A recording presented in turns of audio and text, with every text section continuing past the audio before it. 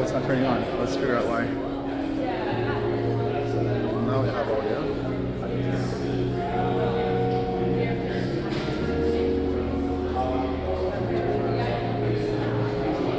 So where? Can you see the left and right there? Yeah, it's under red. So watch this.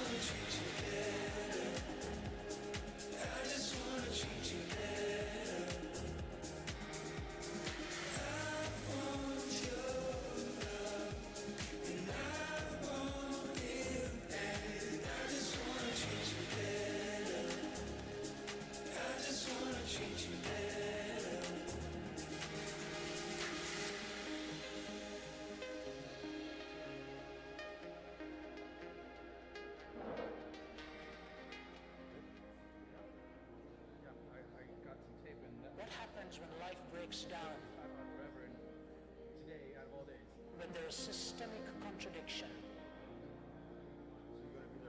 My name symbolized all that was corrupt to society. His name symbolized all that was pure. And I was being held in the embrace of a man who was pure. And these inviolable sanctities were preserved in those 10 words. And it is the desacralization of all of these that has put us in the mess that we find ourselves. Isn't it true? Alas, it is much worse. A person may end up believing in anything.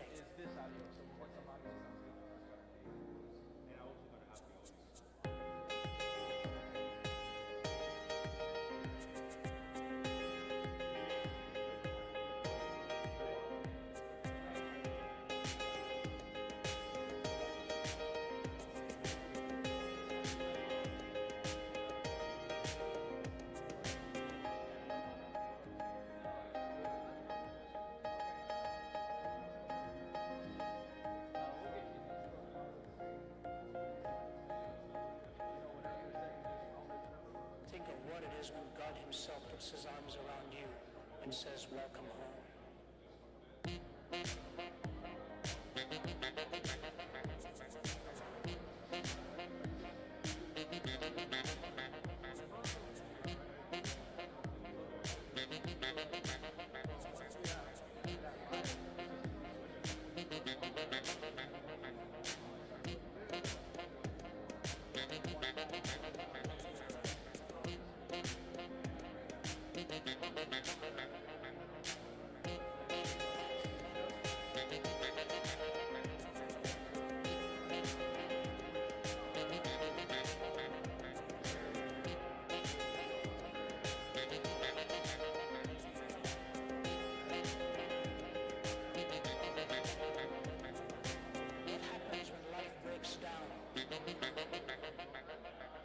When there is systemic contradiction.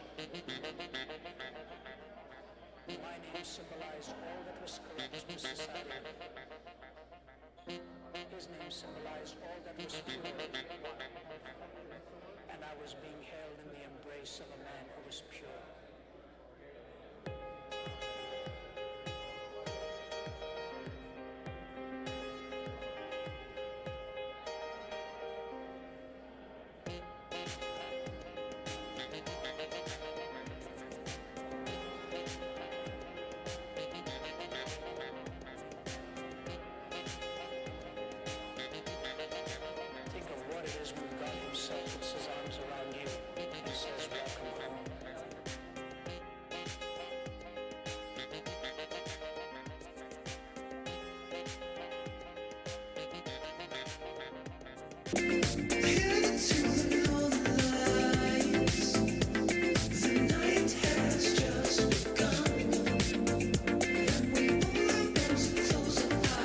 Hi guys, sorry, we have some food and coffee outside here.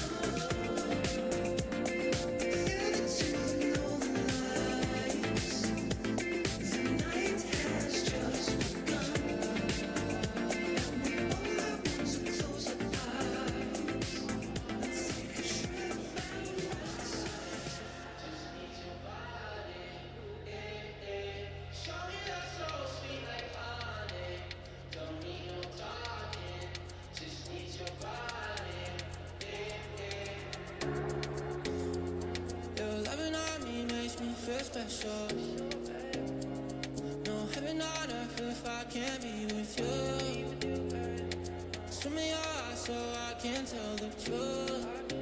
Ooh, I got so high, oh, I can't be. I got your body all over my mind. I got so high, I'm off my feet. We up in the clouds with the sun in our eyes. Show me that don't need no money, don't need nobody, just need your body. Hey, hey. Show me that so sweet like honey, don't need no talking, just need your body. Hey, hey.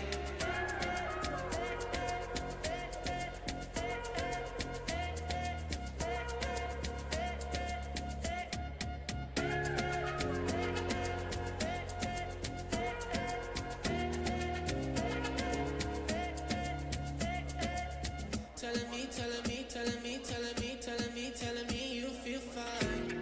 Never leave, never leave, never leave, never leave, never leave in your side. Wanna keep you in my life, no need to move.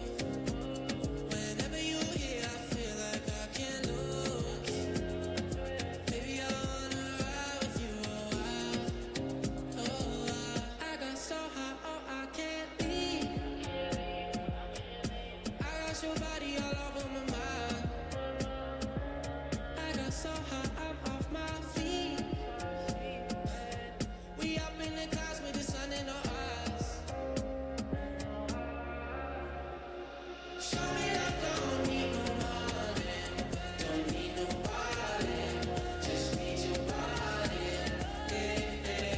Show me that so sweet like honey, don't need no talking, just need your body. Hey, hey.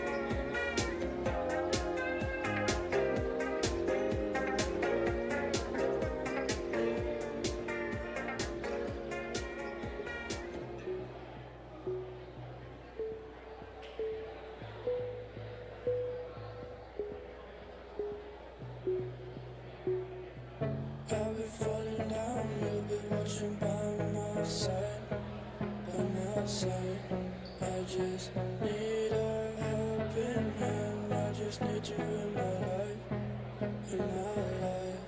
Clouds keep drifting by. Baby, please just call me back.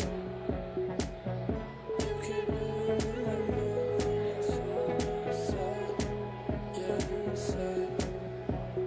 Falling into pieces, I'm so alone. Falling into pieces, I'm so alone. I'm so alone.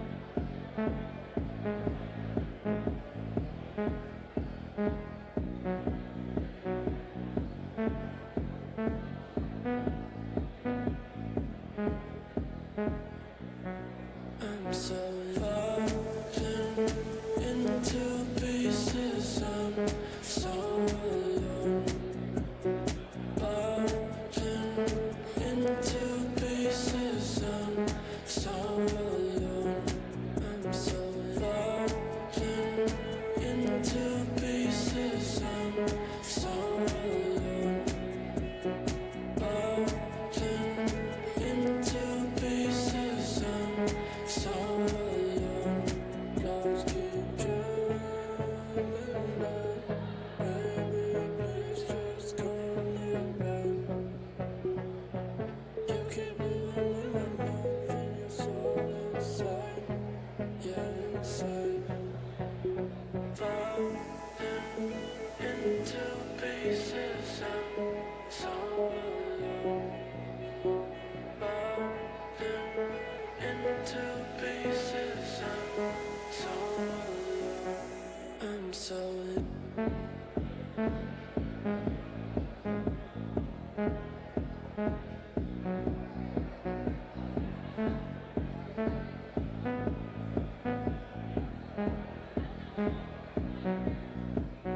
Falling into pieces, I'm so alone.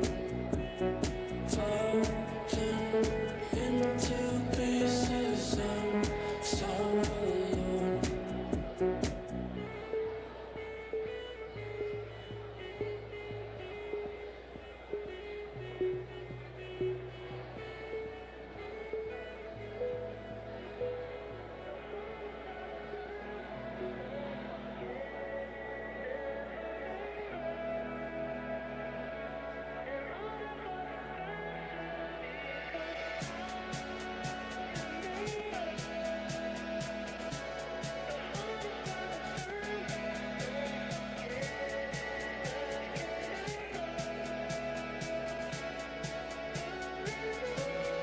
Because I remember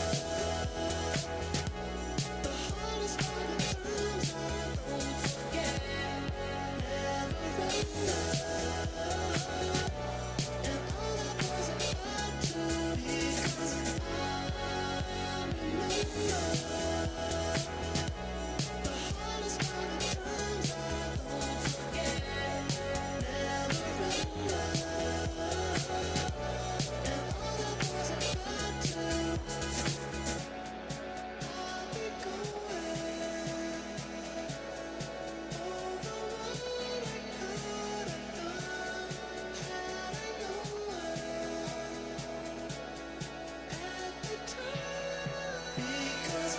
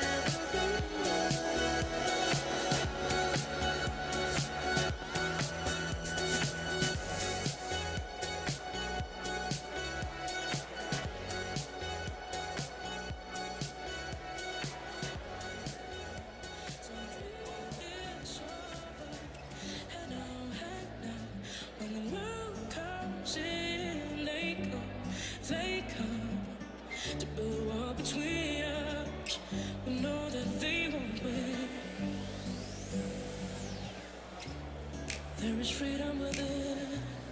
There is freedom without. Try to catch the delusion of paper cut. There's a battle ahead. Many battles are lost, but you never see the end of the road while you're traveling with me. Hey now, don't dream it's over. Hey now, when the world comes in, they come to put a wall between us. We know that they won't win. Hey now, don't dream it's over. Hey now, when the world comes in, they come. Now I'm towing my car. There's a hole in the roof. My possessions are causing me suspicion, but there's no proof. In the paper today, tells of war and our ways, but you turn right over to the TV page. Hey now, don't dream it's over. Hey now, when the world comes in, they come to put a wall between us. We know that they won't win. Hey now, don't dream it's over. Hey now, when the world comes in, they come. Now I'm walking again to the beat of a drum, and I'm counting the steps to the door of your heart. Only shadows ahead, barely clearing the roof. Get to know the feeling of liberation and release. Hey now, don't dream it's over. Hey now, when the world comes in, they come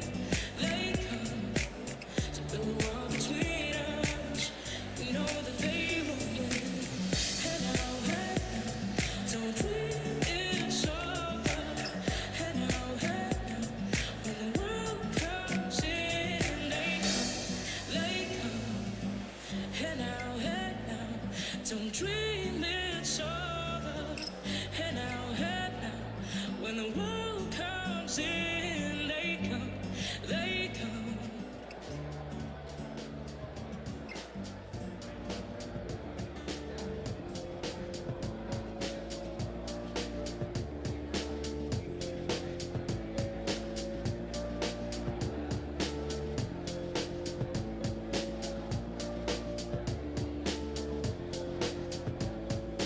I suspect what's running round in your head. Oh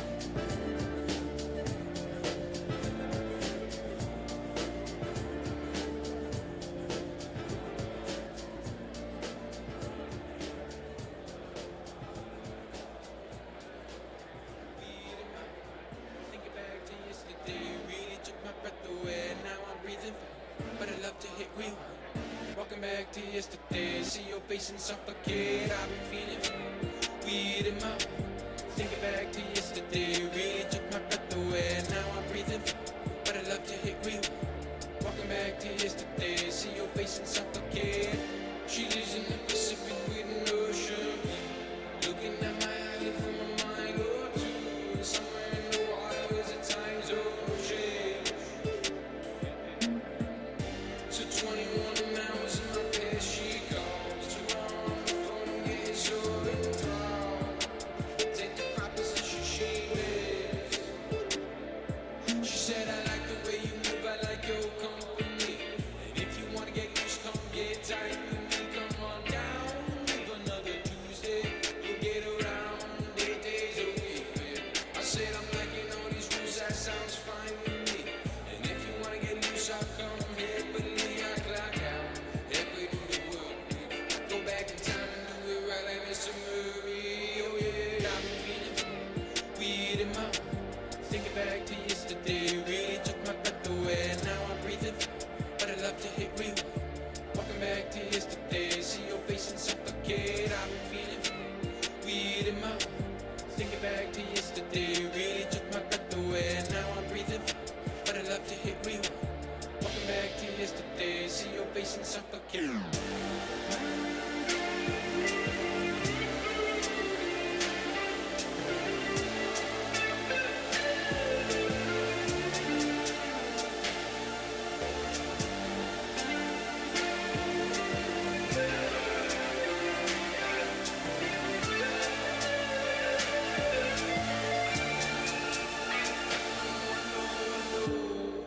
That I'm London and I'm borrowing time. My ledger in my face, I've got a few more lines, but I get younger when I walk away. I better tell her that I can't quit. Oh, I hope she doesn't mind the distance. I'm thinking on the way she made her first play. She said, I like the way you move, I like your company. And if you wanna get loose, come get tight with me. Come on down, live another Tuesday. You'll get around 8 days a week. I said, I'm liking all these rules, that sounds fine with me. And if you wanna get loose, I'll come here, but I clock out. If we do the work, go back in time and do it right like Mr. Murray. Oh yeah, I've been feeling weird in my thinking back to yesterday, really took my breath away. Now I'm breathing, but I love to hit real. Walking back to yesterday, see your face and suffocate. I've been feeling weird in my thinking back to yesterday, really took my breath away. Now I'm breathing, but I love to hit real. Walking back to yesterday, see your face and suffocate.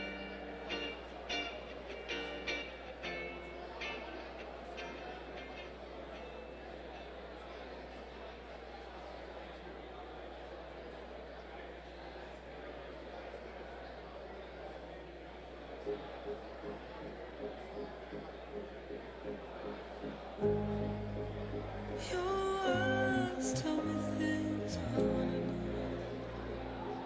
We haven't long enough.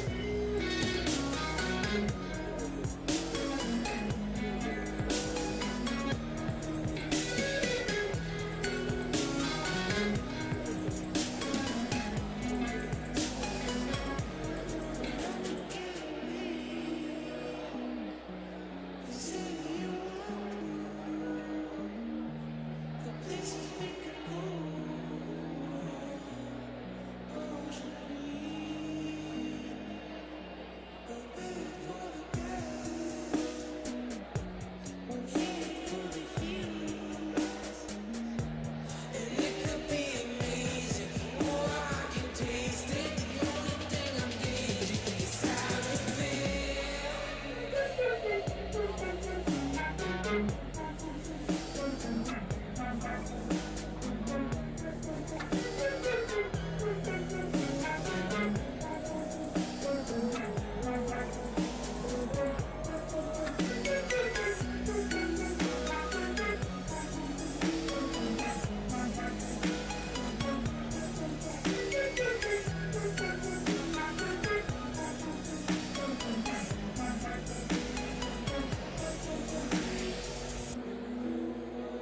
there something that you need to have? If it's indispensable, something I can get arrested for. You gotta show me, say the word. Killing bloody murder. Ain't no mountain high, and hurdles are unheard of. Your worth is so different, have to be that you.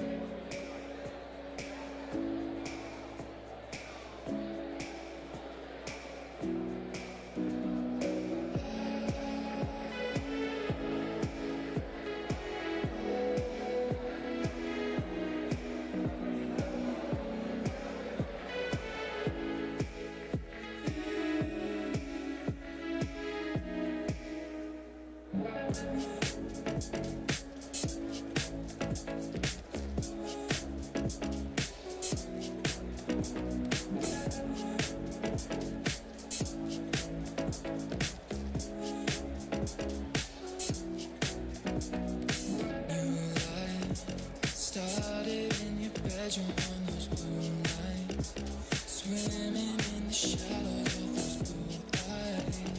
Knew that I was yours before the sunrise. Faster, never thought I'd be the one who died first. Feet can't touch the bottom and the tides cross. Falling for you, baby, it's a nice hurt.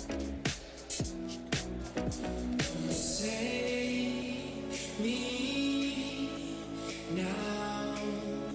Whoa, don't save me now.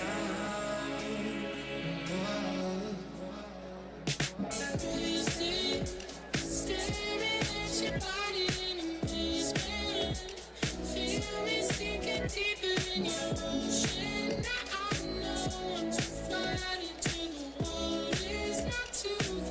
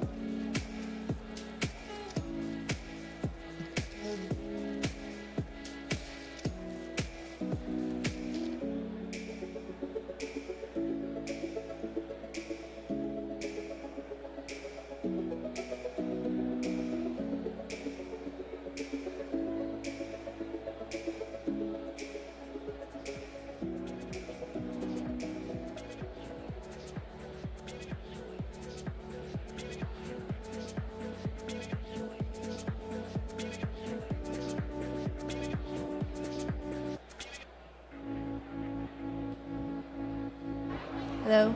Hi, everyone. Please take your seats. We're about to begin. Thank you.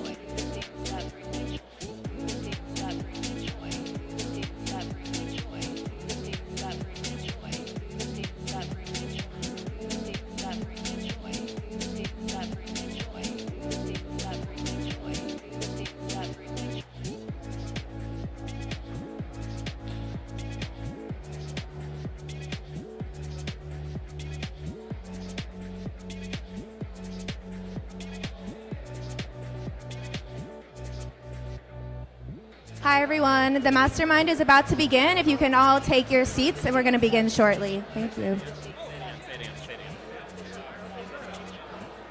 Hi, guys. We're about to begin the Mastermind.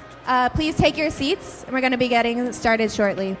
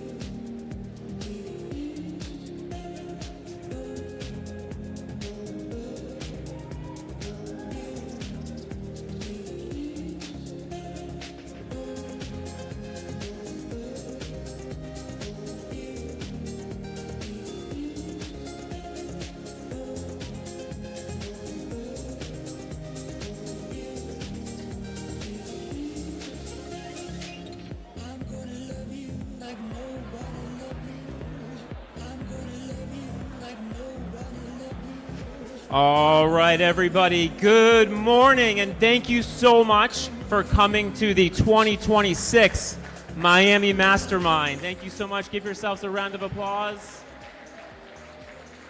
My name is Jared Orkin, and I'm the CEO of Activate Talent. For those of you who don't know, we do offshore staffing for some of the biggest brands in this room, but also in the US. And we hire people from Latin America, from South Africa, and everybody from AI implementers to creative strategists, you name it. I have an incredible person from my team here, Natalia. If you could raise your hand, she's in the back. Feel free to chat with Natalia. And so, you know, this is so special. This is our second Miami Mastermind. And if you look around the room, we have incredible founders who recently launched and some doing over 500 million. We have the full Comfort team here in full force in the front row. They will all do one-on-ones with you to tell you exactly, I'm just kidding. We have incredible leaders from IM8, we have Glow Recipe, we have the incredible Nick Sharma over here, and dozens of other fast-scaling brands. And every single one of you showed up with the same raw, honest bottlenecks. We have all the responses in the surveys and everything you want to work on, every question you want answered. And we are, you know, we're here to talk TikTok shop. We're here to talk about creative fatigue, AI leverage, retention that moves LTV. And the most important thing is for you to know that you are not alone. This room is living proof that the best operators in the game are fighting the exact same war, and they're doing it with incredible heart, grit, and zero ego. But before we go any further, I want to give a very special thank you to the one and only Hudson Leogrande. Hudson, this entire mastermind was your idea. This is our third one, and for those of you who don't know, we've raised, I think, around 300,000 total for the ADAA, which was all Hudson's idea. You came to me and you said, Jared, let's get real operators in one room, the ones who are actually doing it at scale, and give them the tactics and the community they need. And you didn't just suggest it, you showed up. You brought incredible people. Your whole team is here. Your energy is insane. And you are definitely the second best Fortnite player in the room. And, you know, overall, we're all better because you had this vision. So, thank you. And today we brought you 5 absolute titans who have already won a lot of battles and lost that you're in the middle of. They are the operators who just lived it at the highest level. We have Nick Sharma. He's the D2C guy himself. He's the one who built and sold Sharma brands last year. Danny Young, CEO of IM8, who took one powder from 0 to 120 million ARR in 11 months. That's insane. With David Beckham as his co-founder. Is he coming today, Dave? I heard he might be coming. Not supposed to say anything. And so, you know, and he's going for 200 million this year. He's, you know, and the company's public, so everything he does is public knowledge. You can literally just go to the stock and take a look at it. It's really interesting. And then we have Hudson, of course, founder and CEO of Comfort, the bootstrapped phenom, heading towards $1 billion this year through pure community, micro creators, and the most incredible team.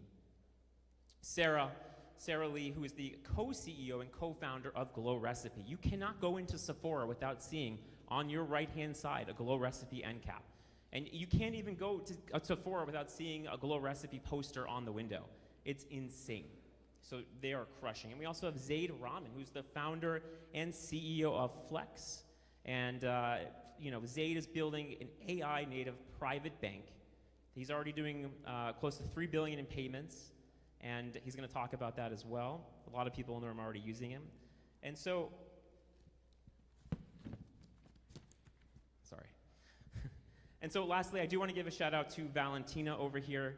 She made everything possible for today. The organization, the coordination, the way you see the room, everything about this is all Valentina. Valentina, is there anything you want to say about drinks or anything else? Hi everyone, welcome. I'm Valentina, Director of Events at Flex. I know a lot of you guys have traveled from around the country to be here, so thank you so much for coming. Just a quick reminder, we do have coffee, tea, water, and snacks outside in the courtyard. We don't allow any food like inside this area.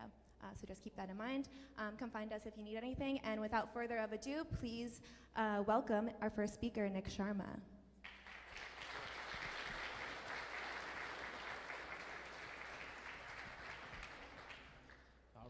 How we doing, Jared? Doing great. How are you doing? I'm doing good. I woke up in my comfort sweats. I got some IM8 this morning. I washed my face with some Glow recipe, and I swiped my Flex card to get here. Your affiliate card is amazing. Just a quick introduction for those of you who don't know. Nick is the founder of Sharma Brands. He is the behind-the-scenes engine for Feastables, Hexclad, Caraway, Chamberlain Coffee, Judy, and 80 more brands. Nick has truly done it in the game. You know, he has created so many different AI implementation tools and different playbooks that he's going to share today. Nick, if you want to just give a quick background on yourself, and we'll start from there. Yeah, so my background is a little well, it's not that non-traditional in this room because everybody's background here is a non-traditional, which is awesome. My background is mainly that, you know, I was a kid not doing well in school and got into the game of social media as a result, thinking that I could go run people's accounts for a couple grand a month and pay my bills that way.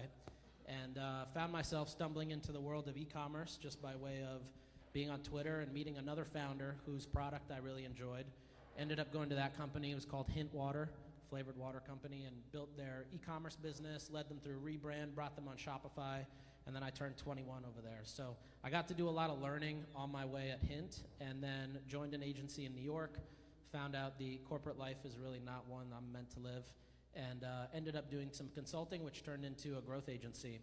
And at this growth agency, the entire idea was just productizing what I did at the beverage company. So 3 main things: acquisition, retention, and web experience.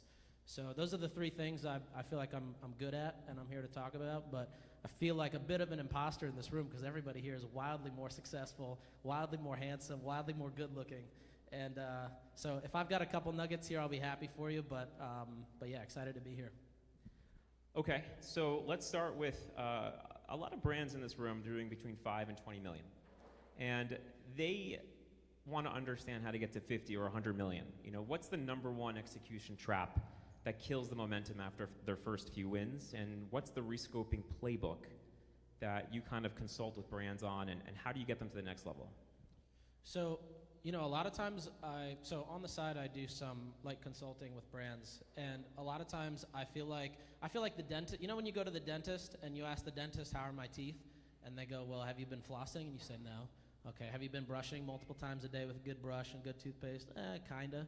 You know, that's the kind of diagnosis I see. People come in and they say, okay, what's wrong here? How come I'm stuck at this level? Or how come I'm not able to break past this level? And a lot of times it's just almost like a common sense checklist of, okay, well, you know, most times you get to that level, it's a few wins in, and you think that because your few wins have gotten you to that 5 million or that 7 million mark, you just need to keep doing that. So it's just more ads and more creative and pushing it harder and spending it more and finding new channels. But in reality, a lot of times it's also building the rest of the platform.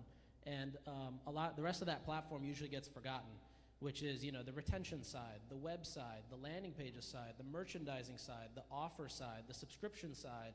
You know, how do you turn churn or cancellation flows into back into another funnel to bring people back? And so these are all the things that I try to look at and just try to identify. You know, are we spending $50,000 on a programmatic vendor test because we think programmatic display is going to help our CPA or drive new audiences? Well, that's probably just a waste of time when we can go and figure out how to crack a new audience within Meta. And so, you know, when I like to look at these companies, the first thing I look at is, okay, where's the opportunity that they're not focusing on? And I just think back to my own personal pattern matching and the things I've done. A lot of times it's really dependent around Meta, the website, merchandising, the offer, and then figuring out what happens to that customer as soon as they buy. And too often, it's just focused on the ads, and specifically a lot of times just on the creative and getting the clicks from creative to the site. So I would say the answer to that is basically just figuring out, like, what are the things that are working, what are the things that aren't working? Are we proactively cutting the things that aren't working?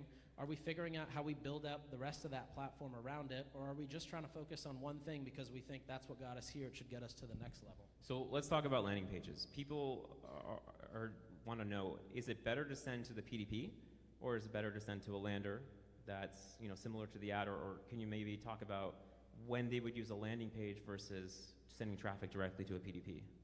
Yeah, so, you know, My suggestion is always test everything. You should test the home page, your collections page, your PDP. You should test landing pages, and within landing pages, there's advertorials, there's listicles, there's a hero offer that you're trying to push, and you just have educational content around that. You got to test them all. You might find that one specific audience of moms responds better to a collections page because that's just how they're trained to shop, right? They like looking at options and then going in and figuring out what caught their eye and how that might work. You might find that a different audience would rather see a listicle. Guys buying IM8 might want to just see a listicle and realize that there's enough proof points that they should go buy the product and it will work for them. They don't need to go and do their own research about it. So my recommendation is always test it. And I come from the school of thought of test everything and just throw things at the wall. Like the beauty of Meta or really any digital channel is you've got this really tight feedback loop. Whether that's understanding if people are clicking, people are landing on the site, people are staying on the site, people are scrolling halfway down, people are spending 30 seconds on the site, people are clicking the CTA to the next page. These are all events that are easily trackable. And so because you have that feedback loop, there's no need to not test everything and see which one works. Some brands will find that they'll test everything and they'll say, well, for us, PDP is the best thing. And that might be true for a certain selection of products or a certain audience you're going after, but it might be completely different for a different audience or a different product you're selling among your catalog. So let's go back to the moms example. You found that moms work for you. We just read in the last 72 hours this guy who grew to $1 billion in sales for his telehealth company with very shady but affiliate focused driven tactics. And when you talk, okay, moms work really well for my brand. They're going to this advertorial. That works well. From there, how do you find the mom creator community and how do you exploit that and target them to then maximize that sales for your brand with that landing page? How do you grow from there once they hit that mark? So, there's definitely softwares that exist to go find influencers. My personal way of where I like to go find influencers that I've done for 10 years is I just go on TikTok or go on YouTube Shorts or go on Reels and I go find, let's say we're selling flavored water, hint water, right? I might go to TikTok and look for a mom who's talking about quitting Diet Coke or look for somebody who's talking about transitioning to a healthier lifestyle. And then whoever's got good engagement there, regardless of how many followers they have or how many times they've posted, on behalf of other brands, I'm gonna go and find people who are just basically good at talking to a camera. A lot of times these used to be YouTubers because vlogging was basically speaking to the camera and resonating with the person on the other side. But now you can find a lot of these people on TikTok or YouTube still or Instagram, wherever. And for me, I personally still like to do it the manual way. I think that you, at least for your seed audience of creators you work with, if you do it manually, you just hone in a little bit better on who these people are, especially if they're your first 50 to 100 people you're working with. But two is you can also generate a feedback loop with creators. One of my favorite examples is Sephora. Sephora has a contractual meeting with all their creators on a quarterly basis to just hear what their audience is asking them for or telling them about or what kind of questions they want to learn about skincare products and whatnot. So yeah. Okay, so you're speaking at NRF on the top 10 retention tactics. Maybe you could share some of that today and what brands are doing to increase retention.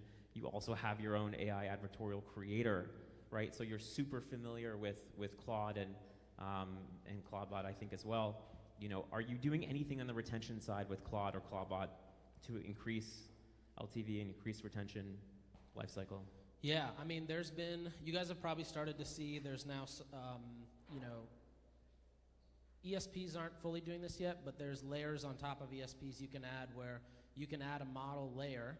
So, if you come to my website and I see you looked at the black jeans in size, 32, when I email you back, I'm gonna speak about that in the actual text, not just a catalog looking, swap in for the product you were looking at. And we're kind of in this space right now where, well, first of all, to answer your question, the top retention tactic is just speak more personally, be more personalized. And in my mind, retention has always just been a battle of being a top 5 placeholder in somebody's mind. So whether you're selling SaaS or whether you're selling jeans or whether you're selling a supplement, it's all about how do you just make sure that you are constantly top 5 or top 10 So the person who's consuming it is reminded of the benefits and why they started in the first place, and they keep coming back. The best way I've been approaching this is basically, by a show of hands, how many guys are using AI right now, or tinkering with AI and plugging in models?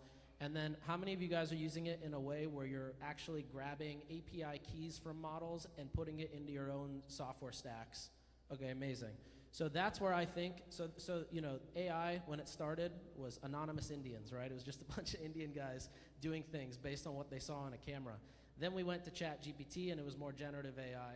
And now we're at this point where you can just pull out the models specifically for what you need. So you can create a flow that's, okay, Jared hits the site, the pixel identifies him, goes and matches him in a database, uses that information to write an email, send that back to Klaviyo, and then send it out to Jared. Those types of workflows are, I think, where we're going in the next, 2 to 4 months, maybe even sooner, with how fast things are coming out. And where I think brands will have the biggest advantages in terms of time and resources saved to do more work and work harder for you.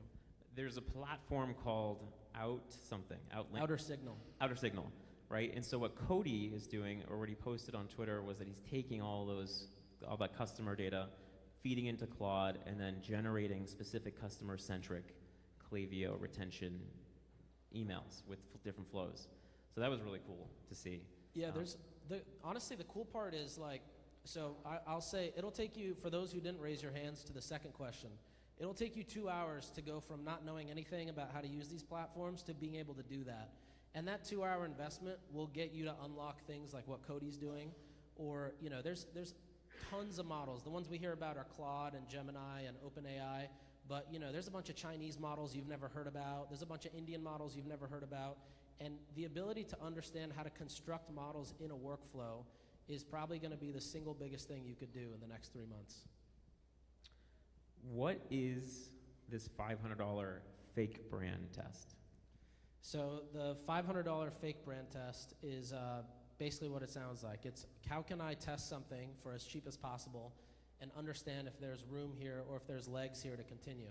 And so, that number's probably gone up a little bit now. Maybe it's $5,000, but you can still, if you call it all in, maybe 40, 50K, you can pretty much test and even launch a brand with physical product if you wanted to.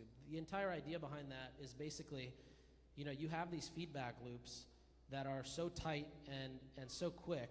You can spend $500 and understand, okay, is headline 1, 2, or 3 going to get the best click for my messaging? Okay, now I've locked in headline 1. Now let's go to the next thing. From a creative standpoint, should we focus on video? Should we focus on lifestyle video, studio shot, UGC, founder-centric? And what's going to get the best click-through? And boom, you've understood that. Basically, the entire idea is just quickly testing things to understand, okay, does this product or does this brand that I want to try to put out have legs? And if it does, you'll see those numbers come through in the $500 test, right? Even if you're not acquiring a ton of customers in $500, you can see that the CPMs are there. You can see the click-through rate. You can understand your bounce rate. You can understand your opt-in rate for email. And you can use a lot of these numbers to kind of judge and figure out whether something has legs or not. I would say the $500 has probably gone up a little bit now, but for the most part, the concept is still there where you can test something, and if it's got legs, hit the gas pedal. Can you talk about one time pre-sale where you thought your business was going to end and what you did about it? Yeah, I mean, there was a celebrity makeup brand that we launched last year at Sharma Brands, and before it launched, we were the CEO of this brand is kind of like a more traditional CPG background in beauty and personal care, and so everything we were doing pre-launch, directed by them, was like forecasts and what's our cost per click and what's our bounce rate going to be and what's our, all these things that us as like in the weeds marketers were like, why is the CFO even wasting time trying to calculate number of sessions we're getting in the next quarter? And it was a huge like influencer / celebrity brand. So part of the risk there was also like, okay, this is a big influencer, but can she move units? Can she actually move products and drive sales? And in that case, there wasn't anything too specific we did that was not, to counter the thought that we didn't think it was going to sell. We just really doubled down on all the fundamentals, right? Is our opt-in really good when we launch? Is the UX of the site really good? Is it really easy to understand knowing that these are going to be majority, maybe 15 to 30-year-olds coming from TikTok traffic, maybe in a TikTok browser or an Instagram browser? And it turns out it was one of the biggest Shopify launches ever. What contributed to the launch that crushed it? The biggest part was a pre-sign-up list. So almost every day for about 14 days prior, we had a different kind of hero piece of content go out from the creator. And there was something, not the exact same piece, but something similar to it that went out from the brand page. And we just basically built up this very quick trust between the creator and the brand name by pushing out a bunch of content the 2 weeks leading up. I think we collected something like 300,000 to 400,000 email addresses as a result. Where did you put the creators? Discord, WhatsApp? How did you manage them? So the creator I'm talking about now is almost like one famous influencer. Got it. Okay. Big YouTuber, and then after that they started to take their creators they were working with in a bigger way and put them into Discord. But for this case, it was really like collab posts from the influencer with the brand. On a daily basis with really, really high quality content. That was another thing that I thought was interesting was, everybody's always about like low quality content at a high volume, which I think works once you're in the game, your foot's in the door and you're established to some degree, like people know you're there. But to get in the door, the high quality content is really what took the lead.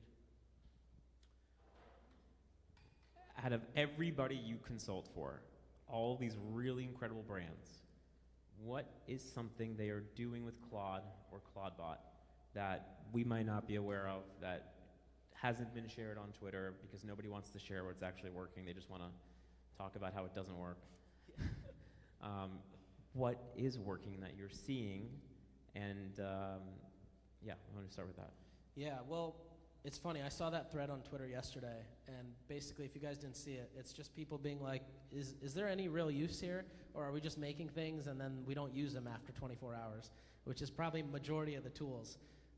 Which, to the first point, I'll say, there's a lot of value in that. There's a lot of value in going and making something for 24 hours and never touching it again, because you're understanding the guardrails and the how of everything works, right? Like, the way you use AI today is like the equivalent of using Facebook Power Editor, 10 years ago, because you're seeing how all the pieces work together. In 6 months from now, more of these pieces are going to be hidden because they're just going to keep happening on their own. So the more you do today, the more context you have. For me, I found that there's not like it's not as easy as just out hiring a role by creating some piece of AI or creating some sort of workflow or process. I found that it's more like the people who are doing things at a high level can now do them at an even higher level. So for example, if you have somebody whose entire job is CRO, right, on the website, you now don't need to wait, a week to go get your designer to design something and then another week to develop it, right? You can get that done instantly. If you're putting up a new advertorial, you don't need to wait, 3 days for somebody to turn that around and then go through a day's worth of edits and then another day of revision, and then it comes back, gets final approval from the brand team, and then it goes live, but oh wait, now you need to optimize the publisher site because there's a weird pop-up or the button you want is not there. That can all be done in a matter of 40 minutes now, right? And so I think a lot of the steps that used to take multiple days are what now is getting shrunk. Whether it's computer use. Yeah. So computer use is really cool. For those of you who don't know, it can just take over your computer, and let's say you're QA/QCing on Shopify, any landing pages or anything that you want in your app or whatever it is, it will debug it in real time and then fix the errors and relaunch it and completely QC everything that you're doing. And it's the coolest thing ever when you see it actually do it and give you a full report that's 10 pages long that you'll never read. And it's truly incredible. Yeah, I mean, there's one prompt I love using, which is after I have a live link, I'll say, all right, generate 5 QA agents with 5 completely different personalities and archetypes and personas based on who is likely to come to my site, and run a few full QA tests. So you might have one going through desktop in a way that's a little more frantic. You might have one on mobile that's more of an older person. But similar point here, at the end you get a QA list that again would have costed you more and would have taken you more time. So I think that with a lot of these workflows, I mean, I've built a full AI advertorial creator which has all of the learnings that I want in any good advertorial, and I can immediately now host an advertorial. So if we write an advertorial on IM8, for example, we can immediately host it on, fitthingsdaily.com. No need to go and talk to the publisher, no need to do anything. That's where I think AI is super beneficial. You should basically just think about what are the things that you are doing that are taking too long. Is it, is the QA part of a website before it goes live with a new theme, is that taking too long? Well, you could build an app that has, 100 different personas where it QAs constantly. Are you trying to figure out how you make emails better or more personalized? Well, you can build a better email creator. What makes your AI advertorial creator so good? Like, what's it trained off of? Well, for me, now looking back on it, I feel extremely fortunate that for the last 3-4 years, I spoke for an hour on a weekly basis about something that was really relevant in e-commerce with my podcast. I've been doing the same thing with the newsletter for maybe 4 or 5 years. And then I've done a ton of other podcasts for other people. And, the great thing is those are basically all my active thoughts over the last 4 or 5 years on e-commerce, whatever I think is good. And those are now all consolidated into like 8,000 pages in a markdown file where any agent... Can you explain what a markdown file is? Yeah, so a markdown file is like a TXT file, but read by agents, meaning, Claude, Manus, OpenAI, etc. And a markdown file is only different from a TXT file in the sense that you can actually, a TXT file is just plain text, no formatting. A markdown file has some... it's got like 2 hashtags to indicate that that's a headline 1 or a headline 2, whatever it may be.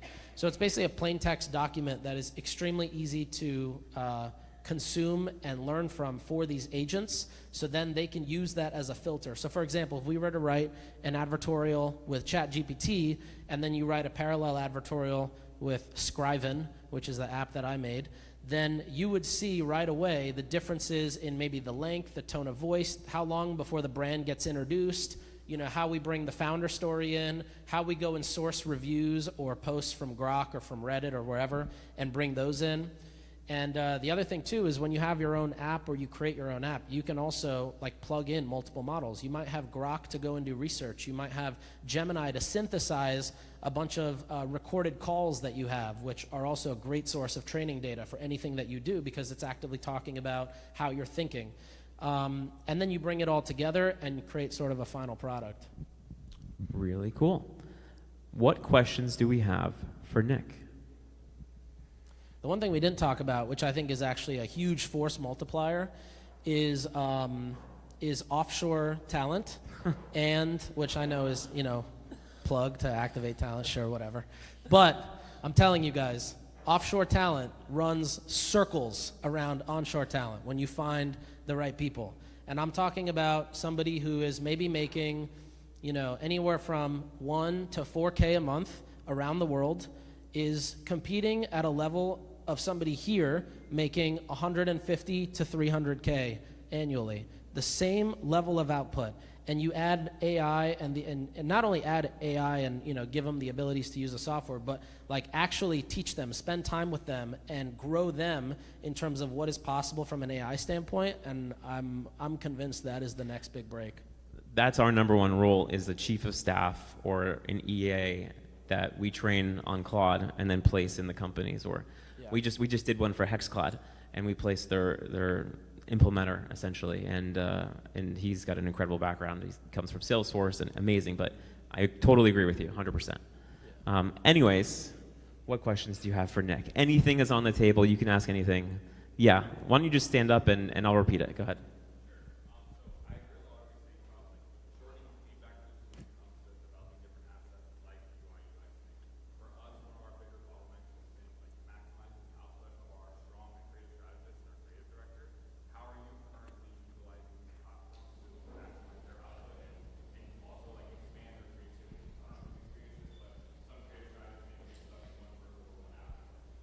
Yeah, it's a good question. So how do you almost weaponize your creative strategist in a more effective way, either leveraging AI or maybe some other tools, right? So, I think one is like just immerse them within all the platforms and let them go and learn the models, right? Like I said earlier, all the models have different strengths, and sometimes there's little nuggets just within that you can pull from. But to me, the whole opportunity here is one is obviously like using AI to just bounce things back and forth or share ideas and sort of give it like one way I like using AI is giving it an idea and then it comes back to me with 10 more, almost like I call it like the lookalike idea generator, right? So like how do you give it something and get something back? But the other thing is then how do you actually get these creative strategists and try to download their brain as much as you can into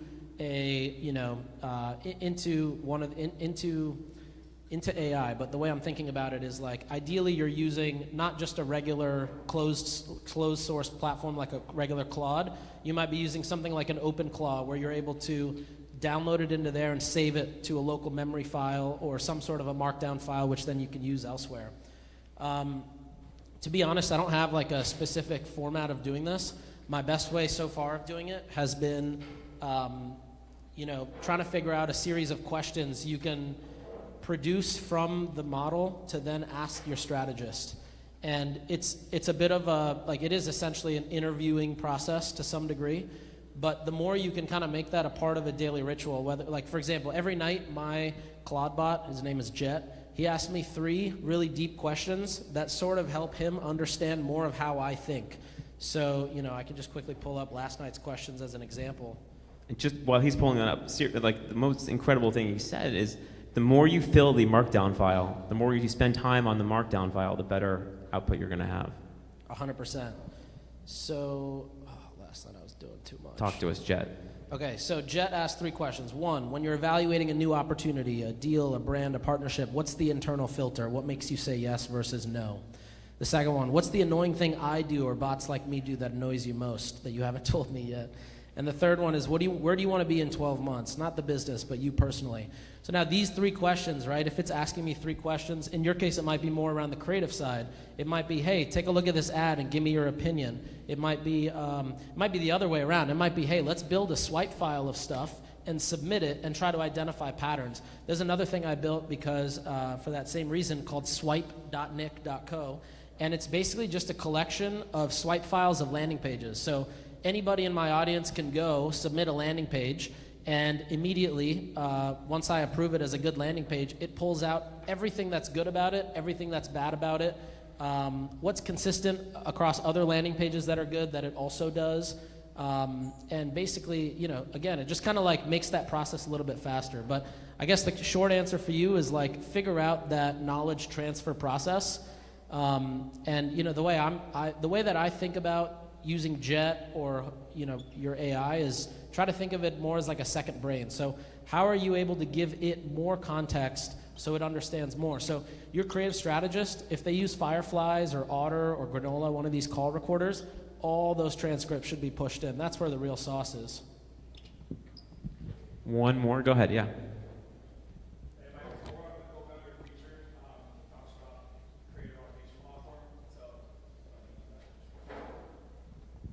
So I'm curious, you talked a lot about AI, like workflows and things like that, like Claude and OpenClaw and things like that. I'm curious about your opinion on like the brands in the room using software. Like obviously I'm the co-founder of a software company. Should they use software like mine, or should they just like not pay me and automate it all themselves? Like what is the balance there? When do you try to automate stuff yourself using Claude versus using software like mine? Like Cody asks me like 4 times a week for an API, for example, because he wants to just do it himself. So curious on your thoughts on that. Yeah, I mean, I think like if you're a software company, you're sort of now service with a software. There's got to be more I think you have to provide. Like if I'm thinking as a founder in this room specifically, everybody here is extremely cost conscious and knows exactly where every last penny is spent. And that's probably how they're looking at this and approaching it. I would imagine there's also a world where a lot of people are going to say, oh, let me go do this on my own, and then when it doesn't work, I'm going to come back to you. So yeah, I don't really have a great answer there. I think the API is an easy unlock for you to bridge the gap between the two, because people can bring the goodness of your product into theirs, which is I think where a lot of software is going to be built, by companies themselves or brands themselves with APIs being plugged in. But at the same time, I still think we're in a spot where people are, out of convenience, people will come and work with you directly too. Amazing. Let's give a round of applause for Nick.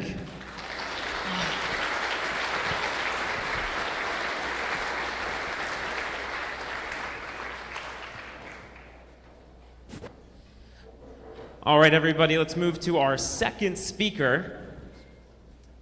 Meet Danny Young. Danny is a 5-time founder, high school dropout, selling mangoes in San Francisco, moving to Hong Kong, starting a Groupon-like competitor only to be bought by Groupon, and becoming the CEO of Groupon East Asia.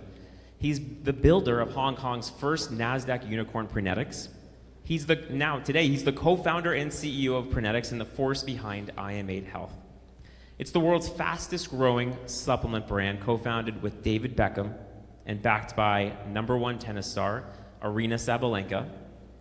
And we also have a new celebrity face as well. And so, please give a round of applause for 0 to 100 million ARR, Danny Young. Let's go.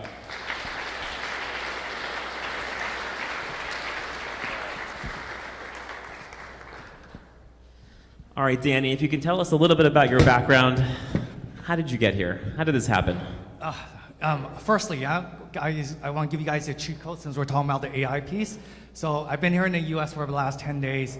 Cheat code, use Manus. Manus is like amazing. People think it's a Chinese company, but Manus just bought it for like $2 billion, right? So I use it every single day. I'm like on the top tier subscription. I'm not a shareholder, by the way, of that, but it's just amazing for everyone to use, yeah? But going back, thank you, Hudson. Thank you, Jared, for having me today.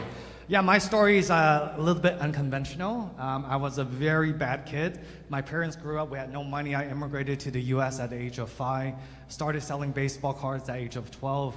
At 15, I got kicked out of 3 high schools, not just one, right? And I was like, after the third time, I was like, school's not for me. You look at me now, I got kicked out for fighting every single time. And I was like, not for me. Then I started telemarketing at the age of 15.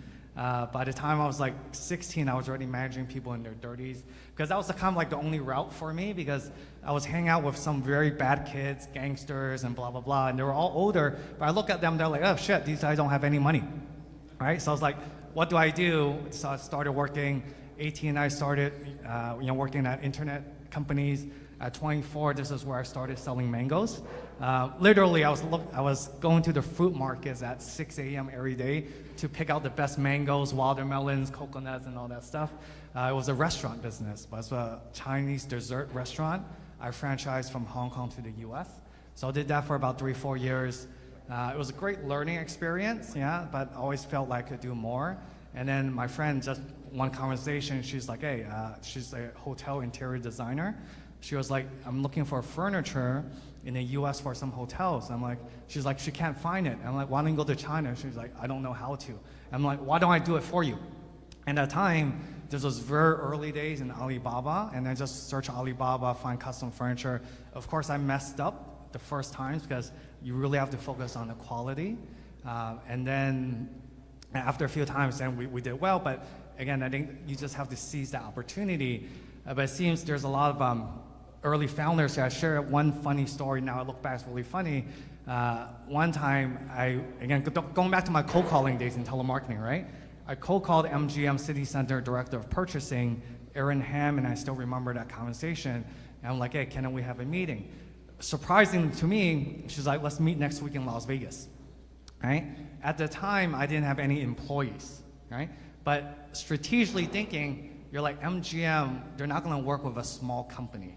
And perception is reality, right? So then I got my girlfriend at the time and my best friend at the time, like, hey, you guys have to come to Vegas with me. You guys have to pretend to be my employees, right?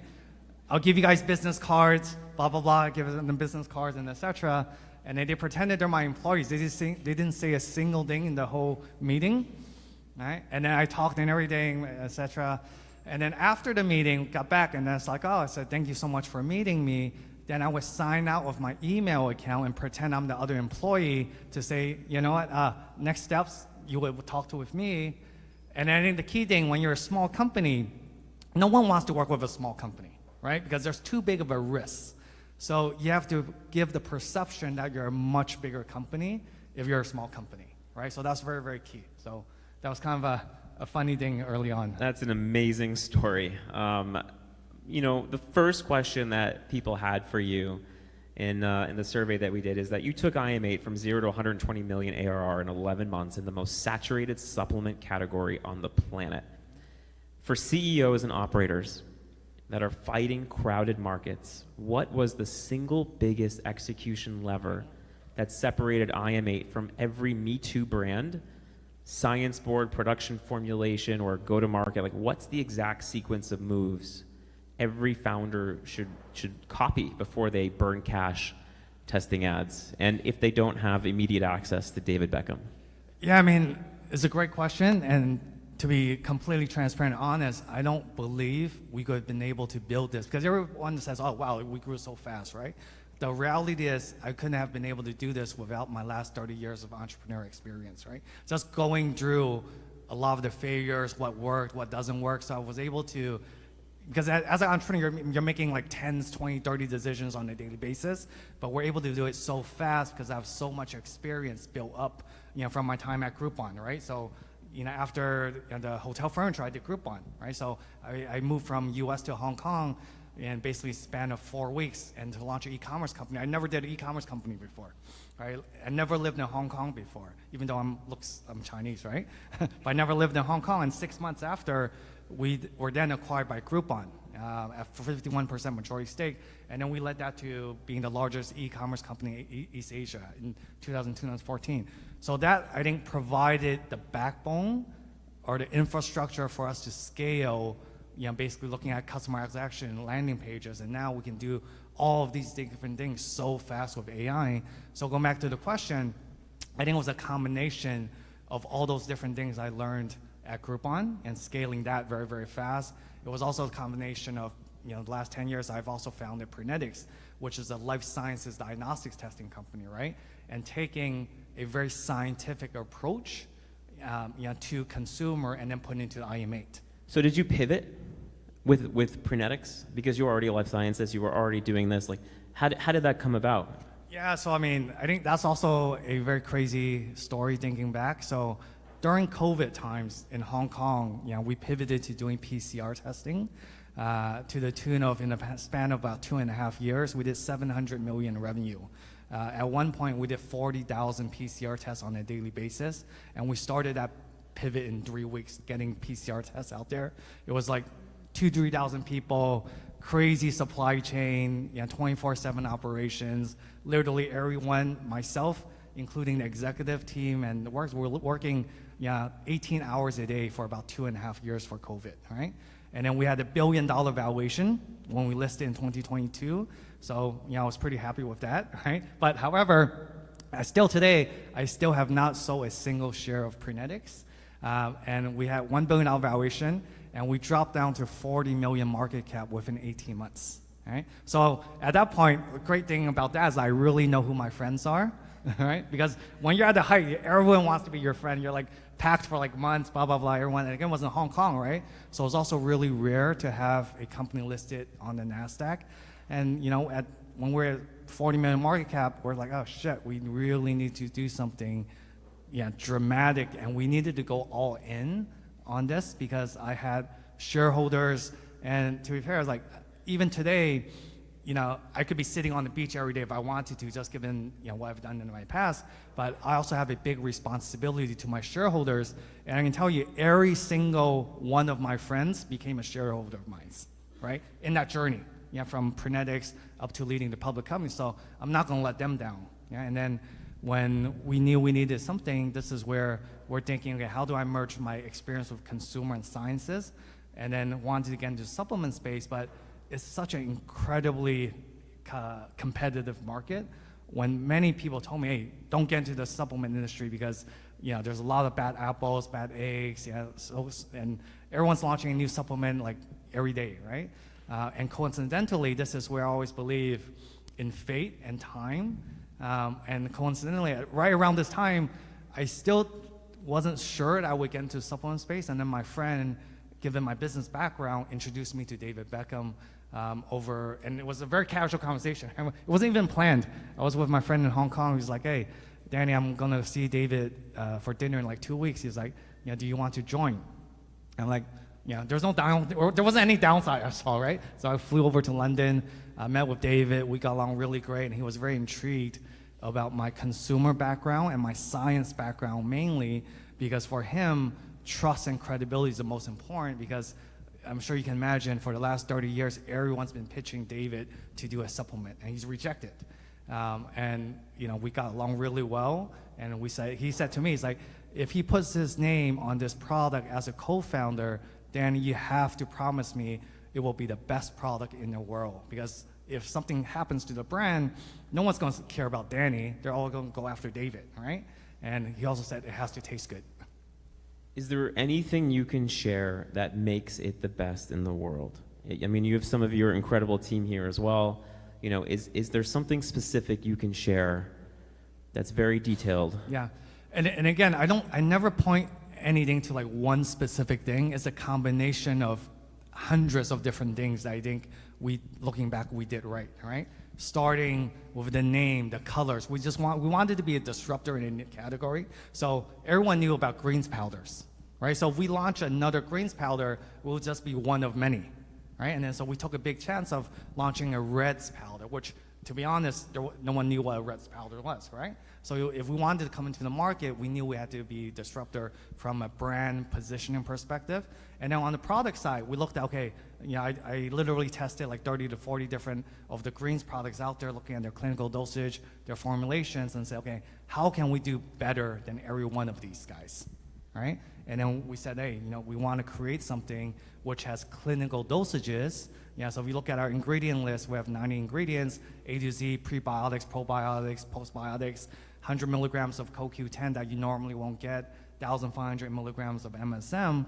So clinical doses were key. And even before we launched the brand, we ran a clinical trial, which is also unheard of in the supplement industry. We had NSF certification for sport. So that means if you're an athlete, it's free from 280 banned substances. How long did that take to get? I mean, everything, again, it was from the time I met David until we got the product out to the market, it was roughly about 18 months. But we worked with an amazing scientific advisory board. So the likes of Dr. Don Muselam from the Mayo Clinic. We even had the former chief scientist of NASA, James Green, on our board, right? So we had some amazing scientists that collectively hundreds of years of experience, and then I'm working with them on a day-to-day basis to get this out. Okay. So with CAC, kind of switching topics here, with CAC climbing everywhere, what's the highest ROI retention lever operators should install immediately? Creative testing machines, customer journey ownerships, post-purchase flows. You guys are a massively, subscription company with a rising AOV constantly. How do you get this done?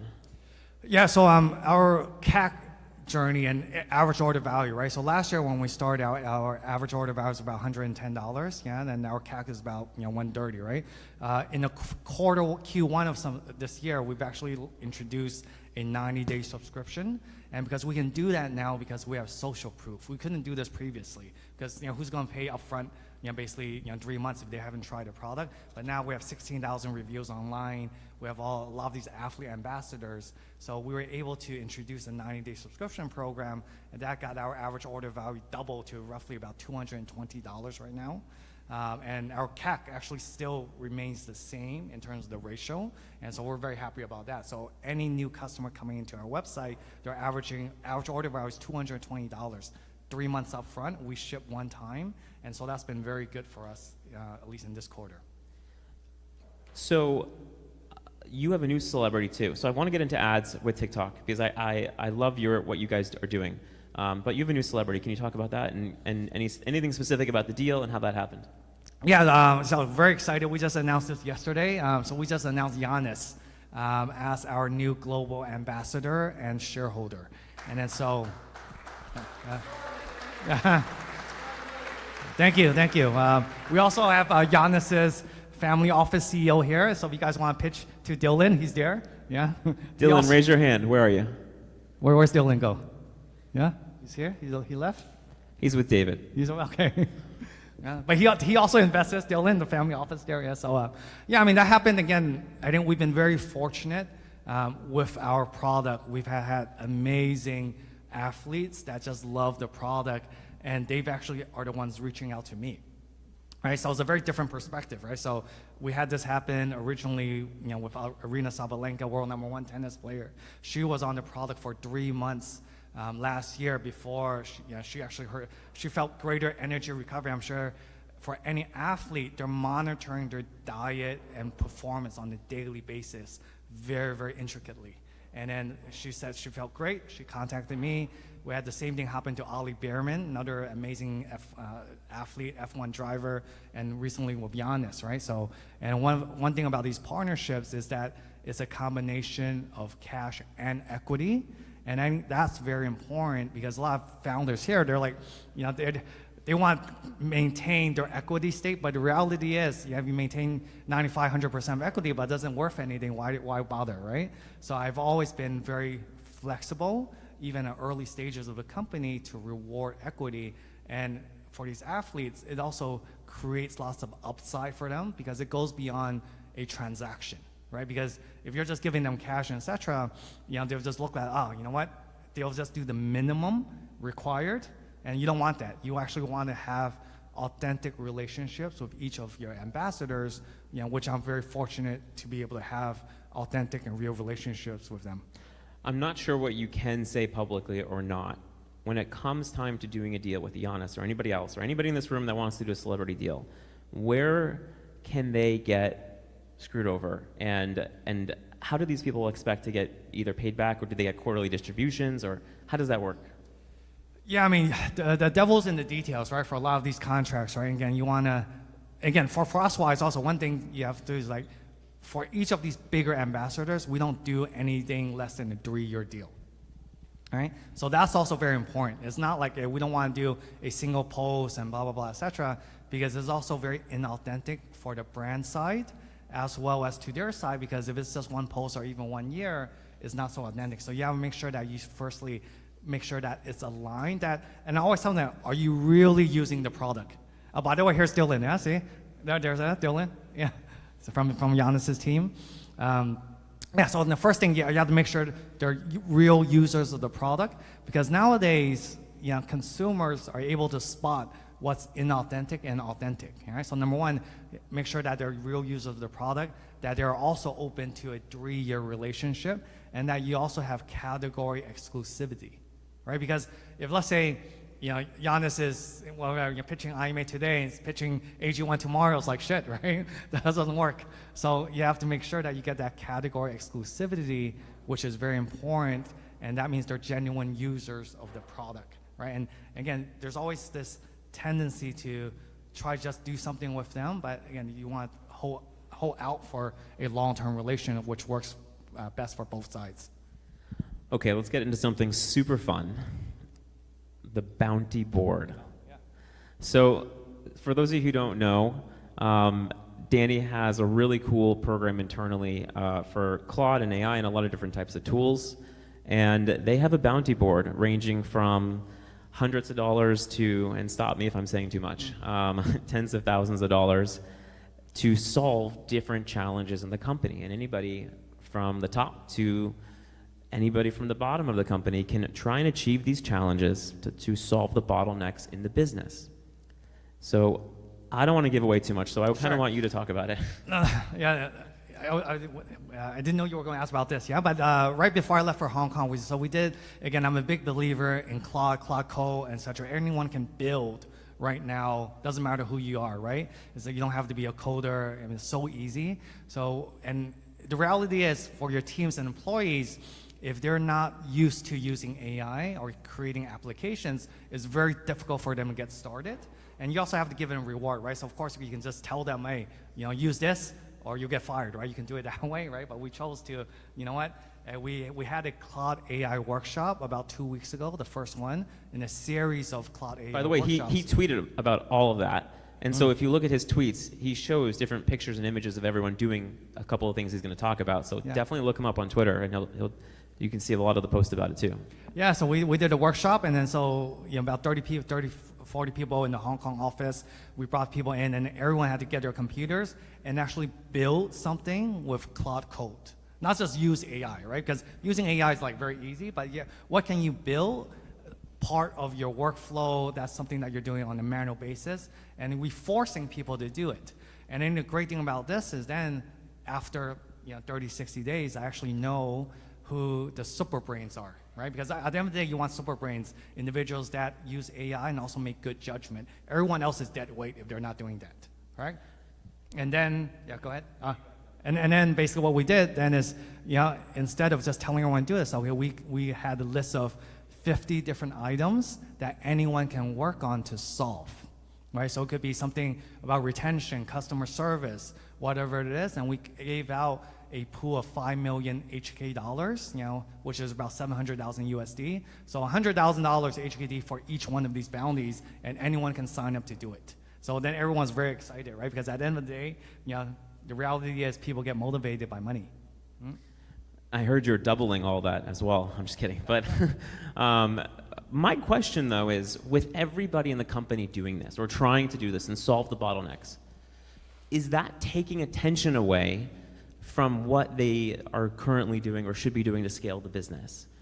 Yeah, for me, I don't believe so. I actually believe it's a necessity if they want to stay relevant in the business and in the company, right? Because again, I think AI is moving so fast. If you're not at the forefront of this, you'll get left behind, right? Not just for the company, for their own good as well, right? Because if they're not going to be able to survive at Prenetics or IM8, guarantee you in 6-12 months at a time, they may be able to make it somewhere else, but they're also not going to be able to survive. Yeah? So I think we did that as a way to do it for them, but as well as for the company, so everyone becomes more valuable. They become more valuable, not just to the company, but their own self-worth.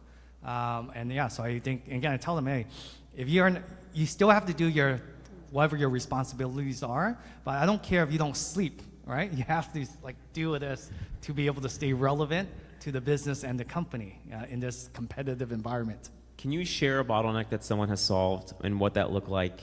Are they connecting it to NetSuite so they can understand and maybe not pay for additional users and query NetSuite to understand where inventory is going?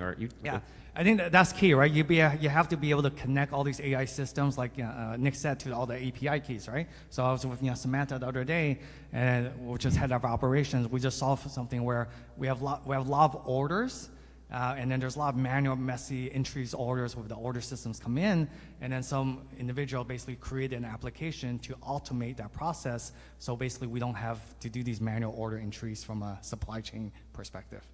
Very cool. And it's so easy, right?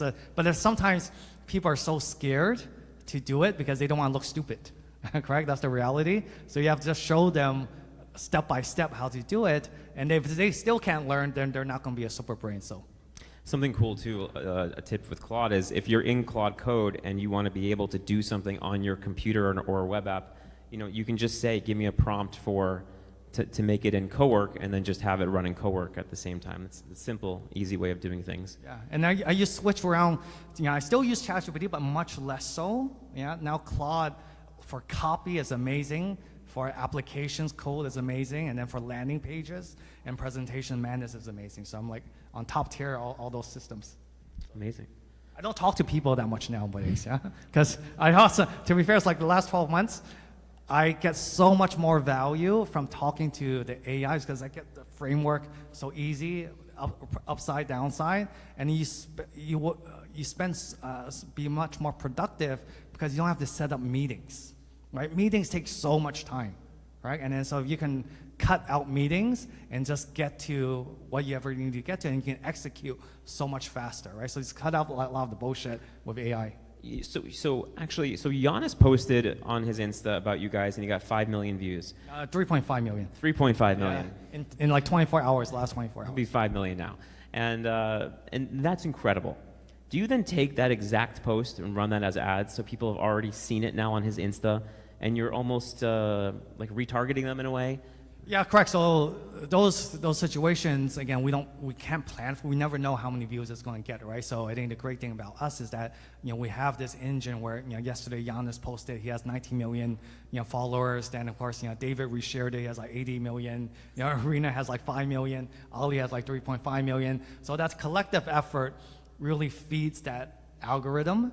And then so then again in 24 hours, then we have 3.5 million. Last year we had one AI video that we created, $25,000. Looks amazing. And then we had Arena at the end of that AI video. It had 233 million views, right? So on Instagram. So when we get that type of content, so that's amazing top of funnel content, and then you can retarget a lot of these users. And again, at least they've seen it or heard of that, and then so that's where we've been able to grow so fast on content. How was the sales lift when he posted? Sales lift. So I think initial sales lift, I think was a little bit more like 10 to 15%. So to be fair, it was not that significant, but we're not looking at just initial sales lift, right? Because it's about, again, the authentic storytelling over time. And then that's where people will then ultimately see, hey, this is something that Giannis's take on a daily basis. They'll see it first time, next month, 3 months, 6 months, 12 months. That's where you'll get the ROI rather than looking out. And to be fair, I didn't expect any immediate uptake because you're looking at this from a long-term partnership perspective, right? Unbelievable. What questions do you guys have for Danny? Go for it. You mentioned initially that it was a bottleneck for you guys to ask for a higher AOV or higher commitment from your customers in the beginning, just because of that lack of social proof. With that being said, we have a similar model with subscriptions. We have about an 80% opt-in rate, and we've struggled a lot to push that initial AOV. What were the things that you guys unlocked in the beginning to build that trust, or to optimize for like subscriptions in the start? Because we built our company over the last 4 years with initials and like regular direct sales, and have then transitioned to like a subscription model, and have yet to build that trust to have them commit for a longer time in the beginning.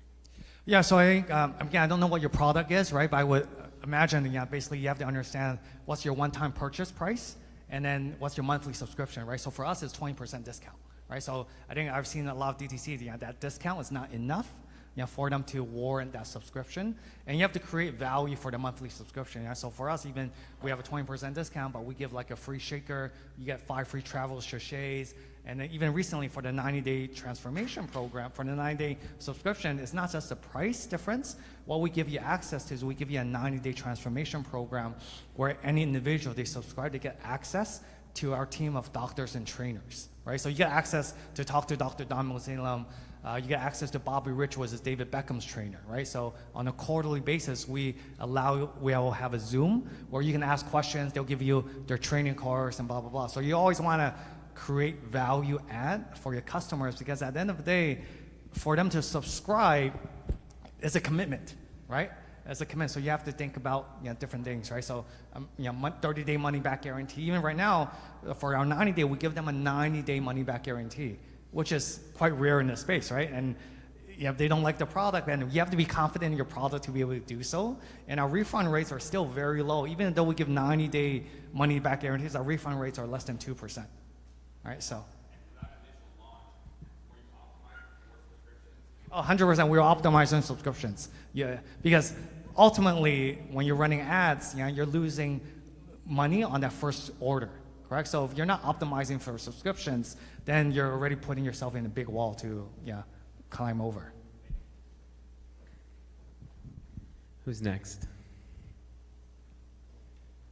So what you said about the bounty program for the AI solutions is really interesting. So we've had some internal conversations. We've got a lot of VA tasks and stuff that could potentially be replaced. What would you assign the ROI to that? Obviously the goal is to grow the business and have the entire team be able to 10x their output. But so far, are you able to assign an ROI or some kind of measurable? Yeah, output? So it depends what that bounty task is, right? So for example, if our retention rate is 60% and you can help get it to 65%, that's significant ROI. We're talking about millions of dollars given where we're at, right? So if I'm giving $100,000 away or even $1 million, that one task unlock is worth $10 million, right? So I'm not too concerned about measuring one specific aspect, but it's a whole, and it's also about kind of making sure the team knows that we are very serious in this AI piece, right? Because it's sending different messages, and again, at the end of the day, we're able to then identify real individuals that can, that we want to invest in these individuals as well by giving them the tools. We're giving everyone Cloud Code for free, right? $200, right, a month basis. And if you go above that, we're happy to pay for that. So we see this as a investment into the future growth of the company, for even us to stay relevant. So just a follow-up. So, I mean, we plugged in OpenClaw into Slack, but I do see a lot of value in Claude Code. I think a lot of people are intimidated by it just because it has the word code in it. But to your point, do you think it's worth it to train the team on how to use Claude Code and get them their own subscriptions, even if they're not in like a coding-centric role? Yeah, 100%. Yeah, because at the end of the day, if they're not using that to build something in, let's say, next 36 days, you just shut it off, right? Correct? So then it becomes like an investment for a limited amount of time. Thank you. In the back. We'll start there. Oh, sorry. What was the question? Can you repeat that? Or can you repeat it, Danny? 3 KPIs that we look at every day, right? So again, we have it set up where, again, I'm on WhatsApp. There's a lot of the data that comes into WhatsApp. So again, we get hourly reports on basically return on ad spend, CAC, where our marketing channels are coming from, right? So it's not just, every single day we're looking at the return on ad spend, right? At the same time, the average order value, total revenue, of course, payback period. But it's a combination of all these aspects you see where there's slippage or leakage. And again, we're running, like Nick said, tons of tests on a daily basis. So right now, again, part of the reason why I think we've been able to grow so fast on, especially on Meta, is we've been able to unlock spend, right? And just because I want to spend 200 grand a day on Meta, if I don't have the creative assets to do so, I won't be able to do so, right? So now I have 2,200 ads out on our public ads library. We have 50 different landing pages, across 15 different personas, right? So we're testing so much of this on a daily basis. Last question. Oh, go ahead. You're working with celebrities and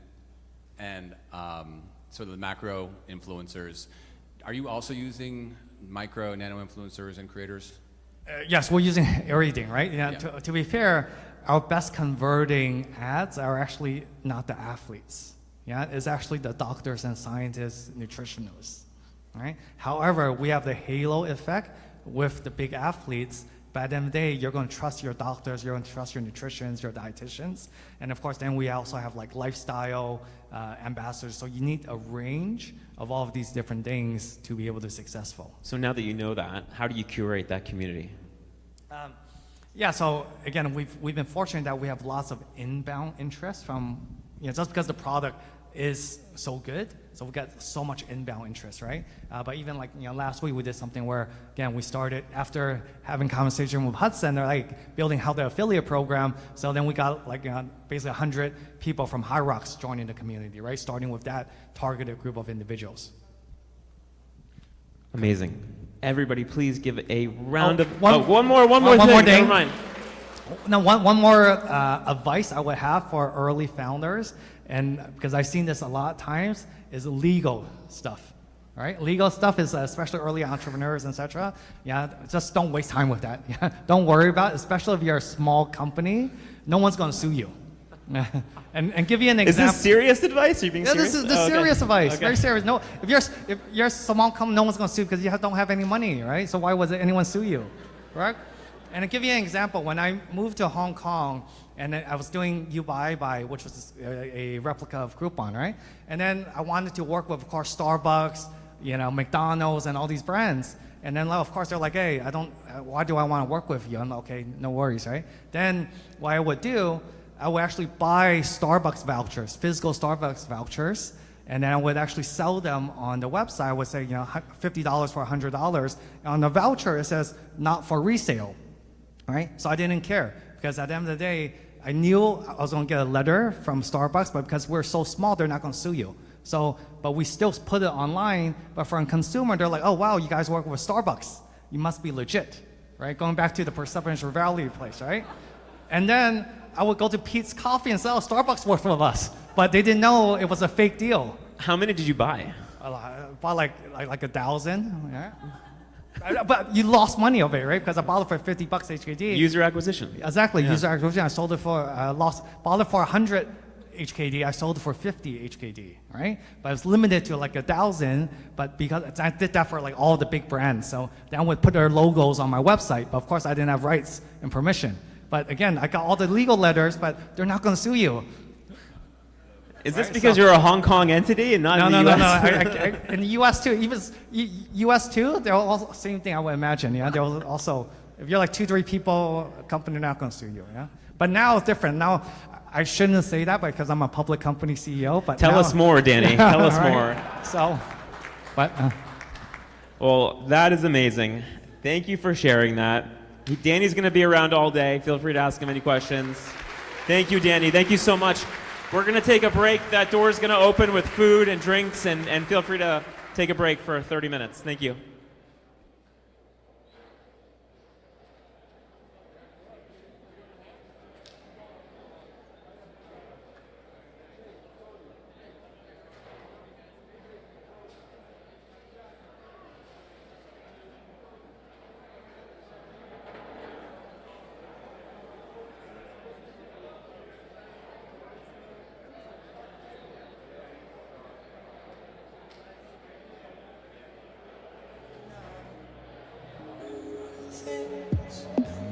I won't tear you from the ride. I want to see your eyes. Stomped on my own silence. If every high comes down, I'm kind of afraid of you now.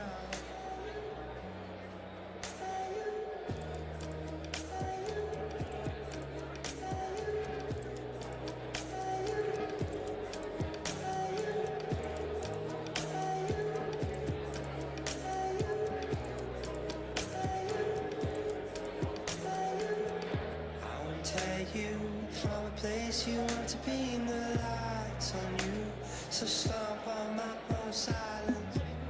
If every high comes down, don't wanna be flooding you now. I won't tell you, respect the tide, it seems to be the right move.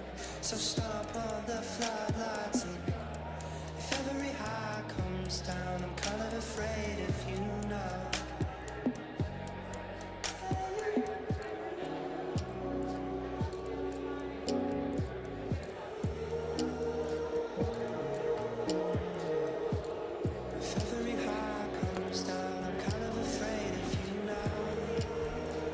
Just a reminder, we'll be back in 20 minutes, back in the seats in 20 minutes.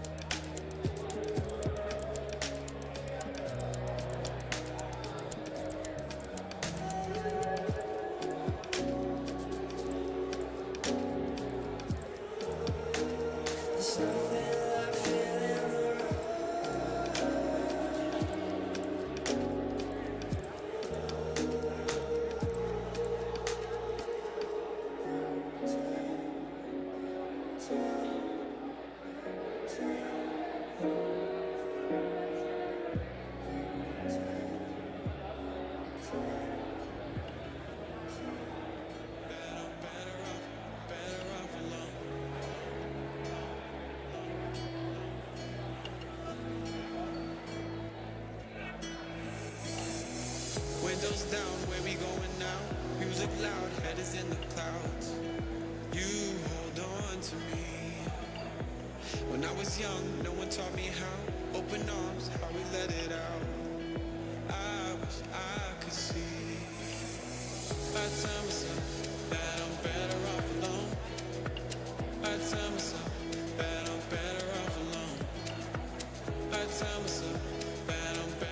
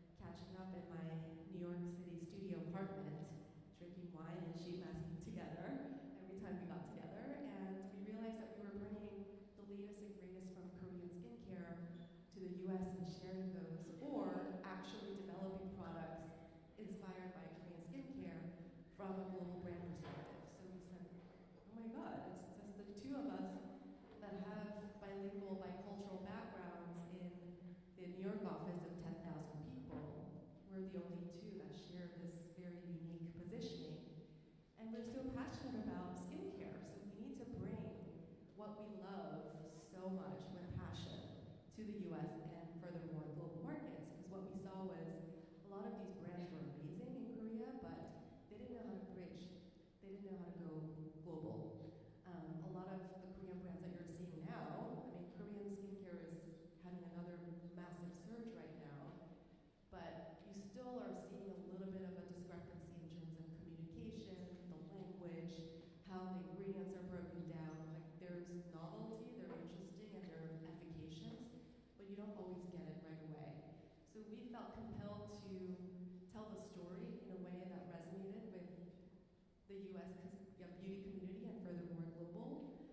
And then we also realized that further down the line, we wanted to create our own line of products, but we didn't want to start there. We actually wanted to start with a curation destination, so if you will, it's a mini Sephora, but for Korean skincare. That's how we started. And so that was 2014. And then right off the bat, we were featured on Shark Tank. And I think that was definitely one of the huge milestones that I'll never forget. And we actually decided, to your point, not to take any capital from that because we were cash flow positive, by the way, already, but we wanted the mentorship and the supervision of one of the sharks. And that wasn't really going to happen. Which shark was it? It was Robert. I don't know if you he was amazing, but it was really more his team that was involved in the conversations, and we just decided that it made sense to part ways amicably and do our own thing. But it was definitely a life-changing experience. And then a couple years later, we saw that in the beauty market, especially in skincare, there were a lot of efficacious science-backed products and brands that were a little bit intimidating, not really approachable, quite expensive, with like strong before and afters and claims, with sterile packaging. And then we saw the other side of the aisle where products looked a little kitschy, colorful, but not really serious or efficacious. So we wanted to bring the best of both worlds because that is what we were always inspired by. Approachable, joyful skincare that's also powerful and efficacious on the skin. And that's how Glow Recipe Skincare was born. That's an amazing story. Congratulations. Thank you. How did you get into Sephora? Can you walk us through that process? Did you DM a buyer? Were you at Shop Talk? Or how did this happen? Shop Talk. I don't know. Shop Talk was available in 2015, 16. You've been in there for quite a while. Yeah, about quite 10 a while. years. 8+ years, I will say. So initially we had our own website, glowrecipe.com. And of course it was our dream to be in Sephora, every beauty brand's dream. It's just where I shopped and was always inspired. It was my playground, if you will. But I had the privilege of having worked at L'Oreal before I started the company, and that's actually a really important background because I was a beauty executive, so I sort of had the network and the connections, but more in makeup, less in skincare. But definitely knew how the speed and the pace of the Sephora partnership worked. But what was interesting was when we were bringing on the world of Korean skincare to the US, Sephora was really interested in doing that themselves too. And so we were connected through that mutual passion and interest and the vision.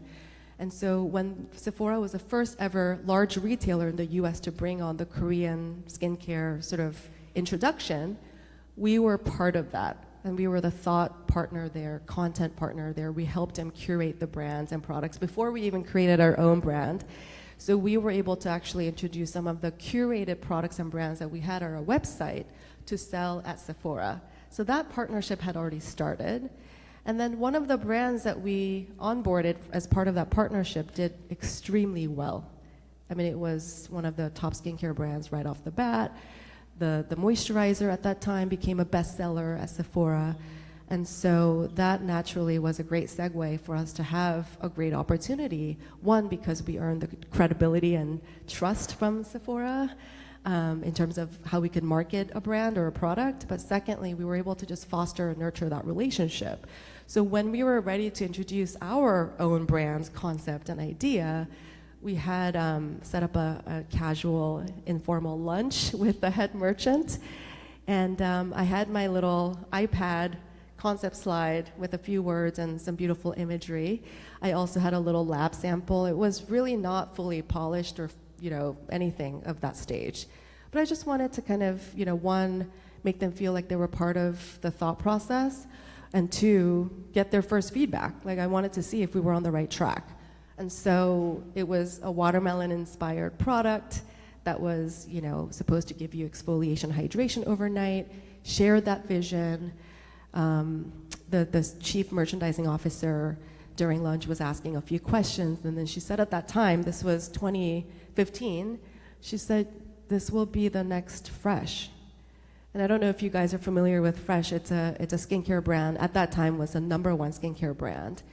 And I couldn't believe my ears. Why do you say that? I asked on the spot, and she said, "Well, you already have a built-in community, which is very modern, which is what we need. We don't have a lot of brands that have that, but then you know how to create product with leveraging beautiful ingredients like watermelon." And so from then on, we went back to Korea, started manufacturing products and really making it fully polished. But they were part of the journey. They gave feedback on formula, packaging, and everything. And then immediately when they saw the full product, they said, "We want to launch it in all doors in all of US." So that was a whole experience, because we weren't ready to go out that wide, but it actually gave us an opportunity to just have this amazing brand awareness.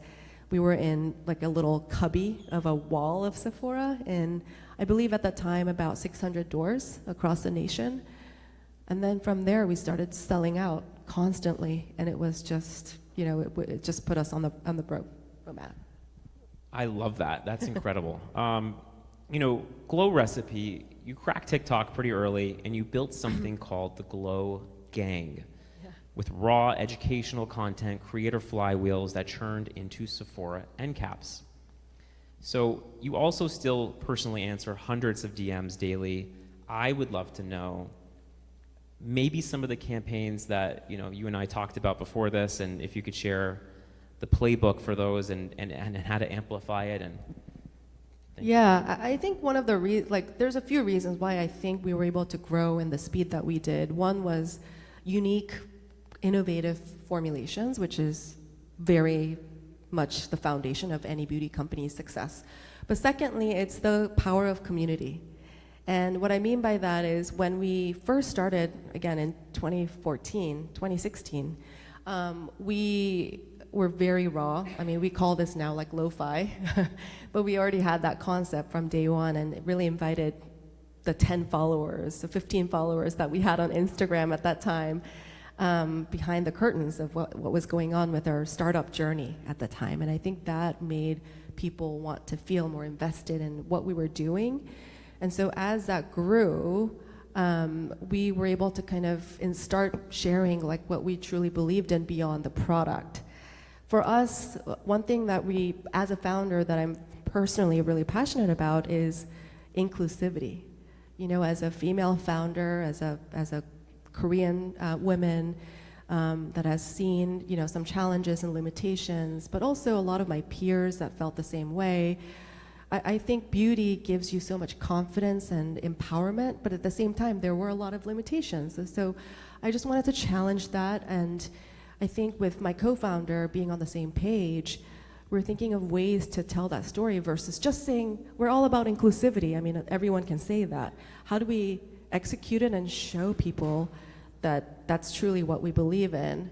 And one way that we have started from day one was to show skin in the most real way possible, because diversity and inclusion doesn't mean that you're from different backgrounds and races. It could mean your skin tone and type and texture are very different too, and everyone should feel welcome to be part of our Glow Gang community. If you have wrinkles or acne or lines, it doesn't matter. We're all going through the ups and downs and cycles of our skincare journey, so let's do it together was kind of the mantra. And so what we did was, we called it Real Skin Acceptance. We never retouch or edit any of our visuals or images from day one. Like, all of our campaigns had very raw sort of skin texture. You could even see their pores in any of our campaign images. But one really huge milestone as part of that journey was we were brainstorming internally, and we said, how can we show people that this is what we believe in versus, again, like saying this? And we decided to actually, for the first time in the industry, initiate a blind casting campaign. So what this meant was we would cast models that are from our community, not real models, and what they had to do was share their beauty stories and what inspired them to love skincare and their skincare journey through like a Q&A, and they would have to submit their applications online. And we didn't even see their names, because sometimes names can be telling of their backgrounds. So we gave them like numbers, and we ended up never seeing any of the faces. And then we had a diversity board who actually saw the last round of the finalists, and they helped kind of put together the final 10. That was probably the most meaningful campaign that we've done to date. I just don't think that was ever done, because a lot of brands would feel, I felt very anxious and nervous about what the outcome would be. We're spending all this budget and investment. What if, the photo shoot becomes a disaster? What if, the models don't really align with what we thought that they would be? I just didn't know what to expect. But, we had 10 people that probably never ever dreamed of being a star of a beauty campaign. We had one model that was a Down syndrome advocate. We had a black model who grew up in a predominantly white neighborhood. We had an Asian gay man. It was just such a diverse group of models. Again, people that were already fans of the brand, that had to be kind of the natural way to make this work, because they were applying on our website. How did that work? So that you had a survey form, and Yeah. how did that work? Yeah, we just promoted in our own social, and they had to apply, sharing their story. So that was it was all about the inner beauty.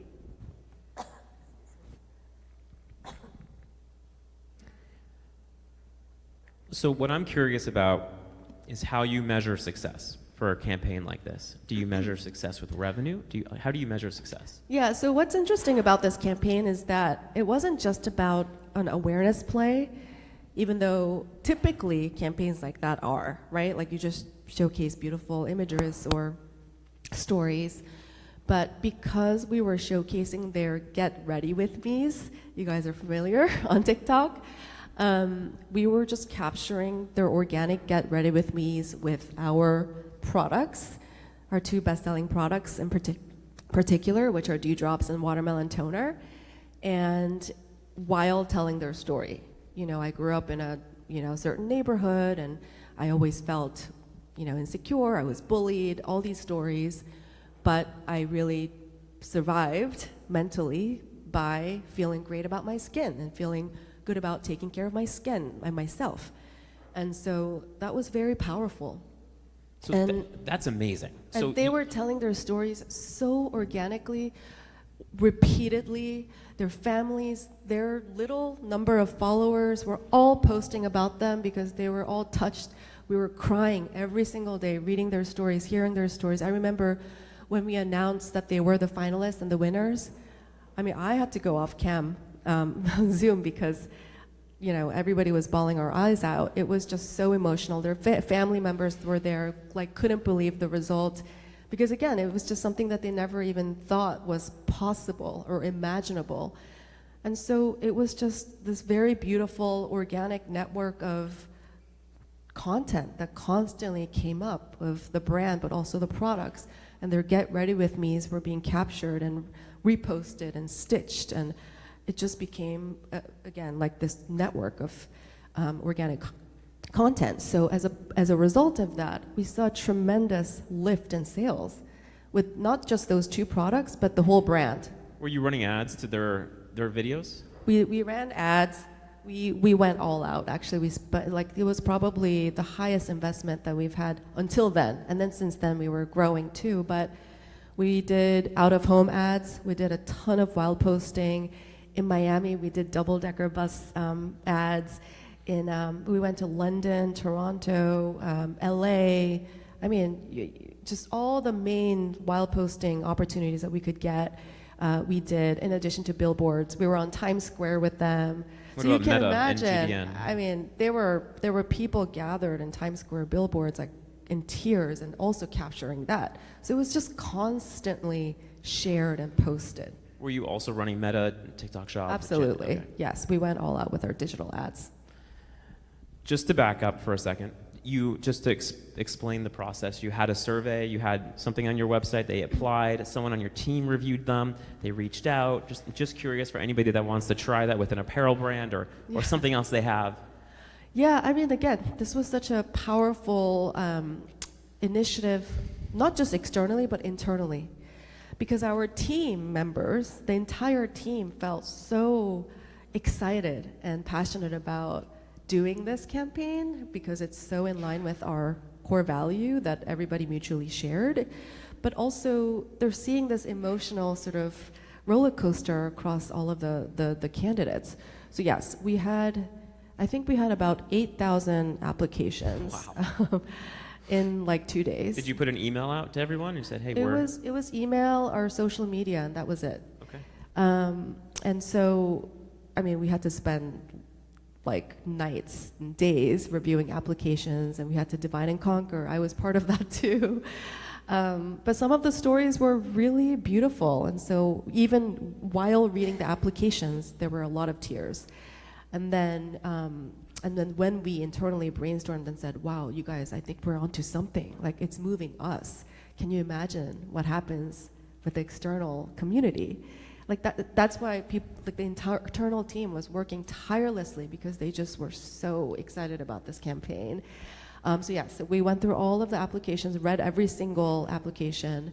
We filtered the ones that really moved us. And then the final stage is when we had the diversity board, which was consisted of a beauty editor, esthetician, journalist and whatnot. It was just, beauty experts from different walks of life that were passionate about this same value. They helped choose the final 10. So digging in on Sephora, what are the most important metrics you look at as a brand? I think obviously revenue is huge, but we look at a few things. We look at how the marketing levers are actually working, because one thing, we're currently an exclusive brand to Sephora right now, at least in the US. And one thing that really is important when you're exclusive is to make sure that the support plan for your 360 launch execution or any sort of initiative is very comprehensive. Like, you really need all touch points to be supportive. So you have to measure all of them, like, did this campaign work? Did this Meta campaign work? We realized recently that Meta is really effective for us over some of the other platforms. So we kind of lean in heavily there. Do we do a social takeover campaign with them? How do we measure that with engagement and how that translates to lift in sales of that particular day? There's a lot of different metrics. We also think about conversion to the rest of the products within the same brand, not just the one single product. We think about retention rates. I mean, the laundry list goes on and on. But we have very extensive meetings with marketing, digital, and merchant teams to go through them together. I'm really curious. You did so well with a few of your SKUs, and you have some incredible hero SKUs. How do you think about the next trending product? How does that work? What kind of research is involved? What is the next trending product you're launching? Give us some insight into that. That's a good question. One thing that you always have to be doing as a beauty founder is you have to just be on the pulse. You have to be on social media. You have to be reading everything. Like I spend too much time on TikTok, to be honest, but that's part of my research. I go back to Korea every few months to make sure I understand exactly what's going on. I work with our manufacturing partners and labs all around the world to have them present the latest and the greatest. But at the same time, that has to be mixed with where your white space is in your portfolio, and part of it is also your gut, because if you're doing what everyone else is being pitched, you're not going to stand out. So how is it going to be still within your brand DNA, still something that people would want to use for their daily routine? For me, that was important. I didn't want to launch a product that was a nice to have. I didn't want it to be kitschy or trendy.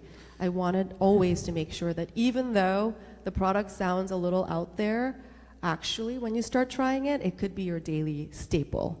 So that's actually exactly what happened with our watermelon niacinamide dewdrops.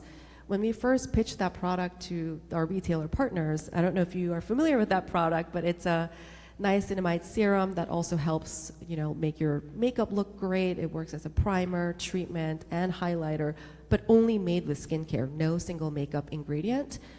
And it was such a revelation at that point. But when we pitched it, people didn't really understand, So the forecast was not that strong. I was very underwhelmed by, the numbers that I saw when people were putting the forecast. I said, guys, this is going to be big. I mean, come on, it's going to be a primer. It's going to be such a versatile product. But it takes time, because when it's so new and so unique and different, not everyone will understand that. And so we had to kind of prove it. And I think it took about a good 3 months for it to really pick up and then actually become, I'm sure a lot of you are using it already. My makeup artist this morning was saying, I can't live a single day without it. It just becomes a staple if you know how to use it and leverage it, but that it took some time for education to take place. I'm just curious, my last question is, one tip to brands thinking about getting into, you've seen so many brands fail and succeed in Sephora, they come and go all the time. One tip to brands wanting to get into Sephora or Ulta or any other shop. So one thing I will say is that you're not working with a retailer, you're working with people. That, I think, is something that not everyone realizes, right? Because, we always say relationship is everything, but it's really true with the retailers too. And the merchants and the teams rotate too, if you think about it. Not one person that you built a relationship stays on. So what do? You adapt, you pivot, and you find time to nurture that relationship, and that moves mountains, and that's my experience. I spend personally a lot of time building relationships, flying out to San Francisco or inviting them to Miami or whenever I could to just tell that story, because every opportunity, every lunch, every coffee is a moment to just instill what you believe in and the vision. And when somebody actually believes that, that's when it unlocks everything. It's not just a business pitch. It comes from a personal relationship. And I just really think that applies to everything in life, including retailer partnerships. Completely agree. What questions do we have for Sarah here? Yes, right in the middle. If you want to stand up, I can repeat.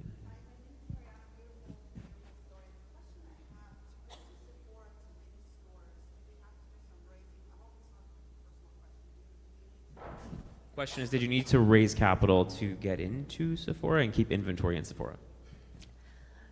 That's a good question. We didn't at the time because we already had our e-retailer, and at the time, we're 4th year into our business, and so we were very cash flow positive, and in a way, our e-commerce site became this nice kind of seed money, if you will, for all things that we needed for the Sephora inventory. But also at the same time, I was personally very involved in negotiating every little margin point to cost of goods, to MOQs with manufacturers and the retailers, and also our warehouse. Like every little penny counted, and that's when you're so scrappy and you can actually make a difference by personally getting involved in every single detail, you can make profit. And so I will say, you know, we had a good foundation because of the e-com, but because of this scrappiness, actually, we were profitable right away. Okay, we have time for just one more question right here.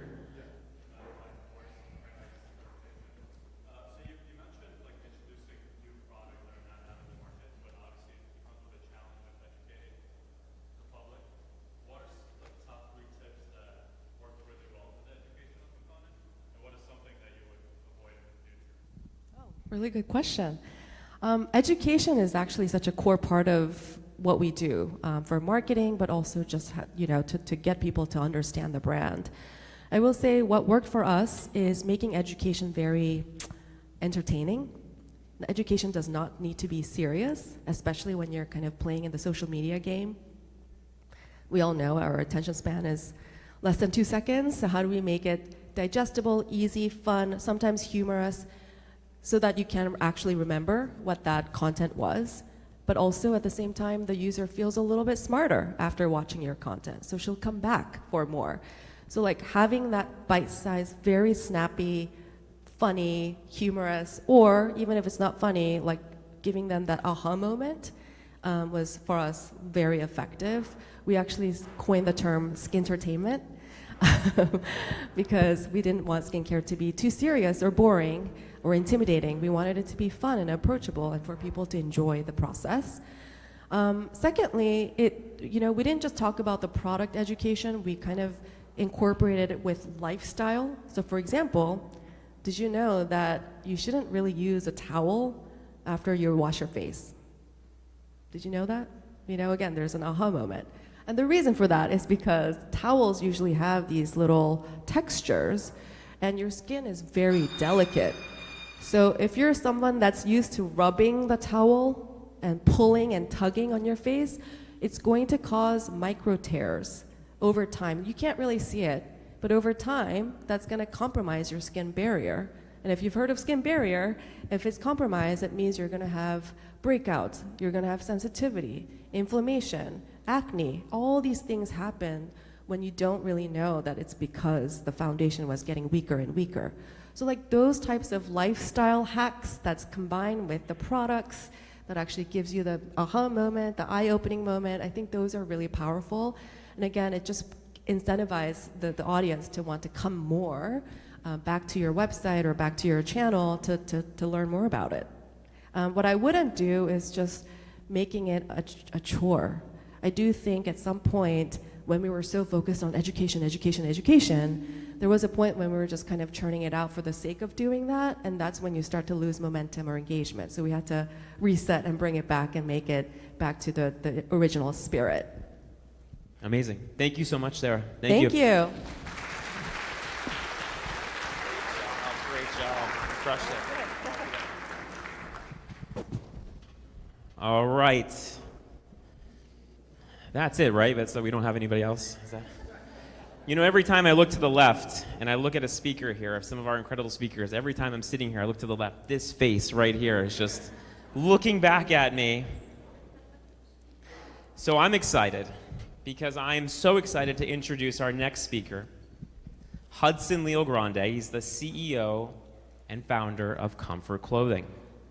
So Hudson was a Forbes 30 under 30, recently turned 30.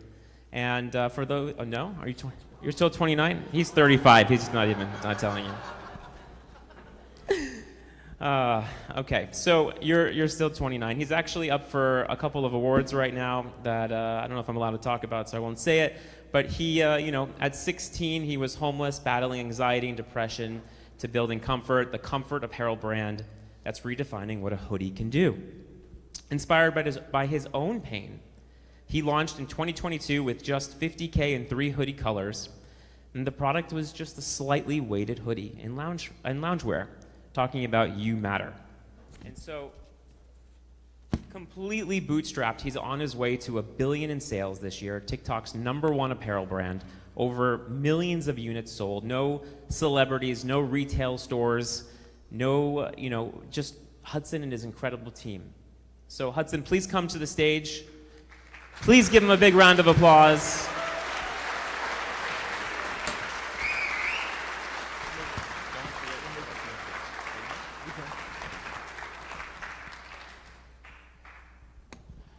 Hudson, welcome.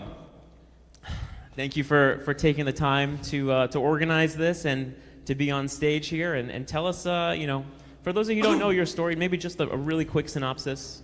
Sure. Oh, I love this. I gotta get how far I have to be away from this thing. Thank you guys for coming. I appreciate it. I love that we were here yesterday looking and a lot of empty chairs, and I'm just happy we were able to fill them, and a lot of people are here and having a really good time. Yeah, my story is, it's a lot of you guys know it, so I'll get through it fairly quick, but I started my entrepreneurial journey when I was 16, big believer in the law of attraction, thoughts become things, and I just started this whole process of if I could close my eyes and envision the life that I wanted, and everything that I could see in my future, because at that time I didn't have anything. I thought about the cars, the houses, the traveling, like the quality of life, everything, my mental, my physical, the way that I looked, going to the gym, everything. It started there, right? It all starts in your mind. So I did that, and I dropped out of high school for a little bit. I started in a MLM, a network marketing company called Vima. Some of you guys probably know what that was. It ended up being a pyramid scheme. But it was good. It was good for what it was. We were traveling the country and meeting new people. Don't look over there and laugh the whole time, because then I'm not going to be able to do this. So we started there, and I just was going across the country, meeting people that were super excited and energetic about life and what life could be, right? Because I was still technically in school at the time. From there, I finished up at night school, and that was a very interesting experience. I saw a lot of people that had a lot of hardship and a lot of things they were going through, and it just made me want to take my problems and run the other fucking way. And I think that was a big wake-up call for me, was like seeing that there's people all over the world that are struggling, and they have no purpose yet, they have no passion, they don't know where they want to go, they don't know who they want to be, and they're lost. And I took that, and I started my oral care company when I was 19. It failed the first 5 years. It made no money. And I say this truly because I want you guys to understand something. I was the fucking worst at ecom.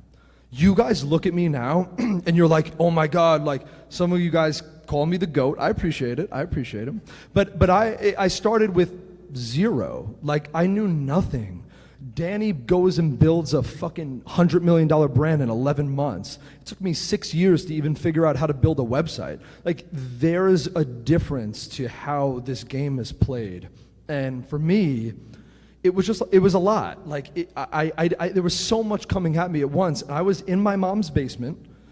I would buy labels from Venezuela. I would buy like these little jars from China, and I would buy food grade charcoal from America, and I would build it all in my mom's basement.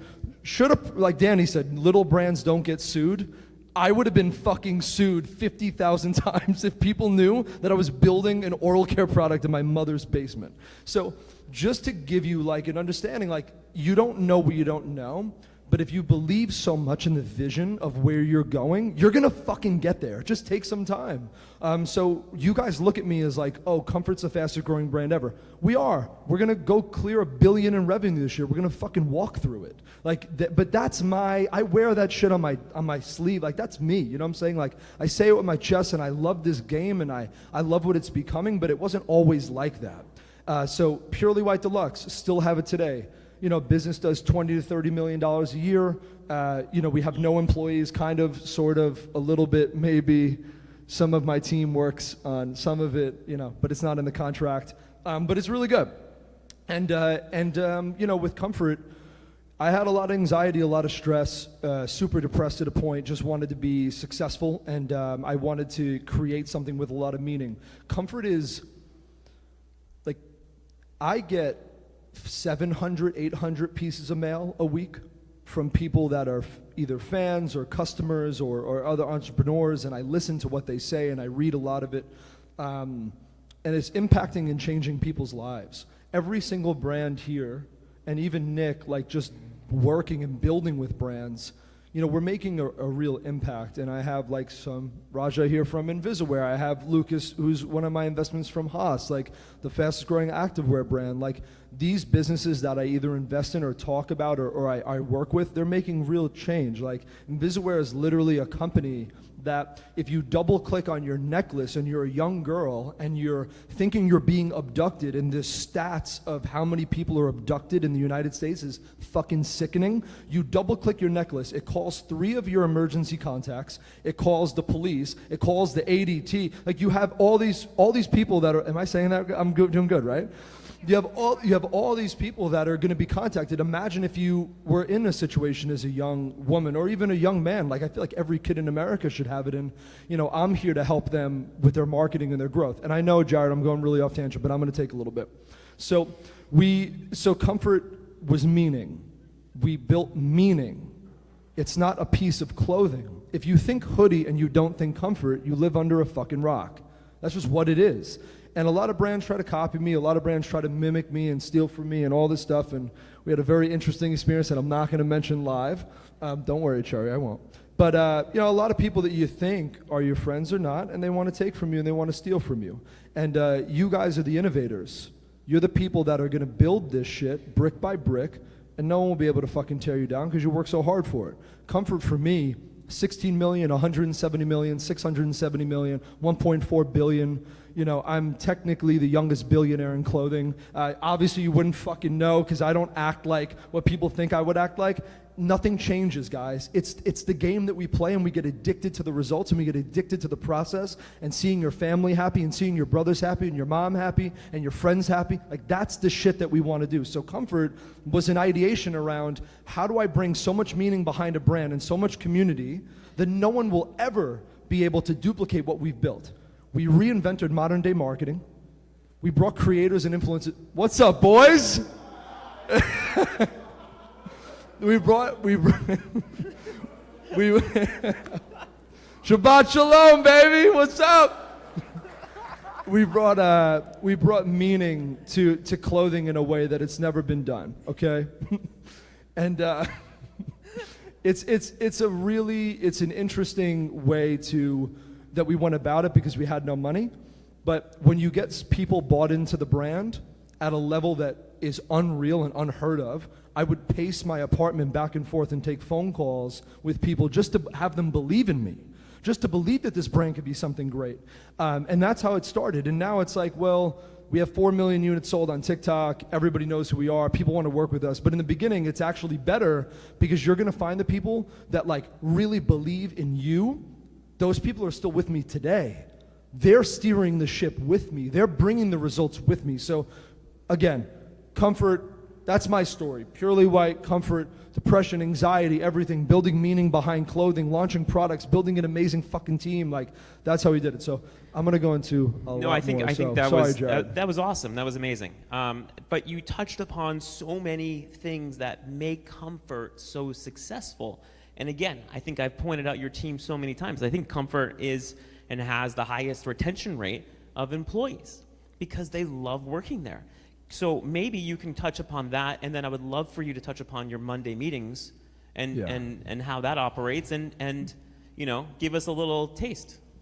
We've never had an employee quit, ever. Just think about that. No one's ever said, I think there's something better for me. I'm going to go somewhere else.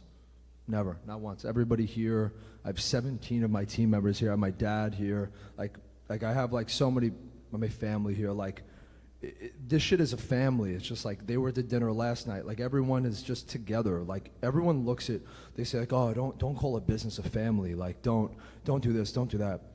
I have so much passion and emotion behind what I am building that my energy becomes infectious. And when I bring you into my company, and we just hired our VP of operations, he's from Fashion Nova, and at dinner last night, I'm asking him, I said, I'm trying to find him somewhere, he's somewhere. There he is, he's in the way back. And I said to him, I said, how does this dinner feel versus everything? He goes, we couldn't do this. That answer of like people laughing and joking and having fun and getting on calls and wanting to wake up and work. It's not work anymore, it's a lifestyle. You're building like this insane fucking engine that just every time we think our foot is fully on the throttle, it's not. It's like you just upgrade cars, go from a BMW to a fucking Ferrari in a month, and the team is there for it. So I build with love and passion and purpose and focus and energy, and I believe in my team probably sometimes a little bit more than they believe in themselves. And I believe in my creators a little bit more than they believe in themselves. And I just want them to know that, like, you could be anything you fucking want. You just can't quit. So we are a representation of a company full of 85 people that are building $1 billion company. And if you ask anybody, our revenue is $10 million per employee, like more. And people say we're crazy for how lean of a team we have, but I believe that, like, we're just right. We hire when we have to hire, and we look, if we doubled the business tomorrow, what would break? Everybody here has to think about that. If you doubled your business tomorrow, what would fucking break? And a lot of people here with me, like Ken was literally my first employee. Like, we look at the business now and it's completely different from what it was when he was with me when we did 16 million year one. I had no employees. It was me and Kimberly, my director of influencers. We built this shit on Fiverr and Upwork. Like, we had no idea what we were doing. And we were buying courses, trying to have people help us. They were telling me, that I would never make it in this industry because I didn't know about, there was a snow teeth whitening, my company would never work, or this company, like, how the fuck did that go? So I think you just can't listen to what people say and do because they project their insecurities onto you, and they really just don't believe in themselves. And they say it to you because they don't want you to fucking believe in yourself, because if you make it, it shows how much better you are than them because you're a believer in your own mind. My team, I trust them, I love them. When I met Jillian, who is like my right hand, I got her on a call with Davey Fogarty, who is the owner of the Oodie. He's one of my mentors still. And he was like, whatever you have to pay her, you pay her. I don't care how we get her, you better kill this interview and you better make her feel like she can never work anywhere else. And I was so nervous, but acting like calm and collected that, like, heck yeah, we're gonna get it, you know? But I didn't know. I was like, this could go really wrong, because I felt after I met her, I knew I needed her. And I let her know that I need her every day. You know, I wouldn't have a business without her. So, you know, and I'm very unorganized, like really fucking bad. So she helps us, Dakota, all right, relax. So yeah, that's what it is. And then the Monday morning meetings, you gotta do a meeting every week with your team. Every single week. Monday morning, 80% of my company is on West Coast. So 10 a.m., everyone gets up, and at 7 a.m. for them, they're like just kind of like waking up, a little drowsy, like 80 coffees in hands, and I'm like screaming at them, reiterating the vision. I'm like, we're going to $1 billion, we're the fastest growing, blah, blah, blah, blah, blah. I'm fucking yelling, I'm going crazy, because I want them to remember what we're doing and why we're here and what we're building. This is not a job. This is not a fucking, I wake up at 9 to 5, I'm in my cubicle, I get out and I'm done. This is like, if it's Saturday and something breaks and you're not there, where are you? Like, wake up. I'm gonna call you until you answer the phone, because we are in a place right now where everything is very crucial. So every Monday morning we reiterate the vision. I go through what I learned. I work for my company now. I'm no longer like, I'm not the big boss. I'm like, what do you need? What do you need? What do you need? What do you need? Who do you need me to meet? Who do you need me to go to dinner with? Who do you need me to go see that knows something better than we know so that I could bring it home? So every day I'm bringing things home so that my team that's better than me can go execute properly. Sorry, I have not looked anywhere, you guys. Sorry, everyone, very beautiful. They have been nodding and agreeing to everything. So that's where I'm at, guys. Like, Monday morning meetings are incredible. You got to do it. You got to tell your team how much you appreciate them. You do not act like they're replaceable. You don't play the card of like, it's so easy to get rid of you. It's not. It's just not. Especially when you're growing super fast. If I had a high churn rate, Comfort would be dead in the water. Because I'd lose the people that learn the things, and then they would quit, And then I'd be stuck because I don't know how Alex does what she does or Dakota. I tried to do finance. The company almost went out of business. So definitely not going to work for me. So Cherry and Dakota, like without them, like my business, I have no business. So you got to treat them properly and respectfully. And you got to make sure that you're always looking forward for them first. Amazing. Amazing. Thank you for sharing that. Another fact that you shared earlier is your spend. So you told me you're one of the top advertisers on Snap. And hearing that from a brand is insane. Where is Snap? Where's Snap? What up, Snap?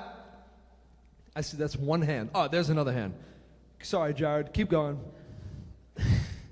So tell us, what are you spending per day on Snap? How are you making this work? Because it's not easy. And I know some of your reps are here today, so they could probably just tell the playbook. But why don't you go ahead?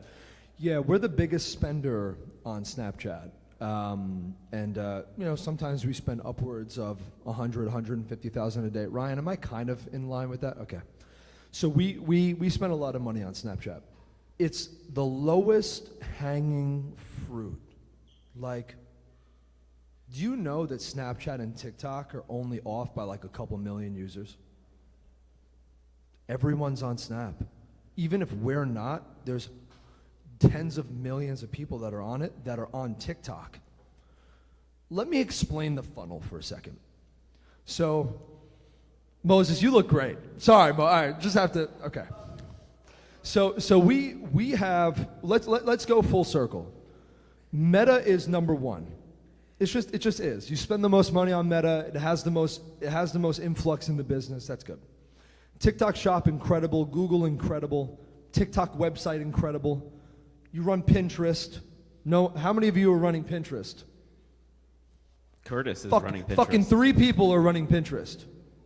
That will explain it. How many are running Snap? Even less. No, not. All right, relax. 4 people. So if I have 4 people in this room that are running Snapchat ads, and I'm spending over $100,000 a day, and I've been able to figure out through incremental growth, because that's a word that I learned as of recent. It's a very good word. It means this. If I go and I spend money on Snapchat, where do I make the money in other places? On Meta, on TikTok. What is the incremental growth of all my other channels by using Snap? So if you're not using Snap, you're crazy.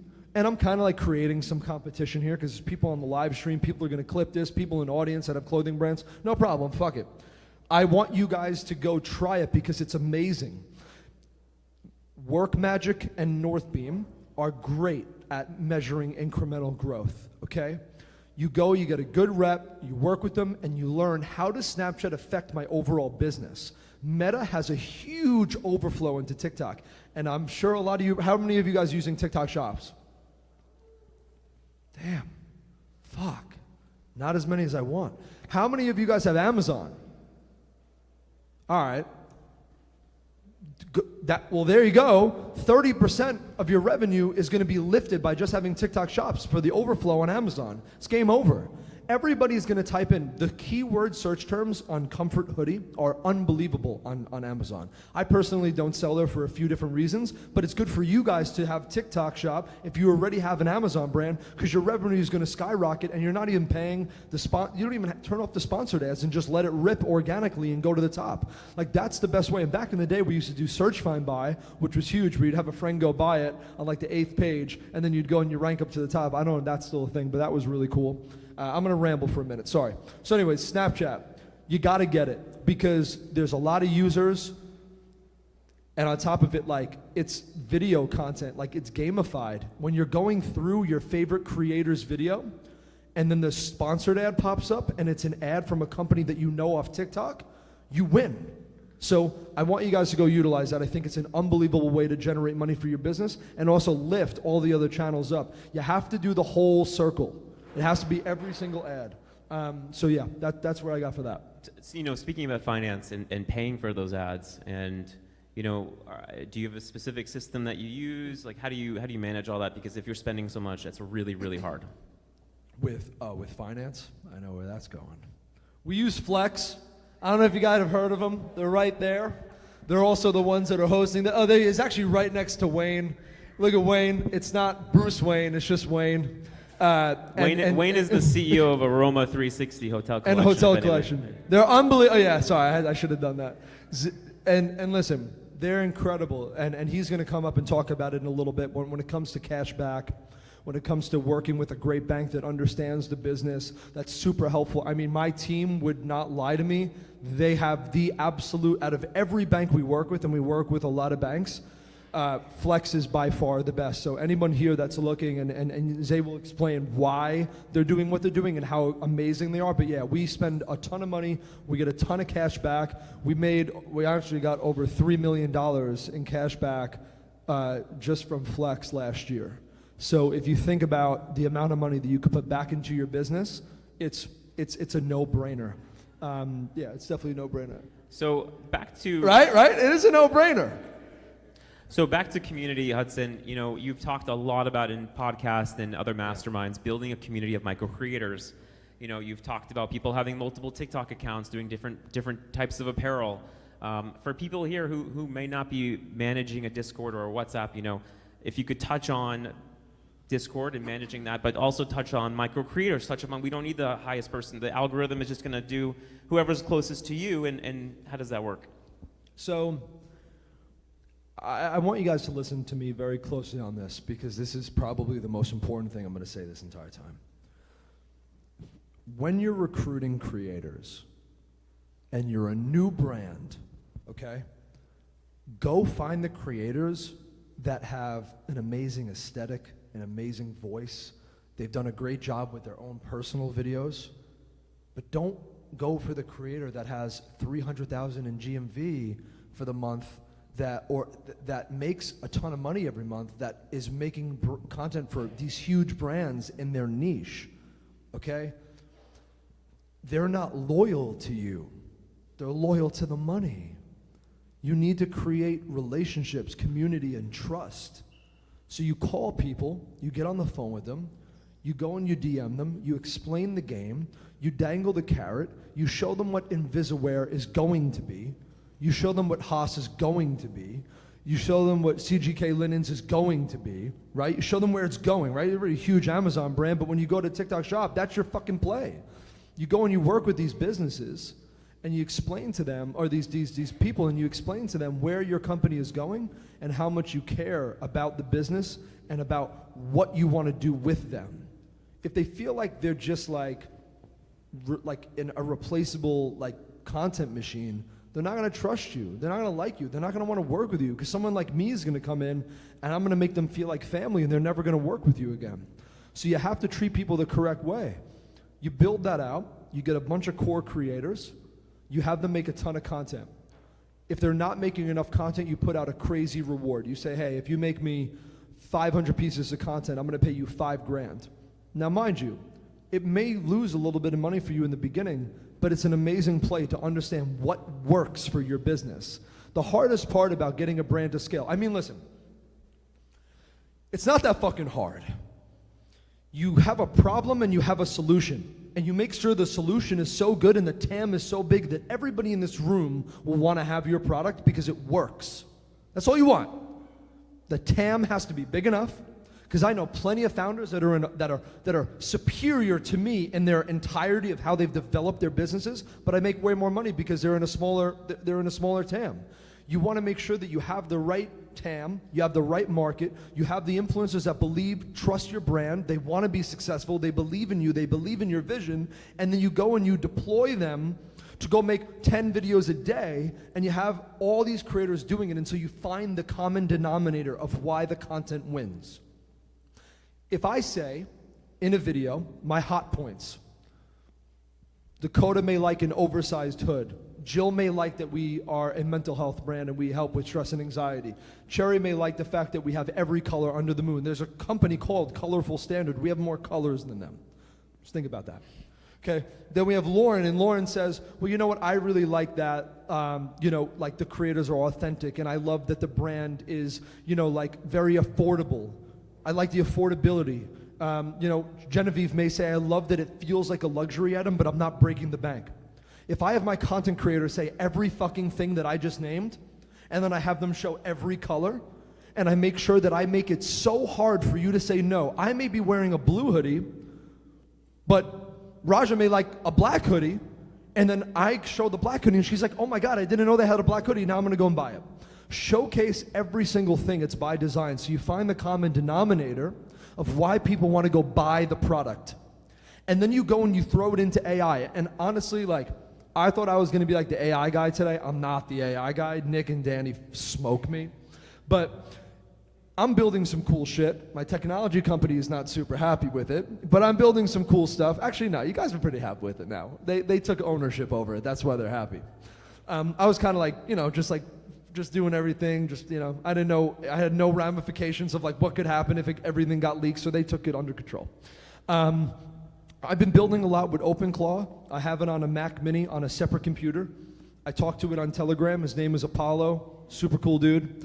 He helps me a lot. So I've been running AI a lot with my business, and I'm developing new products, and I'm getting trends, and I'm scraping ads. A lot of my friends' companies, I'm scraping the ads that they run, and I'm going and I'm looking, I'm saying, what's the oldest running ad on Facebook ad library? If they're still spending money on that ad, it means it's a good ad. You go and you take that ad and you run into your business. I see some of you guys taking notes. Take notes. This is some good shit. You guys are gonna use this. It's gonna make you a ton of money. Okay? Then you have the next piece. I look at where I'm going into retail. We just did American Dream. We got LAX. We're going into Chicago. We're doing Aventura. We're probably gonna steal Hudson Yards from Aroma 360. So we're doing a lot of cool stuff. And we want to know where are the bulks of our customers. So I built a map and I put it in density by color of where all of our customers are, their age, their demos, every single thing, what products they buy the most of, everything. So now I can know where I'm going to launch in retail next. Chicago and Brooklyn are my biggest cities out of everywhere for comfort. And we didn't know Chicago, but now we know that we want to go launch in the mall there. You guys got to use AI properly. Everyone's nervous and afraid of AI because they think it's like this black box. It's really not. Like, go to fucking Claude and just start having conversations with it and start asking things. Jared said something that is really unique. Like, when it makes an error, it fixes its error.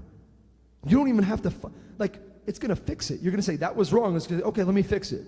So you have this little freaking sidekick all the time working with you, and that's really good for when you're building your brand too.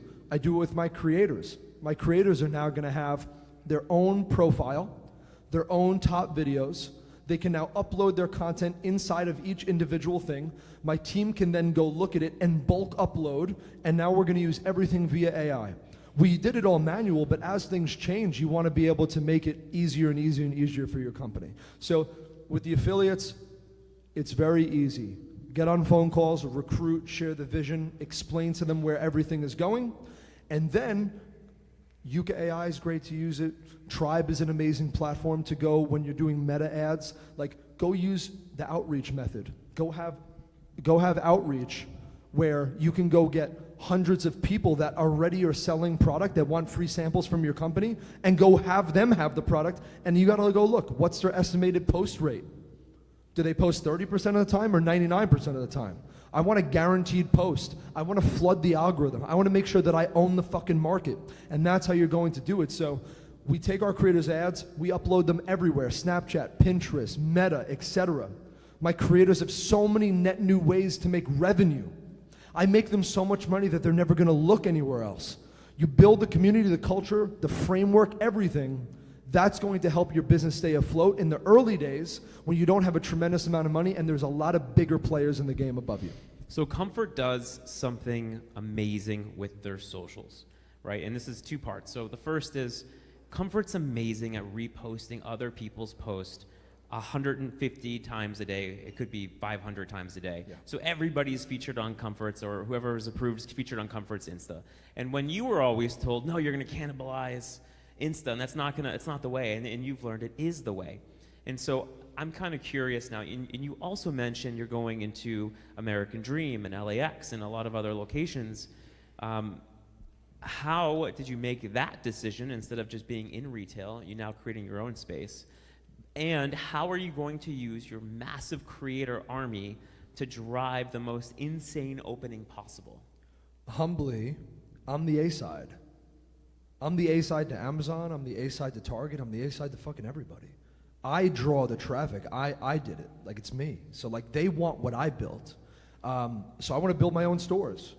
I want to make sure that I do it the right way. We have a great team in place, but like, yeah, we know, we let this one guy, this is real. I had a guy bulk order, pre-order, Ken, you know where I'm going with this. And he started selling our products at a way higher price in the mall from Smith Haven Mall, where I'm from, Long Island, and he started selling them in his place. And we found out, I was pissed. Then we got on the phone, and he was like the nicest guy. He's like, dude, I'll do whatever you ask. Like, you're the best seller in my store. So we still let him sell till this day. But we got a lot of data from him, and it showed that out of his top 10 products sold every single month, Comfort's the top 10 products sold every single month. And these are Patagonia, North Face, Ed Hardy, Addicted, this, that. We beat everybody because we've built a lot of culture and community around our business. So we want to own it. I'm a big believer in ownership and not agency. If you can build it in-house, build it in-house. The tech team's probably like, oh shit, he just messed up. Because I told the whole team that we should use some agencies. But it's good. Like know like the capacity of your team and how struggling they are in each department, and then like go deploy agencies correctly when you need to. Don't just give an agency to your, and some people are gonna say this, but like, you don't wanna have an agency for a lot of your media sometimes, right? Like we didn't use an agency for TikTok because we wanted to build it in-house, because if we got rid of them tomorrow, we're with nothing. And there are some amazing TikTok agencies out there that can help you scale. I 100% believe in that. But when it comes to your business, you want ownership. I've been fucked over a lot working with agencies. So you want to be careful and work with the right ones. There are some amazing ones, but you want to be careful with who you work with, okay? Like keep it on the back of your head. So when it comes to us, Jared, what was your question?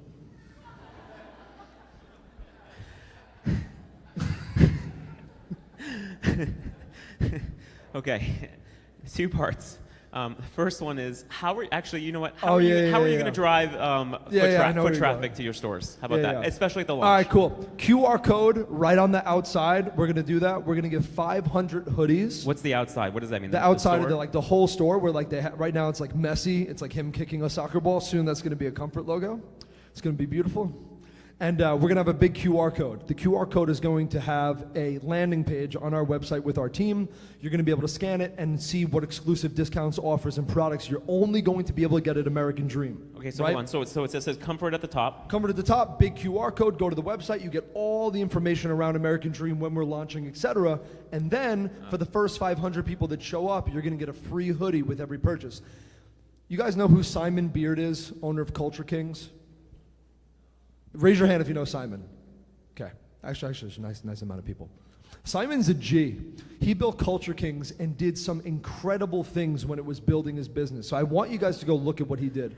He gamified and trained for retail in a way that I've never seen people do before. And he's a good friend of mine. I help him a lot with influencer world, and he's helping the team when it comes to anything retail related. That's another thing that I want you to go do. Go find people who are really fucking good at things you're not, and go have conversations with them, and then go learn from them, and then go be better than them at the thing that they taught you. That's the best thing to do. So the easiest way to do that, by the way, you can literally just DM anybody on LinkedIn 100%. And then ask them for a quick call. It's so easy, and people don't do it. 100%. LinkedIn, IG, you see them in public, you just go up to them. Like, it's just an easier way to go do it. Just go right up to them, shake their hand, grab their hand and shake it with them. It's a really good way to do it. But I think, when it comes to retail, you want to gamify it. I'm going to tell you something really cool too. Hopefully no one copies me. We're going to go and we're going to do live booths where we have creators going to all our retail locations, and they're going live. And when we put up a sale, the sale is gonna automatically go into the store, and then it's gonna be like a frenzy of shopping, and we're gonna game the whole fucking thing. And then when people leave my store, they're gonna get street interviews of, you just tried on my product. Now I wanna see, how is your experience in store? What did you like? What did you not like? Everything. Now we're gonna run that as an ad. Now we're gonna have thousands of ads a week that are net new pieces of creative from real life customers that bought our product that love us. All right, like, it's fucking, I came up with that one myself. That was a pretty good one. Good job. I want you guys to like understand, like, it's not hard, just like, just bring it back. It's all gonna be marketing at the end of the day. It's all marketing. Comfort was the viral hoodie brand before anybody knew who we were. Do you want to be in all 50 states? What's the goal? We want to be, well, we're actually launching in LAX as well. Just imagine that. Yeah. Airplane mode hoodie. You're going by Hudson News, skip a little bit over, go right into Comfort, get a neck pillow, get an airplane mode hoodie, get a travel blanket, and then call it a day. Like, I want to be in every major international airport in the country. I want to be a $2.5–3 billion brand next year, which we'll do. We'll fucking walk through that number. And now the pressure's on you guys. I think that at the end of the day, it's like, it's just the circle, guys. Marketing, and then if we're going into retail, we want to make money, but I just know that the retail is going to make me so much money on the marketing side when I go D2C. So just go and make that the funnel. If you have a location, go utilize that location to your advantage. The retail side is going to be great, but you have so much content you could be generating as a business by just changing the mindset of what retail used to be and what retail is now. Everything is changing. All I did was see that everybody sucked at what they were doing, and I just made it better. I'm not better than them. They could actually put me, all these brands could just put me out of business. They could just took my strategy and ran it, but they didn't want to, and the team didn't believe in it, and the private equity said it was a stupid idea, and they just fucking drowned in their own bullshit. You guys have to see where the puck is going. TikTok Live. People are making hundreds of $millions on a live in China. What do you think is going to happen in 5 years? If you're not going live right now, you're an idiot. So go live. TikTok Shop just released, and then I'm going to let Jared ask me one more question. TikTok Shop just released. If you have a creator in the US who makes content, they can toggle on that the content was supposed to be for the UK, right? So they're like, hey, it's US or UK. That's for us right now, because we're going to be live in July in the UK. All my US creators get thousands of videos. They generate and they bank. And then I say, we push the big red button one day and we say, okay, we're launching in the UK on Chops. Go have 30,000 pieces of content go to the UK. It's all my US creators. Now they can go make content in the UK. What happens when Australia goes live? What happens when Canada goes live? What happens when all these countries follow suit now that the whole like BS around like TikTok being banned is gone? Everyone's gonna, it's monkey see, monkey do. Go have your influencers here and then have them go run those countries up, and then go ship to these countries, and go website, and then go crush the website, and then now you're a fucking huge conglomerate in the UK. That's how the game is played. That's how you go global. That's how you win the game. Okay? It's not hard. Just go think about where things are going, and then go be there when they get there. What else, Jared? I think let's just give you a round of applause for. No, thank you.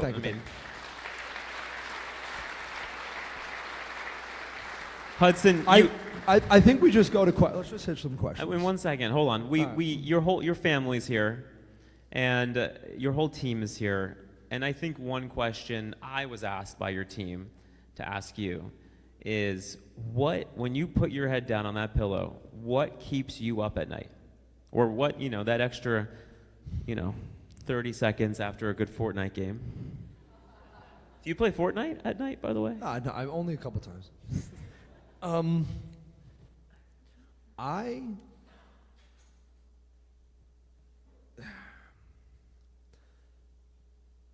want to be who I say I am, right?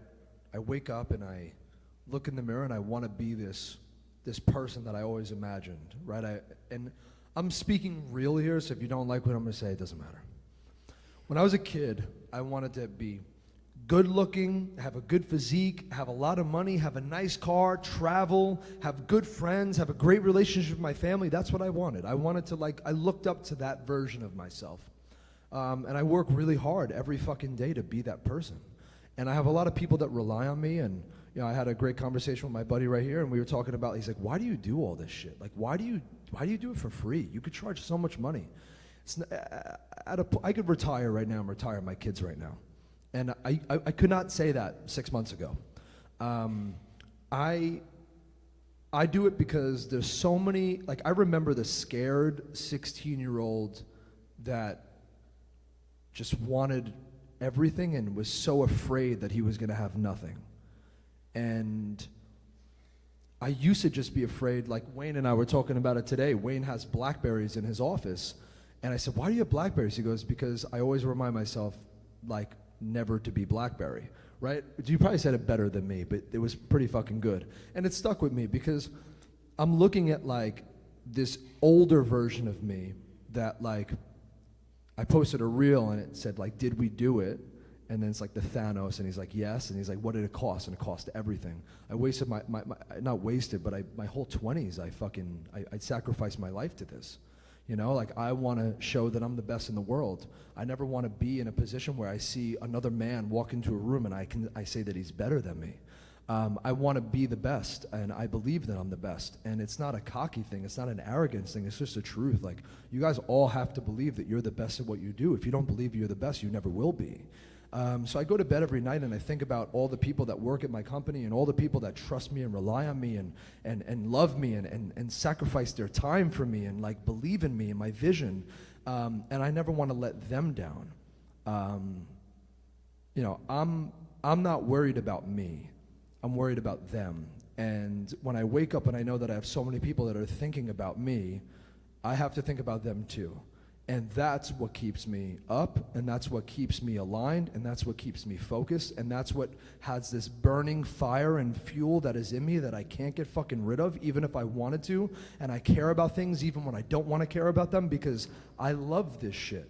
Like, I look out here and I see everybody, I'm like, I would never have it any other fucking way. Do you think you're born with that fire, or that develops over time? I think you have it, but I think life experiences can shift or speed up the process. Like, okay. 16 it started, and you know, there's a couple times I wish that I didn't have it, but overall I'm just so happy that I do. But yeah, I think everybody, truly, realistically, I think everybody can be an entrepreneur if they just focus so fucking hard on bettering themselves and being the best version of themselves. And a lot of people say they can't, but I believe it. I had a conversation with one of my friends the other day about being an entrepreneur, and I told him, I'm looking right at him, and I said, bro, you could do anything you fucking want. You're incredible. And some people don't believe it yet, but I believe it. And I believe in everyone that I work with, and I think everybody can be the best of their ability. So that's Amazing. That's my thoughts. Let's take some questions. Who's got questions? Right here in the second row.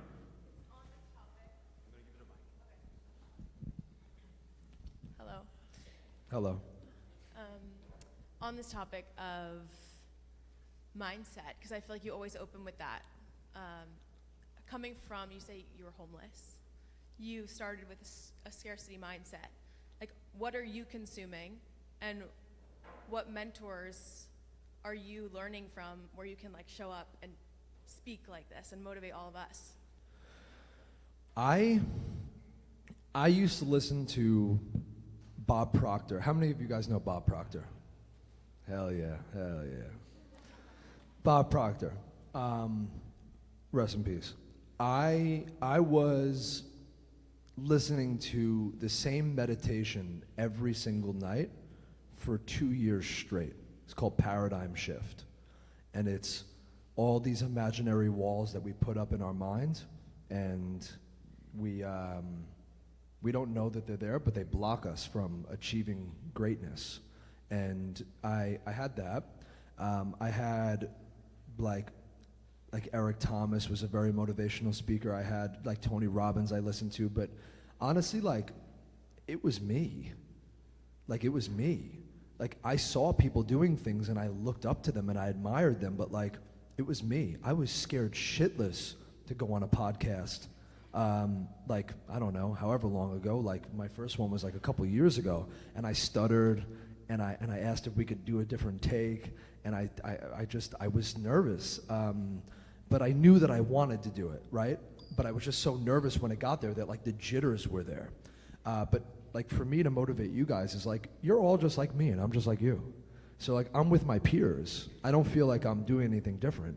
So that's what gives me the confidence. And also I see a lot of people speaking and being excited, and I meet all of you and I shake hands and we have conversations before I come up here, and it makes me feel like I know a lot of you. I look in the audience and I see people I just had a full-blown conversation with, and it makes me feel good. So I think the motivation has to come from within.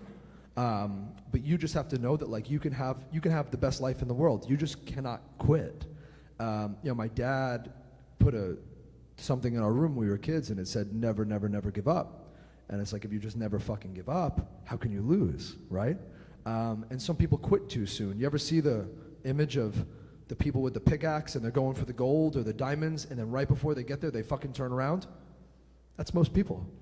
Just keep going till you hit the diamonds. It may take you a couple of years, but if you're focused and you're always learning and you're always growing, you're gonna win. That's it. Next question. Where's the mic? Over there. Why don't we go right here, and then we'll go there or there. Congratulations on everything that you've built. Thank you. You sell a feeling before you sell your product. And I wear comfort because of what it makes me feel. I can relate to that with what I'm building currently right now. Let's go back to the beginning stages of your business. First 6 months, first launch. Yeah. You mentioned your team a lot. You mentioned Kimberly being one of the first people on your team. Mm-hmm. My question is, what did you guys do? What was your biggest move that you made to help you scale from 0 to 16 million in your first year? We found what people related to. The marketing has to be relevant. For instance, we ran a tariff ad when tariffs were hitting, and everybody was like, oh my God, tariffs. And some people were like, thought it was like political. It wasn't political. We just saw it as like an angle to get people that were already thinking about it to see it. And it was about how we weren't gonna drop prices. That ad made us 2 million a day. It was our most lucrative static ad of all time. And it was because it was relevant to what people were talking about. My videos that I make with my creators are relevant. Mental health is a real thing. I'm not some like bullshit guy that sits up here and fucking preaches mental health. I'm the largest contributor to the ADAA. Like literally out of every company. We're one of the biggest to the JED Foundation. Like this means something to me. And we then had people that it aligned with, and we brought them in, and they speak about it because it means something to them. That's what you need. People cannot just sell a product because they want to make money. It has to be more than that, more than money. My why is more than money. I didn't say like every day that I woke up that I just want to be rich. Like having the car is cool, guys. Like after the fucking 5th time getting in it, it's a car. Like it's just a fucking car. You know, like you want to do shit with your family. You want to go on vacation with your people. Like you want to go and like have this amazing life. That's what you want to go do. My creators, I preach that vision, and then I want them to go have it. And then when they are like in the midst of like, we don't script anybody. They're organically talking about their true experiences with the brand. So like first 6 months was like, how do we test that and create that? How do we create that how do I evoke so much emotion that like everyone in this room will align with me? And like I have everybody here looking at me. No one's on their phones, maybe some of you, but like everyone's engaged with me. Why? Because I'm being emotional right now. I'm evoking something in you that's making you fucking think about yourself. Do that with content. If you could do that with content, you win the game. All these other big brands, they don't understand the mindset of like the consumer. They just think that if they put a shit ton of money behind something, like all of a sudden something is gonna work. It doesn't work that way. So you have to be able to cultivate and curate a video and segments of videos that make your customers feel something. That will get you there. Thank you. You're welcome. Who else? Let me see. I have to. Thank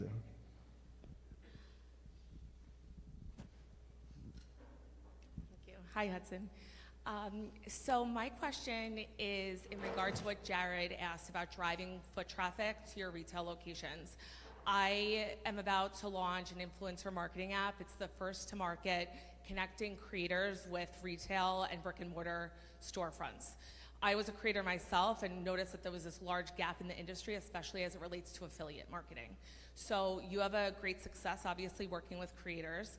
I heard your strategy on driving paid ads to these live events in store. right? Yes. Okay. 100%, And yeah. what is your affiliate plan working with creators in your retail locations? So, well, that's a really great idea, and I know we briefly spoke about it. I think that's amazing. My goal with my affiliates right now is every single affiliate that works with my company is going to have access to go to my location and make content and book out time slots to film interviews with every single person that leaves my store that is willing to do an interview for a discount.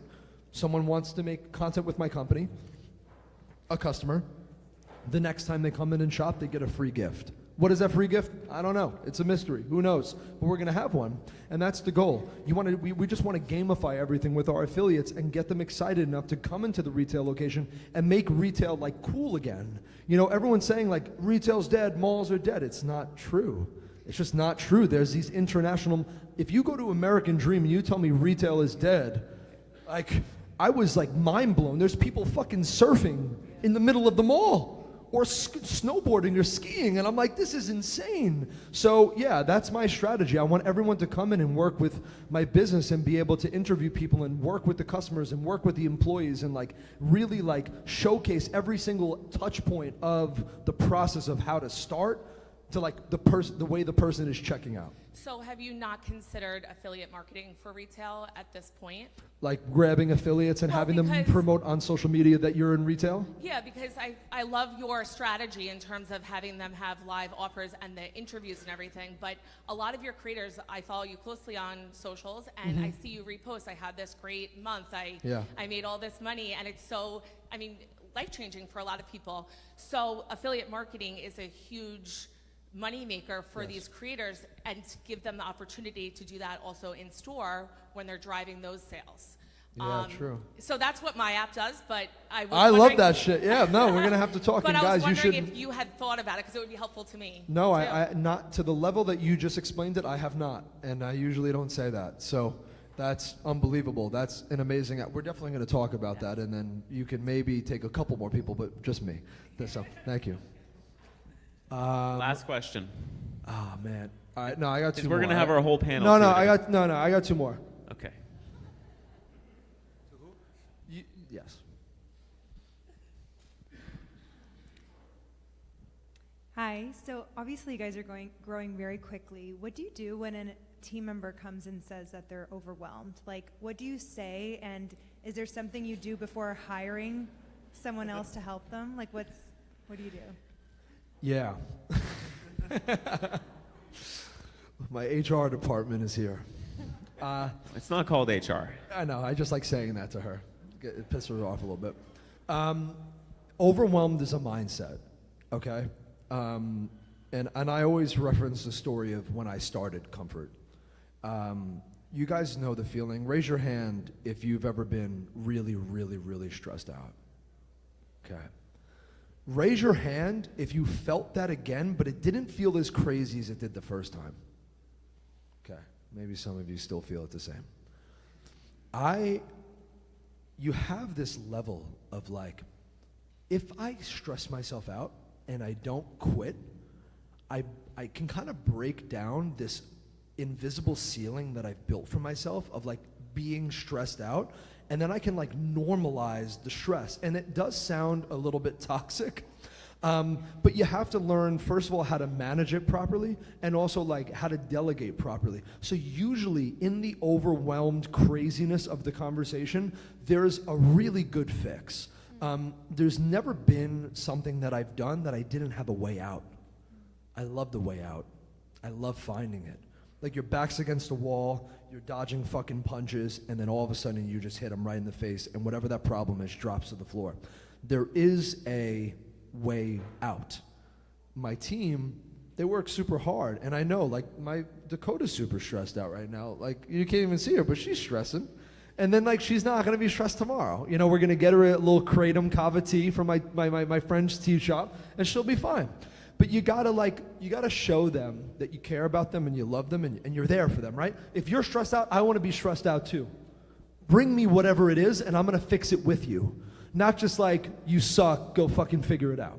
You want to make them know that like, hey, let's figure out together how we're going to collectively make this easier, because this isn't the last time that we're going to feel this emotion. So if we're going to feel it again and again and again as we're growing fast, and obviously you guys know the brand 437, the activewear brand, she's fucking killing. I want to give a round of applause. That's so sweet. You're awesome.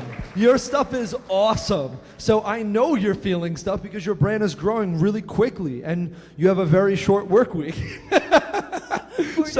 So I can understand that growth and that level of emotion. But yeah, you got to just be there for your team. You got to show them that you're with them. And I think that there's always a way out, and you just got to go find it with them and be sure that like you're never leaving them alone when they're feeling that way. That's how I would say it.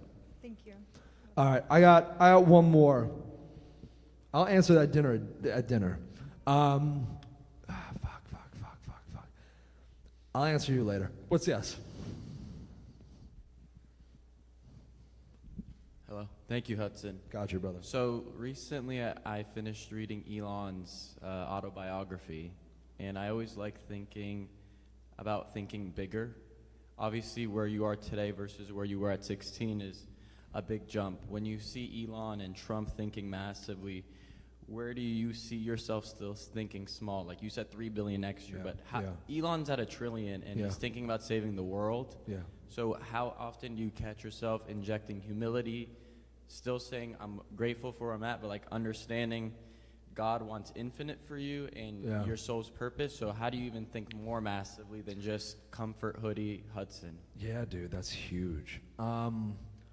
Well, first of all, if you have, there's a self-doubt aspect that you need to fucking eliminate. If you have it, you eliminate it. And I said it in a podcast, like that little birdie, that like little devil on your shoulder that's like, you can't do it. It's like, try that somewhere else. Like that shit's not gonna fucking work on me. So the self-doubt has to be eliminated from the beginning. I don't care to be a trillionaire. Like I just don't. I care about helping people and changing the world, and if the money comes with it, incredible. In the beginning, my answer may have been a little bit different. I cared a lot about making money because I wanted to be financially free and I wanted to be able to take care of my friends and my family. I'm developing things right now outside of comfort that are going to change the world. I can't be vocal about them yet, but when they come out, you'll see, and I'll be very vocal. We have a lot happening, and you know, I believe that like if you wake up every day with a focus and all you want to do is better yourself and better others around you, the world, the frequency that you operate on is going to lead you to that. So Elon's purpose, whatever his end goal is, he's been driven that way from a very long time ago, before no one even fucking knew who he was. But it just continuously happens on the journey. So I'm like, yeah, we'll do $1 billion this year. Guess how much Louis Vuitton makes in a year? $96 billion. So what is it gonna take me till I'm 100 and something years old to go do what Louis Vuitton did in 1 year? No, I'm gonna go play the game. I'm gonna be a $10 billion company in the next 4 years. I'm gonna take out fucking everybody along the way. Humbly. That is the way that I wanna do. So that's my answer, is you gotta remember where you started, and you gotta look at where you're going, and you gotta be excited about the vision and the journey and the mission, right? Like you coming up to me at the coffee shop randomly when you saw me the other day, like I love that shit. Like you're so focused on the growth, and like I don't forget conversations like that because it shows that you want more. You will be led in the perfect direction just because of where you're operating, dude. Like, I have no doubt with that, but that's how I think about it. Guys, thank you. I appreciate you guys a lot.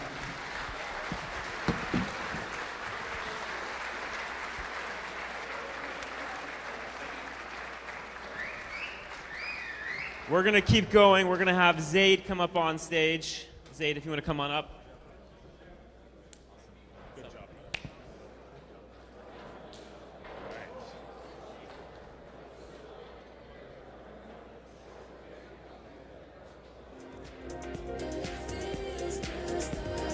All right, we're going to move right into our next speaker. We're going to have Zade Raman here. Hey, everybody. Zade, why don't you give a little background on what you do here and what Flex is? And You know what's funny is I do a bunch of these, and there's some speakers who are really, really fucking boring. Hudson is definitely not one of those.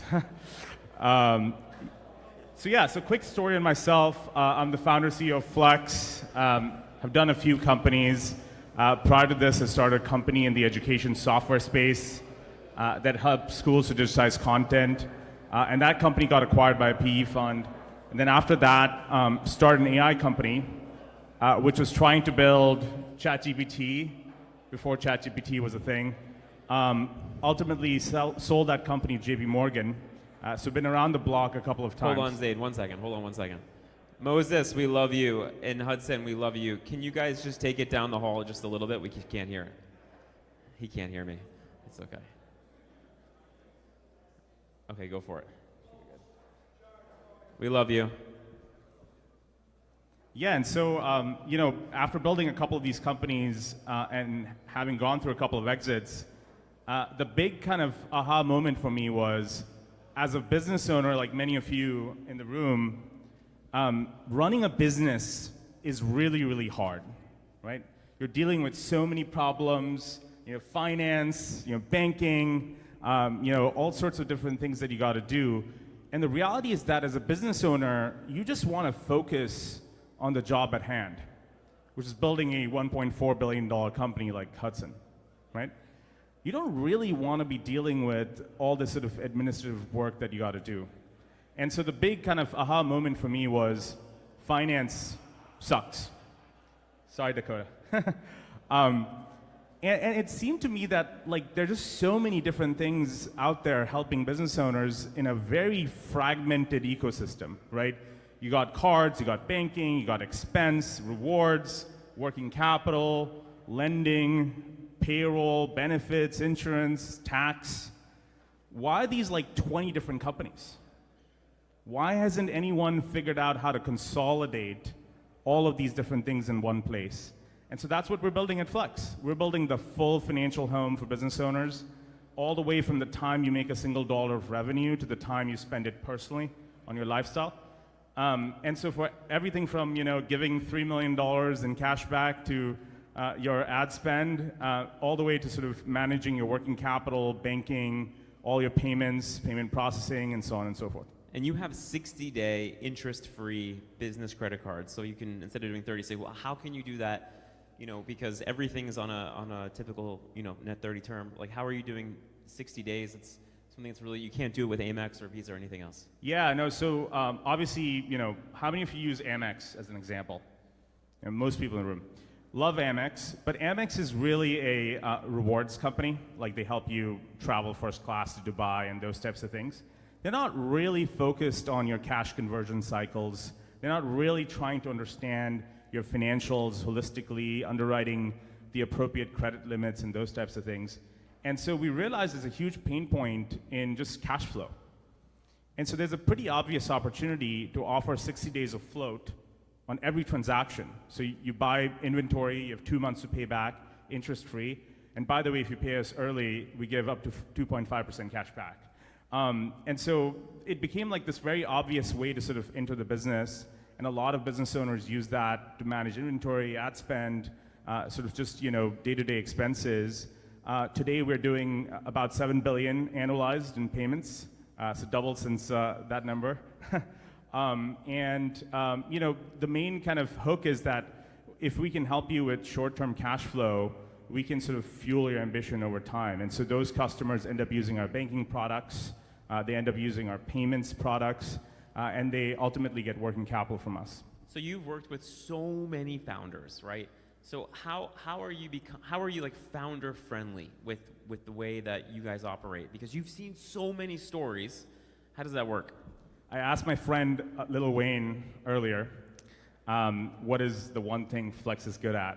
And he was like, Flex lets founders be founders. The moment you lose control of your business, you're effed. And part of that is just cash flow. Things can flip in a moment's notice. when you need to make an expense, when you need to pay your vendors and you don't have the cash flow at hand. And so for us, it's all about just letting you be more ambitious, right? And so we think that, by really truly understanding your business, not just one aspect of the business, not just your credit score, but truly understand how you're doing as a business owner across your entire financial life, we can not only give you more credit, which of course helps, but frankly, we're building AI products to almost be like your co-founder, like an AI CFO, to help you be a better business owner, give you insights on how to run your business a lot better and do things that your peers are doing that you're not, and those types of things. What do you think is the biggest trap? What's the biggest trap that sophisticated CEOs fall into? They don't really know their numbers cold. It's actually really surprising. We come across, I'll give you one kind of anecdote. So Hudson gave a number earlier, and it really actually struck me. So we sent Hudson roughly $3 million in cash back last year, right? What's really funny is that we actually sent another brand $10 million. But here's the interesting thing. Hudson does more revenue than that brand. So the CAC to LTV math of this other company that's spending 3-4x more than Comfort is way worse. And so, by not sort of fundamentally understanding that disconnect, while this brand is, printing a lot of sales, it's not doing as well from an income standpoint.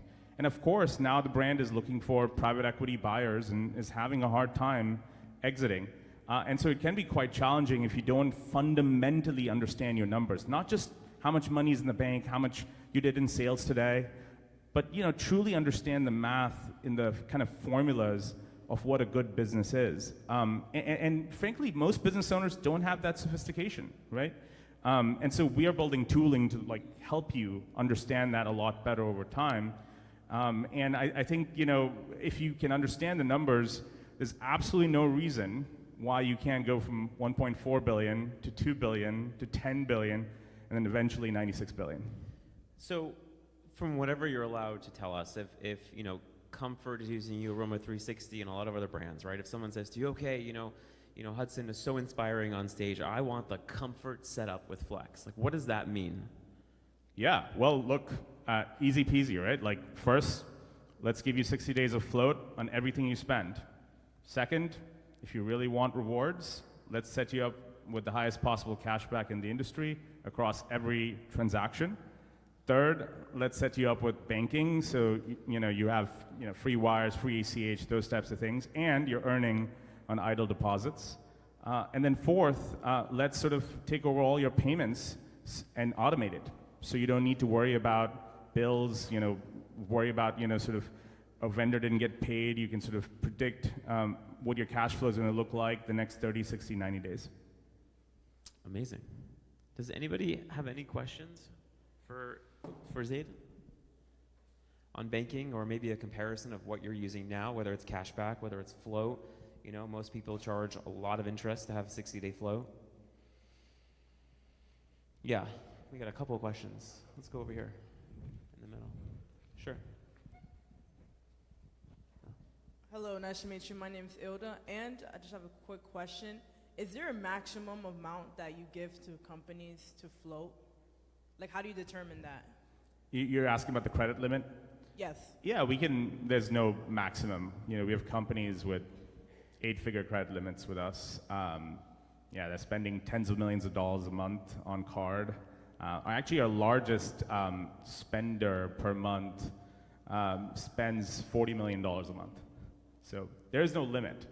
The way we determine that is holistically. We just look at your financials. If you're on Shopify, Amazon, TikTok, we integrate with that. We integrate with your ad accounts. We just try to understand how you're doing as a business, and based on that, we have our own AI models that predicts how you're going to do in the next 60 days, 90 days, and so on, and determine the highest possible limit we can possibly give you. Oh, wow. Thank you very much. Have a good day.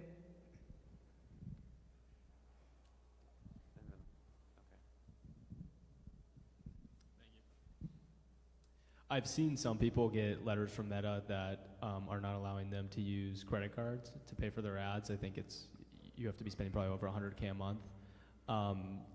Does Flex have options where you can get cash back using a debit card or ACH? Yeah, so we launched 2 products that sort of address that problem. Specifically, what he's talking about is Meta. By the way, how many people are affected by this? Meta sort of send you a notice saying that no more credit cards for your ad spend.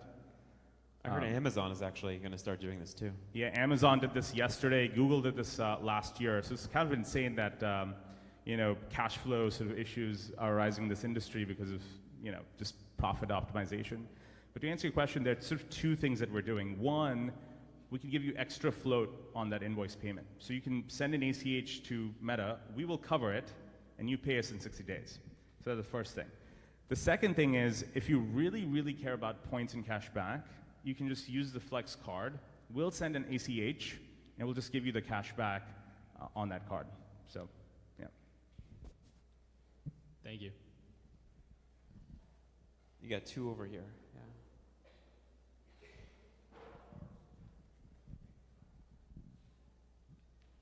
I have 2 quick questions. First, for payment processing, my product has Kava in it, and a lot of these payment processors don't want to serve us, and it's like so expensive.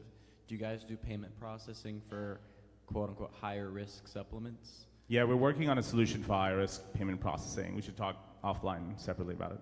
And then all of these metrics that founders should be looking at, I'm trying to build out using AI like dashboards, but they're not consistent and it's hard to rely on them, and then try to use triple whale, but it's not good. Like, to have the numbers down cold, does Flex have a system where you can kind of build your own dashboard? And I want to know how much did I lose from canceled subscriptions today, and how much I've made over 30 days from just this upsell, like being nitty gritty, but having it delivered in a very easy way so it's just not a million numbers, like a Shopify dashboard would. We'll make it even better. Every Monday, you'll get a report from us called Beacon that looks like an Instagram story on your business with all the numbers in text saying that, hey, this is how you did, this is what you need to improve, these are the issues. Even easier than like looking at a bunch of numbers on Triple Whale. Is there a discount to sign up right now? We're free. We don't charge anything, $0.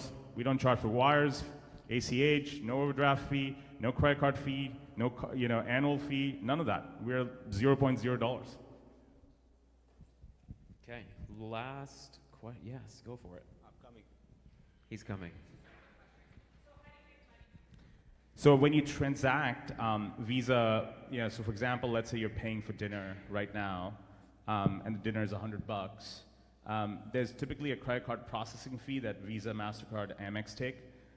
We make roughly 80% of that, right? So if they're charging 3%, we're making a percentage off that. We also make revenue from cash you deposit. So today the Fed fund rates are 3.8%, and so most of that is actually coming back to us. And as you're sort of sending money back and forth, there are transaction fees that the banks sort of charge. We get a percentage of that as well. Amazing. All right, thank you so much, Zade. Appreciate it.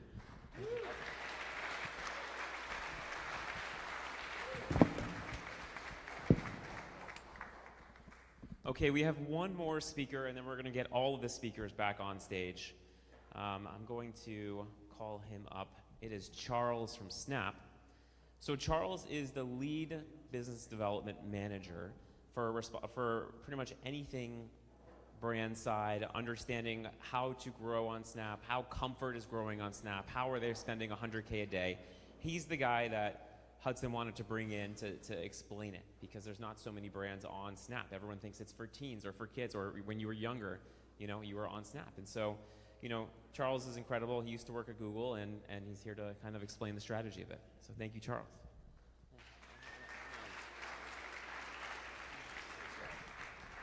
Thank you, Jared, for the warm introduction.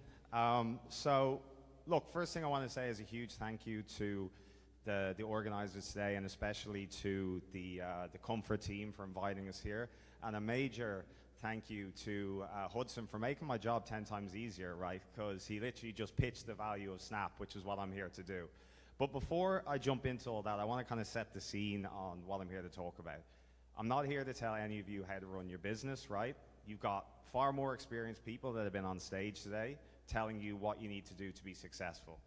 But what I do have is 15 years of experience running media platform side, and I've managed teams that have managed over $1 billion in ad revenue, and that has given me one thing. It's given me proximity to some of the best operators in the industry, and we're talking CPG, we're speaking direct to client, proximity to them, and I've had the chance to learn from them, and what I want to do is share a few pointers that I've noticed from them and commonalities amongst them that help them win as businesses.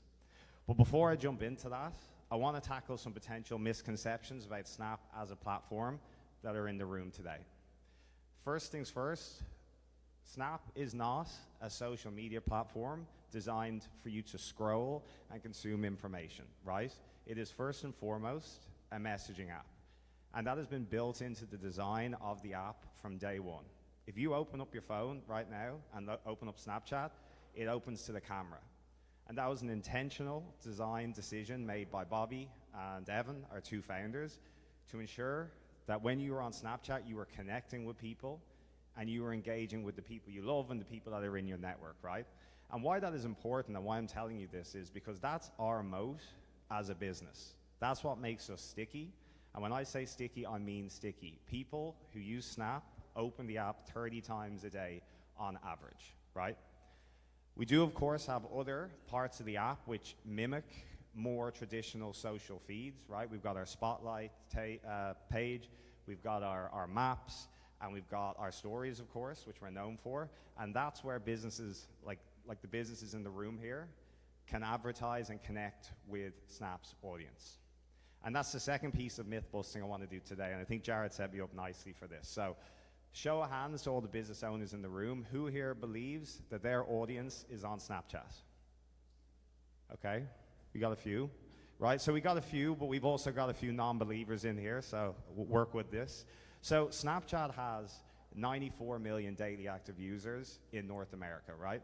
And they're opening the app 30 times a day on average, as I've already mentioned. So your audience is there, 100%.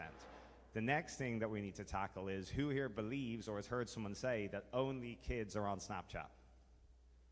Nobody? No one's heard that? Okay, a few people. 80% of Snapchat users are over 18 years of age, right? That means your customers of today and your customers of tomorrow are on our platform. And the last thing, the last myth I want to bust is that no one who uses Snapchat has any disposable income, right? 25% of our audience is 35 plus. They're the people that grew up on our platform and they're still using it today to connect with friends and family, right? So let's move away from Snap for a moment and let's talk about the businesses in the room today because that's why we're all here.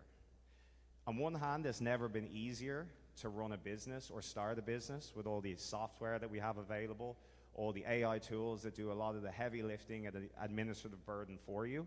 But on the flip side of that, and I've spoke to many of you today already, it's never been more expensive to acquire customers, right? We're seeing higher CPMs, higher CPCs, that's putting upward pressure on CAC, and we're having more people flood into the market. It's very, very competitive, and we're reliant on 1 to 2 channels to drive our growth. But there is people who are consistently winning in these markets. You see many of them on stage today. Take Comfort, for example. They are winning big, right? But they're not the only people. In every single category, there's businesses that are winning big. So what is it that they're doing that makes them stand out versus every other person in that category? Well, they do things differently. They test things, they trial things, and they identify opportunities that other people don't, right? So when we take that into account, let's look at Snapchat as a potential opportunity for other businesses. So Snapchat offers unduplicated incremental reach. And what do I mean by that? We have a unique customer behavior on our platform that allows you to incrementally reach people and achieve your goals, right? And this is what the top 1%ers are obsessed with. We've heard people saying that already today. I think Hudson himself mentioned incrementality is key. And I can talk to that because I had a front row seat to the D2C Ecom gold rush that occurred right after COVID, right? I was leading our growth team in Australia, and we worked with the 1%ers, the businesses in every single category that were consistently winning over and over again. And although they operated in very different industries with very different audiences, there was a few commonalities between each of these businesses. Number one, I've already mentioned it, they were obsessed with incrementality, and they were obsessed with channel diversification, right? Incrementality, they wanted to know if the next 10 to 15K that I'm putting into Meta, is that going to be the best use of my capital, or should I be finding a different channel where I can get better returns and better growth? In terms of channel diversification, they didn't want to be reliant or beholden to any one channel for their long-term growth. They know that you are one suspension away, you're one policy breach away from being off all of these channels, and they didn't want to be beholden to that. So they were obsessed with attention arbitrage, finding opportunities where other people weren't playing. And then the second thing that they were obsessed with was moving away from last-click attribution, right? Last-click attribution stifles growth, and it does not tell you the full value of your customer, of your channels, and your full story about your customer journey. And they were obsessed with moving away from it. Every single one of them, without fail, was using some form of third-party attribution tool that they were ingesting their platform data into to tell them what channel is working best for me, and they were making decisions based off that. So that incrementality piece is key, as I've said, and the reason we are incremental is not because people aren't on the other platforms, right? Our users are on TikTok, they are on Instagram, they are on YouTube, but it's their daily habits. So we know that 50% of our users are not on YouTube every single day. We know that 40% of our users are not on TikTok every single day. And we know that 30% of our users are not on Instagram every day. So what that means is there's no other platform in which you can reach people at the frequency at which you can reach them on Snapchat. And that's the incrementality piece. And if you don't believe me, believe Hudson and the Comfort team, right? I think that they won't mind me sharing this because it is a case study on our website. But they've been using Snapchat, as you've heard, as a major, major part of their diversification strategy. And they're getting incredible incremental customers off the back of it. So again, I think we're all here today to hear from these amazing leaders in the space, and they're saying that it is a platform we should be paying attention to. So ask yourself the question, is that last 10 to 15% of budget that I'm putting into Meta, is that the best use of my capital, or can I find a channel that will help me de-risk and find another performative channel that can help me grow in the future? And the last thing I want to touch on is last click attribution, because I did talk about it briefly there. It is the standard it has been the standard in the industry for so long because it's the easiest thing, right? It's easy to see that was the last thing that impacted the conversion, but ultimately it doesn't tell the full story. And to bring this to life, I want to try and use an analogy to make it a bit simpler to understand. So who here watches March Madness or is watching March Madness, the basketball? Okay, we got a few hands. So for anyone who hasn't been watching it, very big basketball competition, college teams playing each other. So my team has been going crazy about it. They keep talking about their bracket. So I only moved to the States a year ago, so this is my first time watching it. And on Sunday, Duke played UConn, and Duke are heavy favorites. They're up by 19 points, and UConn comes storming back in the fourth, and they hit a game-winning shot to beat Duke. Everyone goes crazy. And the guy who hit the game-winning shot is a guy called Braylon Mullins, right? But what they didn't see in that process of play, or what no one was talking about, was the person from Duke who stole the ball, or sorry, the person from UConn who stole the ball, the other person from UConn who distracted the defenders and passed it to Braylon Mullins, and then Braylon Mullins, of course, hit the shot, and everyone goes crazy. So what I'm saying is Braylon Mullins is last-click attribution. And the problem with that is Braylon Mullins is actually not a very good three-point shooter this year. So if they continue to optimize towards that for the rest of the competition, UConn are not going to win the competition, right? And that's what businesses are doing every single day. They're optimizing towards last click, the final conversion, and they're getting suboptimal growth goals, or they're getting suboptimal results and suboptimal growth.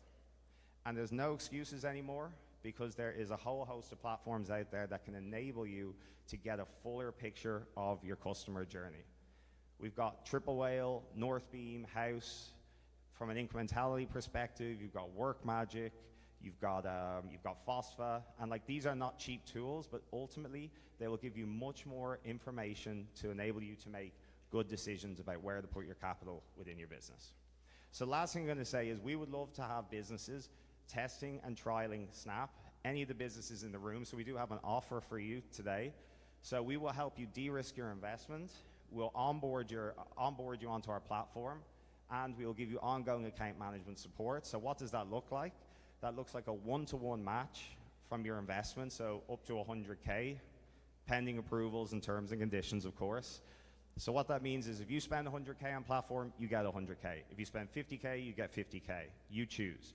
We have an onboarding team that will do the heavy lifting for you, that will get you set up, and then you have ongoing account management. We do believe that there's multiple businesses in this room that could really win on Snapchat this year, win like Comfort are doing, win like thousands and thousands of other businesses are doing. So myself, Gabe, Maddie, and Sophia are all here, and we'd love to chat at the break if you're interested. So thank you for your time.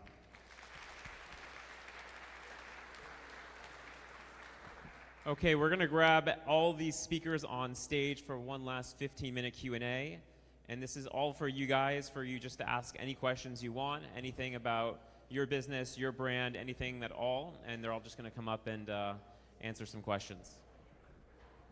Just give us like 5 minutes to set up.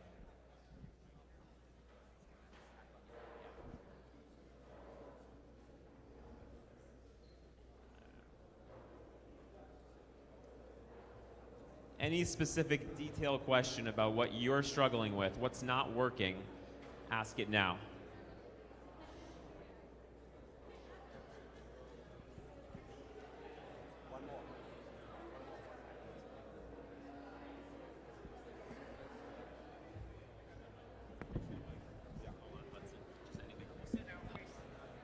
Sarah, if you want to come on up. Yeah, one more chair, please. Chair? There. One, yes.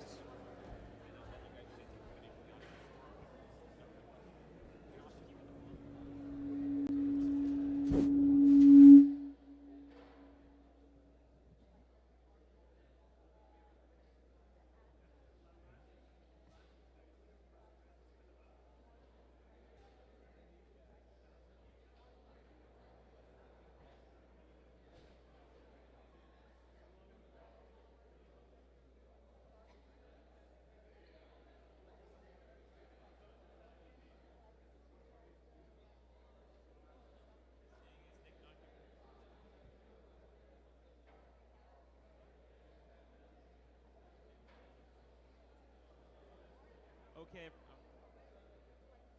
1, 2, test 1, 2, test 1, 2.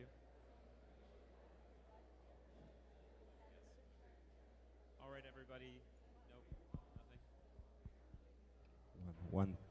Test 1. Okay. All right. We're gonna do this just a 10-minute Q&A. I just want to go down the line real quickly here, and by the way, Jared, great job. You're crushing it. Like, I don't think, round of applause for him. Hell yeah, Jared! Yeah. All right. I would love for each of you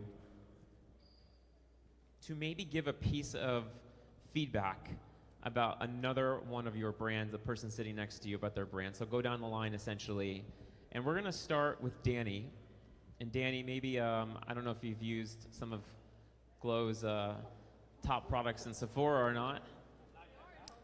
Not yet? Oh. Is it We're on? in Hong Kong, by the way, in Sephora. I don't think the mic's on. Oh, hello, but there we go. Yeah, okay. Yeah. So maybe if you could give some feedback on Glow and Comfort and where they are based on your background, and any feedback you'd give, I'd love to hear it. Yeah, I mean, unfortunately, I haven't used your product yet. Yeah, but yeah, Hudson, I think, very interesting, right? So, I've gotten to know Hudson over the last month or so, and again, I think our first call, we got along really well. It was a founder-to-founder call, and then I was so inspired by even Hudson. So, I rarely get inspired because I actually meet quite amazing people. I was actually inspired by Hudson because after the call, I'm like, shit, if he can sell $1 billion worth of hoodies, I believe I can sell $1 billion worth of supplements. right? Because I was thinking my next 3 years I'll get to 500 million, right? And then now that after that call with Hudson, I'm like, you know what? We gotta rethink what our limit is, right? And try think bigger, go after the bigger TAMs. But now, yeah, and then I started looking into all the stuff that he was doing with affiliates, TikTok, all the different things he was talking to me about. You know, even our call with Vitamin Angels, we got that already. We're launching with them. One sec, Danny. Everybody, be quiet, please, so we can talk. Thank you so much. Just be quiet. Thank you. Thank you. Thank you. And so it's inspiring to hear how he's approaching his business. Again, one thing that really impressed me was, hey, he has only 85 people doing $1 billion. That's like unheard of, right? And again, I thought I was doing good, right? It's like, I don't want my, good thing I spoke before him, right? Otherwise, no one's gonna listen to me, right? So again, and he's so open about sharing his playbook. And then that's key, is like, you gotta learn from people that have done it before. As founders, everyone wants to give you some advice. I don't spend any time listening to people that hasn't done it before.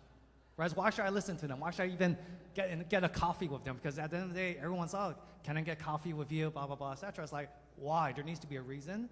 So as early founders, just listen to people that have done it before. They'll give you so much better advice than anyone that has not done exactly what you're trying to do, right? Okay. Glow recipe too. No? I haven't used her product, so. Okay. Okay.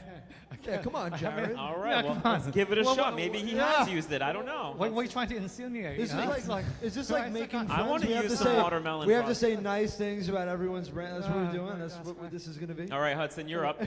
Glow recipe. I first. use Glow Recipe. Thank you. That's why So your fuck. face is so shiny. Now Danny's like, well, I'm not really your target demo. Meanwhile, I have like 7 products at my house. But you said you like the colors too that match. I love comfort it. hoodies. No, oh He my also God. said it helps with hair growth. All right, let me give some compliments to my peers. Well, she's a killer. Built unbelievable business. I mean, oh my God. But look at the bottle designs. Look at the branding. Look at the color. It draws your eyes. Like, look at how bland everything looks, and then look at her shirt. Like, everything is color. It's like color equals conversion at Comfort, and that's been amazing for us. But like, when I look at her brand, I'm like, everything was. It's not a ready stock product that you get from a manufacturer and you just put a label on and you call it a day. Like, everything is developed from the inception of like how the bottle is designed to like all the topography to the product to how it's used to like making sure that it works, because you can't go to Sephora and crush it and then like botch the entire thing by not having a good brand. She fucking killed it. And also, like, it works. I was a sucker for the watermelon is it BHA or B? Yeah, the toner. Oh my God, I was using that. Niacinamide I was using. I don't want to get into my skincare routine. Everyone's going to steal it. But it was amazing. And I think that... You're glowing. Yeah, I am glowing. See, that was good. That was, no pun intended. So, amazing. She's done an incredible job. Danny, I mean, like, I don't know. I don't fucking know. Because he did it in 11 months. Like, it took me years to figure out anything, to even realize, like, my website looked like it was built with a banana. Like, it was horrible. And it took me years and years and years and years and years to figure out anything. And he's scaling. He built the relationships. He has David Beckham. He has Giannis. Like, he understands a part of business that I don't believe many people do. And I think that, like, a lot of the questions that you guys should be asking or wanting to see is, like, how the fuck did you do it? Because to me, it's like, I pull the card of like, I built it with no celebrities, but like that's like kind of a flex, but like, it's also like, I had no other choice. I was broke. And also on top of being broke, I had no idea how to get in touch with celebrities. So he's built this. And then, yeah, like one of the things that he said that I really loved was like, David Beckham, like, he's not gonna put his name behind a shit brand. It's his reputation. No one's gonna go like yell at Danny. They're gonna be like, David Beckham, your brand sucks. But he believed in Danny and was like, dude, I know you guys are building like the future of supplements. And I was already using the products before I knew who he was, because somebody gifted it to me and I was like, oh my God, I love this. And I put it in ChatGPT, swear I did. And I had my multivitamin and then I had IM8 and I said, tell me what's better. And I gave it a bunch and it was like, IM8 wins out of every single product you could try. So then I started taking it every single day. Because when I get sick, I get really sick. It's like 6 months of sickness. So I'm like, I want to do everything in my life to not be sick again. So I started taking IM8. Jared sends me some matzo ball soup. Life is good. True story. It's actually a very true story. And then Zade is unbelievable. I mean, he's built and sold companies before I even started Comfort. The connections, he knows everybody in the world that you could possibly want to meet. He's a fucking genius. Like, if you look at his IQ, if someone did an IQ test, it would be a little bit scary, like him compared to me. And you just kind of see like the way that he thinks about life and business, and you're like, oh my God, like this guy is like an absolute animal. So I think with him, like what he's building with Flex, like, so we were gonna potentially do a panel with him and I talking. And I said to him, I don't know enough of what you know to like actually make the impact that I know you can make talking about it. And I know that he spoke and talked about a lot of this with you guys. It's like, there is a difference between what he's building, what everyone else is building. He's not the type of guy that's gonna go build a new company and have it be like everybody else. And that's what I try to teach you guys. It's like, if you're building a company, don't be like the next company that's like your competitor. Like, you have to be different. You have to have a differentiation of your product versus everybody else. That's why people are gonna buy from you. That's why people are gonna fall in love with the marketing. That's why they're gonna really like love the creative aspect. Like, you need to build something different, and that's what he's building. I mean, I could go all day about like how impressive I believe he is, and like how he's cultivated so many relationships and met so many people to help build his business, but also understand his market. Like, there's a lot that goes into building a company of this magnitude, and he's done a great job with that. And Jared, he's a good guy. He does a good job. I concur, good guy. Let me do a little bit.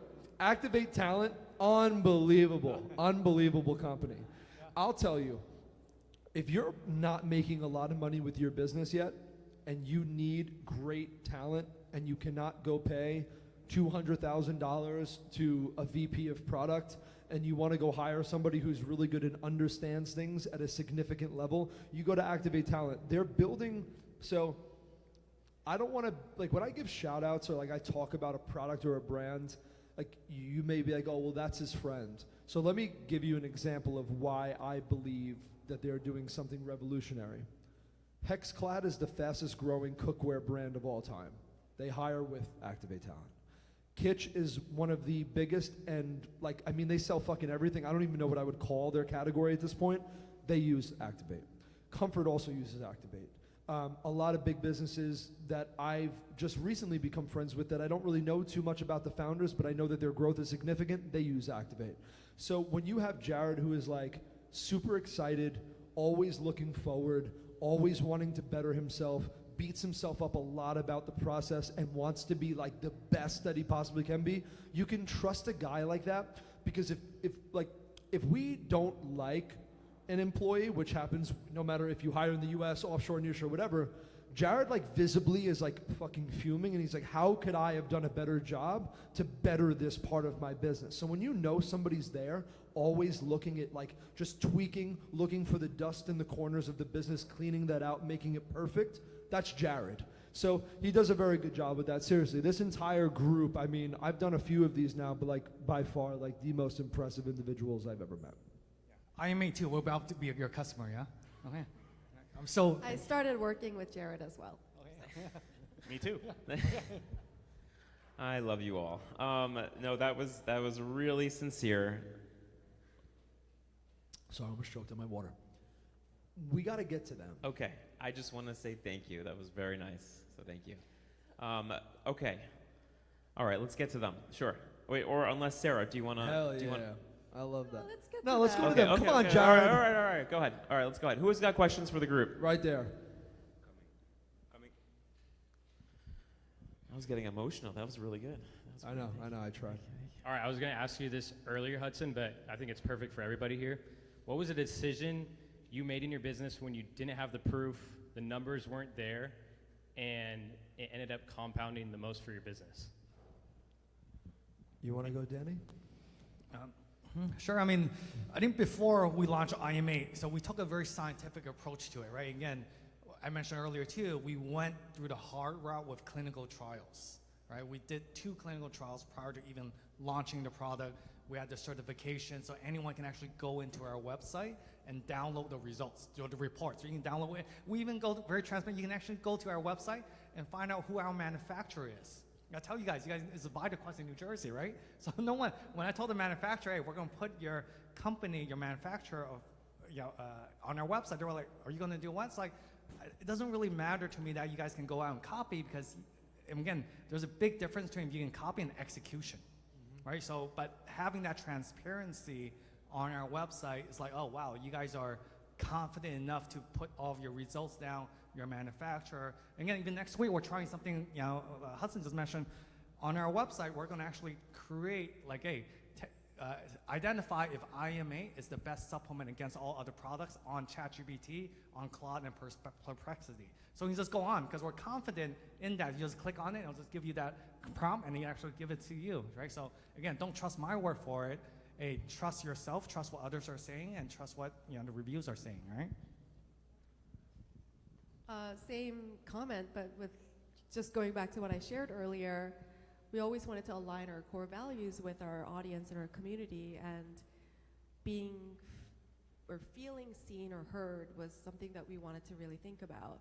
And so on our social, we wanted to make a pledge and say, as a beauty brand, and for the skincare brand that we are, we wanted to pledge to everybody, like officially, publicly, that we will never use words that are unrealistic, like perfect skin, perfect complexion, ageless, flawless skin, poreless skin, because we all need pores. Everybody has flaws. These are all unrealistic, and we wanted to dismantle this traditional norms of beauty. And when we first came up with this idea to make this really public and promise to our audience, and we said, hey, like other founders, let's make this a movement, like let's do this together, so that our younger generation, especially those that are looking at their social media, comparing themselves with others, always feeling insecure and having imposter syndrome, how can we make sure that they all feel like everyone is going through the same ups and downs of their skincare journeys? And a lot of people actually pushed back and said, well, we have campaigns that are called perfect complexion, perfect whatever, like product names are called perfect skin. So it's just too much for us to even be part of this conversation now. We agree with you that that makes sense for the future, but it's just hard realistically to do that. It was hard for us too, because we had to audit everything just to make sure in the past we've never used those unrealistic words. It was a whole undertaking, but we decided to do that. And when we did make the pledge, it was the just the amount of engagement that we saw, where everybody was like, we needed to hear this from a brand. Nobody spoke about this. This is why I will always come back to you guys and purchase from you guys. That was definitely a big moment of, I would say, a turning point with our community. And I think we really gained a lot of loyalty out of that. That was great. I think we needed to create this feeling and sell the feeling in a way that no one had ever seen before in clothing. So, like, the ideation around comfort was, if it's like a one-stop shop for everything comfortable. So everything that we wanted to do was like affordability with luxury feel, and then like have everybody talk about it in a way that you would never hear another brand in the same voice. Like you would never have another voice on social talking about another product that did what our product did. So we wanted to really make sure that we were different. Now you'll hear brands that literally verbatim copy us and say the same shit, but it's like you know where they're getting that from. Ours was real. Like my manufacturing story, I sent like 12, 16 hoodies to my manufacturer, and I said, build me a hyper hoodie. I said, get the softness from this company, get this from this company, and then build me something incredible. It actually was so good to the point that it was very hard to get other manufacturers to like do it the way that we wanted it done. Because when we go to other countries and say, hey, we want to develop it just like this, we had a really hard time, because the way we brush our fabric, the way that we build our product, it's not just like a random hoodie that you put on. And like people like to say like, oh, you built like a hoodie brand. It's like, there's so much more to the way that we develop the product. And a lot of people can say like, oh, like IM8's like a multivitamin. It's like, dude, no, there's so much behind what he's building. Or like Glow Recipe, like there's so much more behind the product. Like you can't just go take it and duplicate it. Or if you try to, it's just execution is different, marketing is different, the culture is different, the community is different. So in the beginning, like you have all of this as a vision, and it just becomes like the process of like, how do you execute it? And then once somebody is like, oh my God, light bulb goes off, this is the brand that you have to shop at to do and buy XYZ product. Once you become that company, it's just duplication at that point. Like that's exactly how we were able to take it from like the early days to like the actual vision of like growing the business. What were the hot points and the levers that we needed to have as a business to like make people believe that this could be what we thought it was. I think one point I want to touch upon with Hudson is that you have to be different, right? I think a lot of people, they just try to copy and then expect the results to be great, right? And then if you're not different, no one's going to care, because then you'll be like second or third, right? And giving a really great example, because a lot of times people ask me about the celebrities, Beckham, blah, blah, blah, et cetera, right? A great story is actually of what didn't work, and because there's a brand who actually here launched, you guys know Lionel Messi, of course, right? Arguably the most recognizable figure in the planet, right? 500 million people follow him on Instagram, blah, blah, blah, etc. So he launched a hydration brand last year, right, called Masterclass, right? Got a lot of attention early on. There were lines of the retail, etc., and they're shutting down. All right, what happened? They actually just copied Prime. Exactly Prime, right? But they had Messi and they copied Prime, but you don't do that. That's like just not smart positioning, right? And they had backing, they have financial capital as well, right? So you have to be different, and that was kind of like the easy route. They just thought maybe they just have Messi and this will continue to, people will buy the product, but once people try your product and if it's not a good differentiated product, they're not gonna come back. So a lot of times founders are also not realistic with themselves if this is really a differentiator of good product. So you have to be realistic and yeah. I'll just add to what Danny said. I think one way to think about this, so besides running Flex, I'm a venture capitalist. One of the things that you see in the companies that succeed is that they're really, really, really good at understanding the problem. What is the freaking pain point you're solving? Because oftentimes there are tons of solutions out there in search of a problem. You don't want to be in that category. You want to be Advil. Like Advil is one of the best products on the planet, because when you have a headache, you take Advil, right? The other piece is, if you want to build, a $1 billion plus company, right? The reality is that most humans think in very binary, simple terms. Square peg, square hole, right? When I have a problem, I think of a brand, right? And so if I were to just sort of demonstrate here, anxiety, comfort. Better skin, Glow. Better energy, IM8, right? So most people think in those terms. And so you need to sort of figure out what that single word like square peg, square hole is of your business. In my case, finance, which sucks, right? And how do you make that better? That's really it. Who else? All the way in the back, sorry. You were a little late with the hand. I would have picked you. Hey, my name is Benjamin. Thank you for a wonderful day today. This has been amazing. This is a question for everyone on stage. All you guys are very busy with your current business. Obviously, it's successful, booming, everything's growing. But at your level, you're probably having a lot of conversations with a lot of people all the time.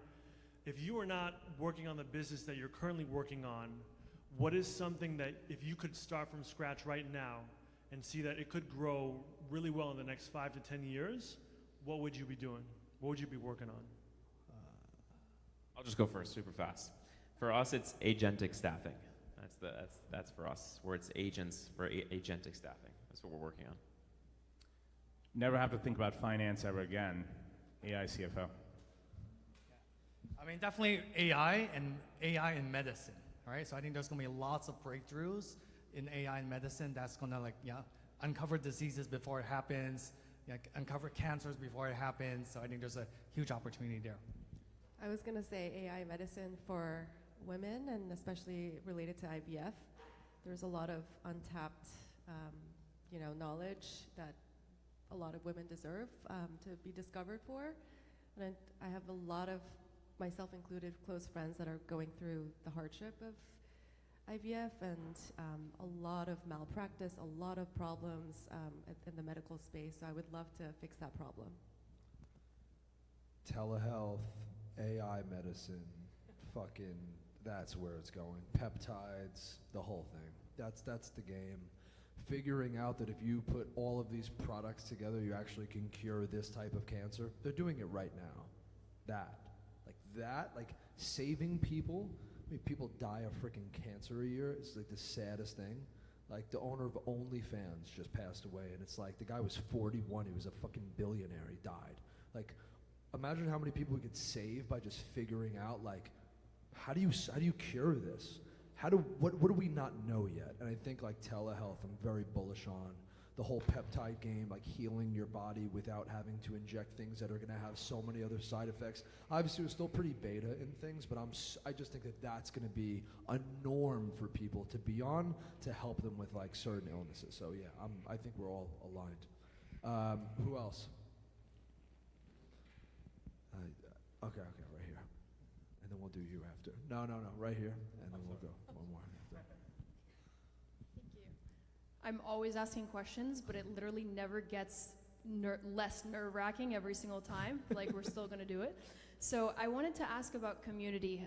It was one of the biggest things that like bloomed my business, at least. I have my brother who I wanted to give a shout out, who's right over here. We basically built a business up to almost 8 figures from literally a community through organic content. So Hudson, I know you've done this incredibly well. Same thing with Sarah, and also Danny, of course. You guys have built communities within social media, not even specifically affiliate, but within your own customers. What are some of the best ways to really like build that community and keep people like close and actual fans of the brand? You can go first. Okay, I'll go first. Yeah. For us, it was a few things. One, we needed to make sure that they felt like they're part of our decision making. So everyone feels extra invested, not just in the product, but in the business and the company and the future of the business. So that is a really important unlock that we initially figured out. I think secondly, in a more pragmatic way, they all want to be heard and seen. And so how do we do that? It's through the campaigns that I listed, but also physically answering them, physically giving them responses. So actually, it's just a non-negotiable at Glow Recipe that we don't have any comments or DMs or emails unanswered within 24 hours. It is our #1 rule. And we also start internally. You said Monday morning meetings are really important. Same, I totally agree with that. So Monday, 9 a.m. our time, we always meet, the whole company. And how do we kick off the meeting? Our customer care team with the social media team presents first. We don't start with numbers. We actually start with a community team that presents what some of the highlights were, if there were pluses, some constructive feedback, whatever it might have been. There's like a whole sort of series of highlights that the team presents. And it really grounds us. It gives us purpose of what we're doing, why we're doing this. I still read emails every single day from our customers. And I remember the first time I read an email from a 70-year-old woman who said, your products actually made my husband look at me differently. I can now finally take selfies. Those are the moments that you don't forget and keeps motivating you. But also it just goes both ways, right? So it's a constant back and forth, the feedback loop, but then the team being very diligent and focused on making sure everyone feels heard. That's how we do it. That was great. I can double down on that. But like when you said that like customer support starts the meeting, they just looked at me. They're like, "You never let us talk." I think like you have to have like you have to show that you care. If you just show them that you care about them, because I kind of answered this question throughout like when I was speaking, like If you show them that you care and they're not like just like replaceable or they're just like a number, and that you really care and like the decision making is super important. We don't launch a product without our creators saying this. We just don't. If they do not give us the green light, it doesn't come out. Our customers get to vote on it. We have 40,000 people in a Discord that get to vote on it. We have 500 people we have hundreds that get sent product that get to vote on it. Like everything that we do involves them. We don't launch a product without them saying, hey Hudson, team, this is a great idea. We have creators that come to the product meetings and they'll literally get on a product call with us and they'll talk through why they like this or why they don't, or why they like this color or why they don't, or why they like the functionality or why they don't. So when you like bring them into the business in such a way that like they're a part of it, they're a piece of it. Name another business. Does Nike do that? Does Abercrombie and Fitch do that? Does fucking North Face do that? No. So like if you have that and they don't, then you're gonna beat them because you're doing things that are better, not just for right now, but for the future. How many businesses had a good run and then they go poof and you never hear from them again because they lost their. Just be quiet in the back, guys. Thank you. They lost their touch with their core audience. They forgot what made them them. We won't ever lose sight of that because we have the right people behind us that are always giving us the vision. Yeah, so I'll talk about, of course, we have 100% of our revenue is DTC, and 90% is actually translated on our own website. But one thing that I think we've been able to do very well from day one is actually build our offline community, right? And that actually starts with having our doctors and scientists actually on physical events, because usually every 2 to 3 months we're actually physical events where our scientific advisory board members, they talk about the science, they talk about the background. I'm there showcasing the brand. So I think that's actually very important because nowadays, especially with so much AI on socials, what are you going to believe, right? You're very likely going to believe that doctor or scientist that actually stand behind the product and talk behind the product in front of 100, 200, and 300 people. So that's something that we're actively building out, is that offline community element, which I do believe is going to be so much more important in the days, weeks, and months to come. You know what's funny? Flex, we're doing about 7 billion in payments volume. We're just under 1 billion in valuation. We've been around for a few years. We only started running ads 6 months ago. And even today, we spend like 200,000 a month, which is nothing for most people in this room. And the way we got to that scale is actually 100% focused on community. We actually modeled this thing called City Manager. Kelly, shout out. Kelly joined us as our Miami City Manager. She ran partnerships for Mayor Francis Suarez. And so we just empower, our city managers to go do events. Valentina here, round of applause for her and God for doing an incredible job today. We do these types of events and it's just awesome. Like you're meeting each other, you're learning things. This is the most organic way to sort of learn and sort of be part of a movement, right? And so I'd say like community-based marketing is actually very underrated, and it works in every context, works in D2C, works in B2B, and so on and so forth. Jared, we're looking for a city manager in Miami, huh? Done. We're going to do a quick speed round, and all you have to do is give a one-word answer. We're going to do 2 questions super fast. We're going to go right down the line with Zade first. 1-word answers, 2 questions. First question is, what is your biggest bottleneck right now? Hiring. Yeah, I think it's part of that hiring and actually unlocking spend further, right? Yeah, so I think unlocking spend on Meta, yeah. Inventory management when product is sold out, because we manufacture a lot in Korea, so it's a constant bottleneck. That happen a lot. Yes, constantly. Inventory. Tell us about your inventory problems. There's a lot of them. Okay. Just in 1 word, you're right. Okay, 1 word on the next question. Final question is, what has been your biggest success in Q1?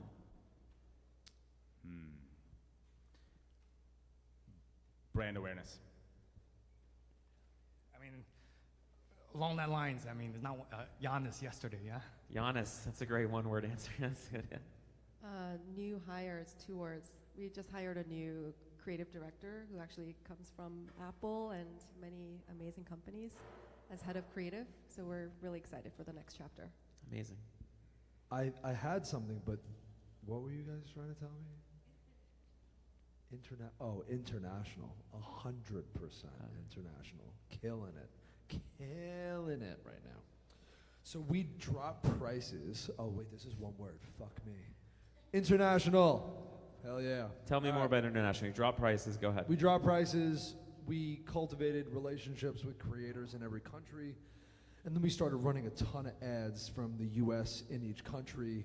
And we just talked about how we're doing so well in the US and now we're launching in these countries and we're really promoting our heaviest like hitters in the US. And we went from like 60,000 a day to like we're doing almost 300,000. We did over 300,000. Was there a any day. styles or anything different that hit internationally that didn't hit in the US? No, like the airplane mode hoodie is just like super viral, so it's gonna work. But like the blankets, we'll be the biggest blanket provider in the US like this year. Danny, you're international, right? Yeah, so I think on international, I think that's part of one of the reasons why we were able to grow so fast. From day one, we went international. We shipped to 31 countries when we launched. And that's super hard for supplements. Yeah, Because yeah. every single country needs a different type of supplement label and requirements. Correct. It was That's very, why very no one's difficult. doing it like he is, because it's fucking hard and everyone wants it to So be easy. thank you, Sam, for doing that. So Sam's my team. Yay, VP Sam. operations. Oh, Yeah, I Sam. asked Sam. We Yeah. need to hire a Sam. Lauren, you need to talk to Sam. We need a Sam. Just don't hire Sam, huh? No, we're not hiring Sam. But yeah, that's definitely it. International's been the biggest win. All right, what else, Jared? And then I want to wrap up with one more question. Actually, no. We'll wrap up like this. Do one more. Hit me. Rapid fire. Okay. Q2. Biggest launch. Can be anything, product, AI. It doesn't matter what it is. Q2, your biggest launch. Stop looking at your team, Hudson. You got this.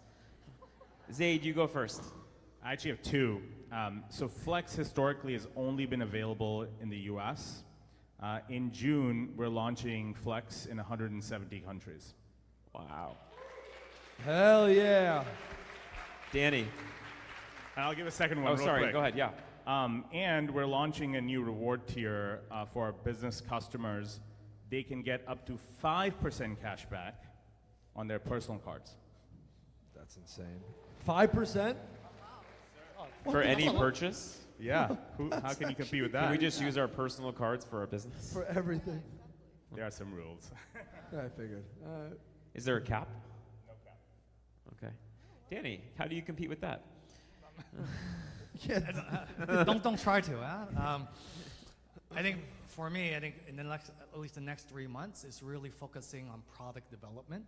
Yeah, because I think, again, to be fair, we actually have a very simple business. We only have 2 skills, right? So we did that on purpose because we actually wanted people to know us for creating the best all-in-one powder supplement. Because a lot of people ask me, hey, why don't you create this and that, blah, blah, blah, et cetera. It's like, you want your customer base to know you for something first before you expand into a wider skill set, right? You want to build that trust and credibility, but to be fair, I haven't really been focused on the product development side too much. But now, like this quarter, I'm like all in on product development because again, I see so much gaps in terms of supplements, the lack of regulation, a lot of sugars and all these stuff that shouldn't be in. So this is where we want to put science back into this category. Amazing. 3 things. We're launching a moisturizer. Moisturizer is the #1 category in the entire skincare space. So we have really key bets on this, and it's a truly unique product that I actually just came back from Korea, from the labs, and I was with them producing and making. But it's going to be incredible, so I'm very excited for that. It's going to be within the watermelon line, so you should try it. Secondly, we're already in Europe, and we're actually in 40 countries right now. But in Europe, we had a distributor, so we're actually pivoting and going direct to Europe. So very exciting. So we have a team dedicated. We just hired somebody in Europe for that. So that's a big launch too. Thirdly, because we're manufacturing a lot and product developing a lot in Korea for skincare, we're expanding our team on the ground in Korea as well, with at least 6 people. So we can chat more too, Jared. But that's also another Q2 initiative. And last but not least, and the most prettiest, let's hear it. Oh, thank you very much. We have retail working. It won't be Q2, but I want to say retail's so good. We have like net new, like really different designs for product launching. Like we have the Nurture hoodie for women who can breastfeed while wearing a hoodie. We have a sensory hoodie, which is going to have like we're working with therapists that are going through the designs inside the pockets where there's a pattern inside that will actually help calm you, like it's clinically proven patterns. We want to make sure it's perfect, so we've kind of delayed it out a little bit. We have like anxiety and like stress relief balls in the kangaroo pockets. We're doing a lot of really fun stuff. We also have a hoodie coming out that's going to have a neck and back lumbar support when you fly, so you could blow into it. It's actually going to be lumbar and neck. Like, that's crazy. So we actually were somehow able to make that.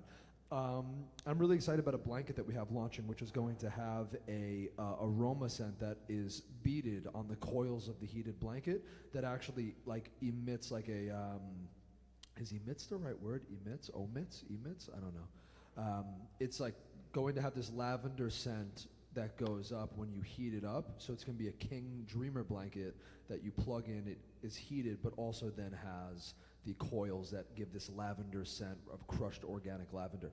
So we have a lot of really fun stuff that we're bringing in. Again, it just comes down to like the things that I say all the time is like, you need to bring utility to product in a way that's never been done. You all here should be thinking about your brand, and you need to have, just because I locked eyes with her, you need to have an incredible product team. Like, you need to have like a fucking dialed team that like makes, because I'm crazy, guys. Like, I send voice notes at 1 o'clock in the morning. I'm like, we gotta do this. We gotta come out with this. And like the team's like, May's like awake and she's like, okay, we'll do this. So it's like, we need to have that. You need that on your team. So yeah, your ideas, you're the person spearheading. You're the founder. You're the visionary. You need to be the one driving that, but you need to have the people around you actually get it done correctly. So we're super excited about that too. But guys, listen, I want everyone to mingle for the rest of this. We're almost done, and I appreciate every single one of you coming out. So thank you guys so. Thank you guys, thank you Hudson, thank you Sarah, thank you Danny, thank you Zade.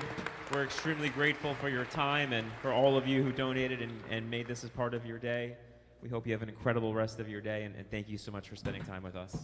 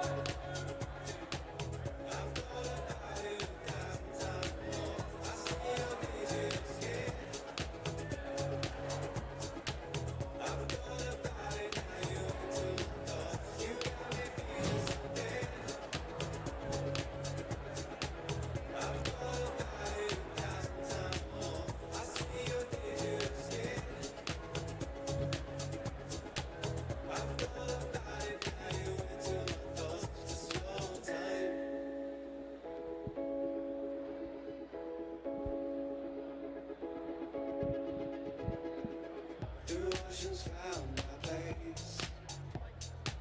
Swimming through water, remember when I made you feel safe? Took courage to be real. Was all the hotel they rupture our pleasure fits the bill?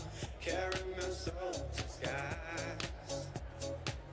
Blue years back moments that promenade, we tell no lies, we journeyed up the hill. Hi guys, we have some food and drink outside.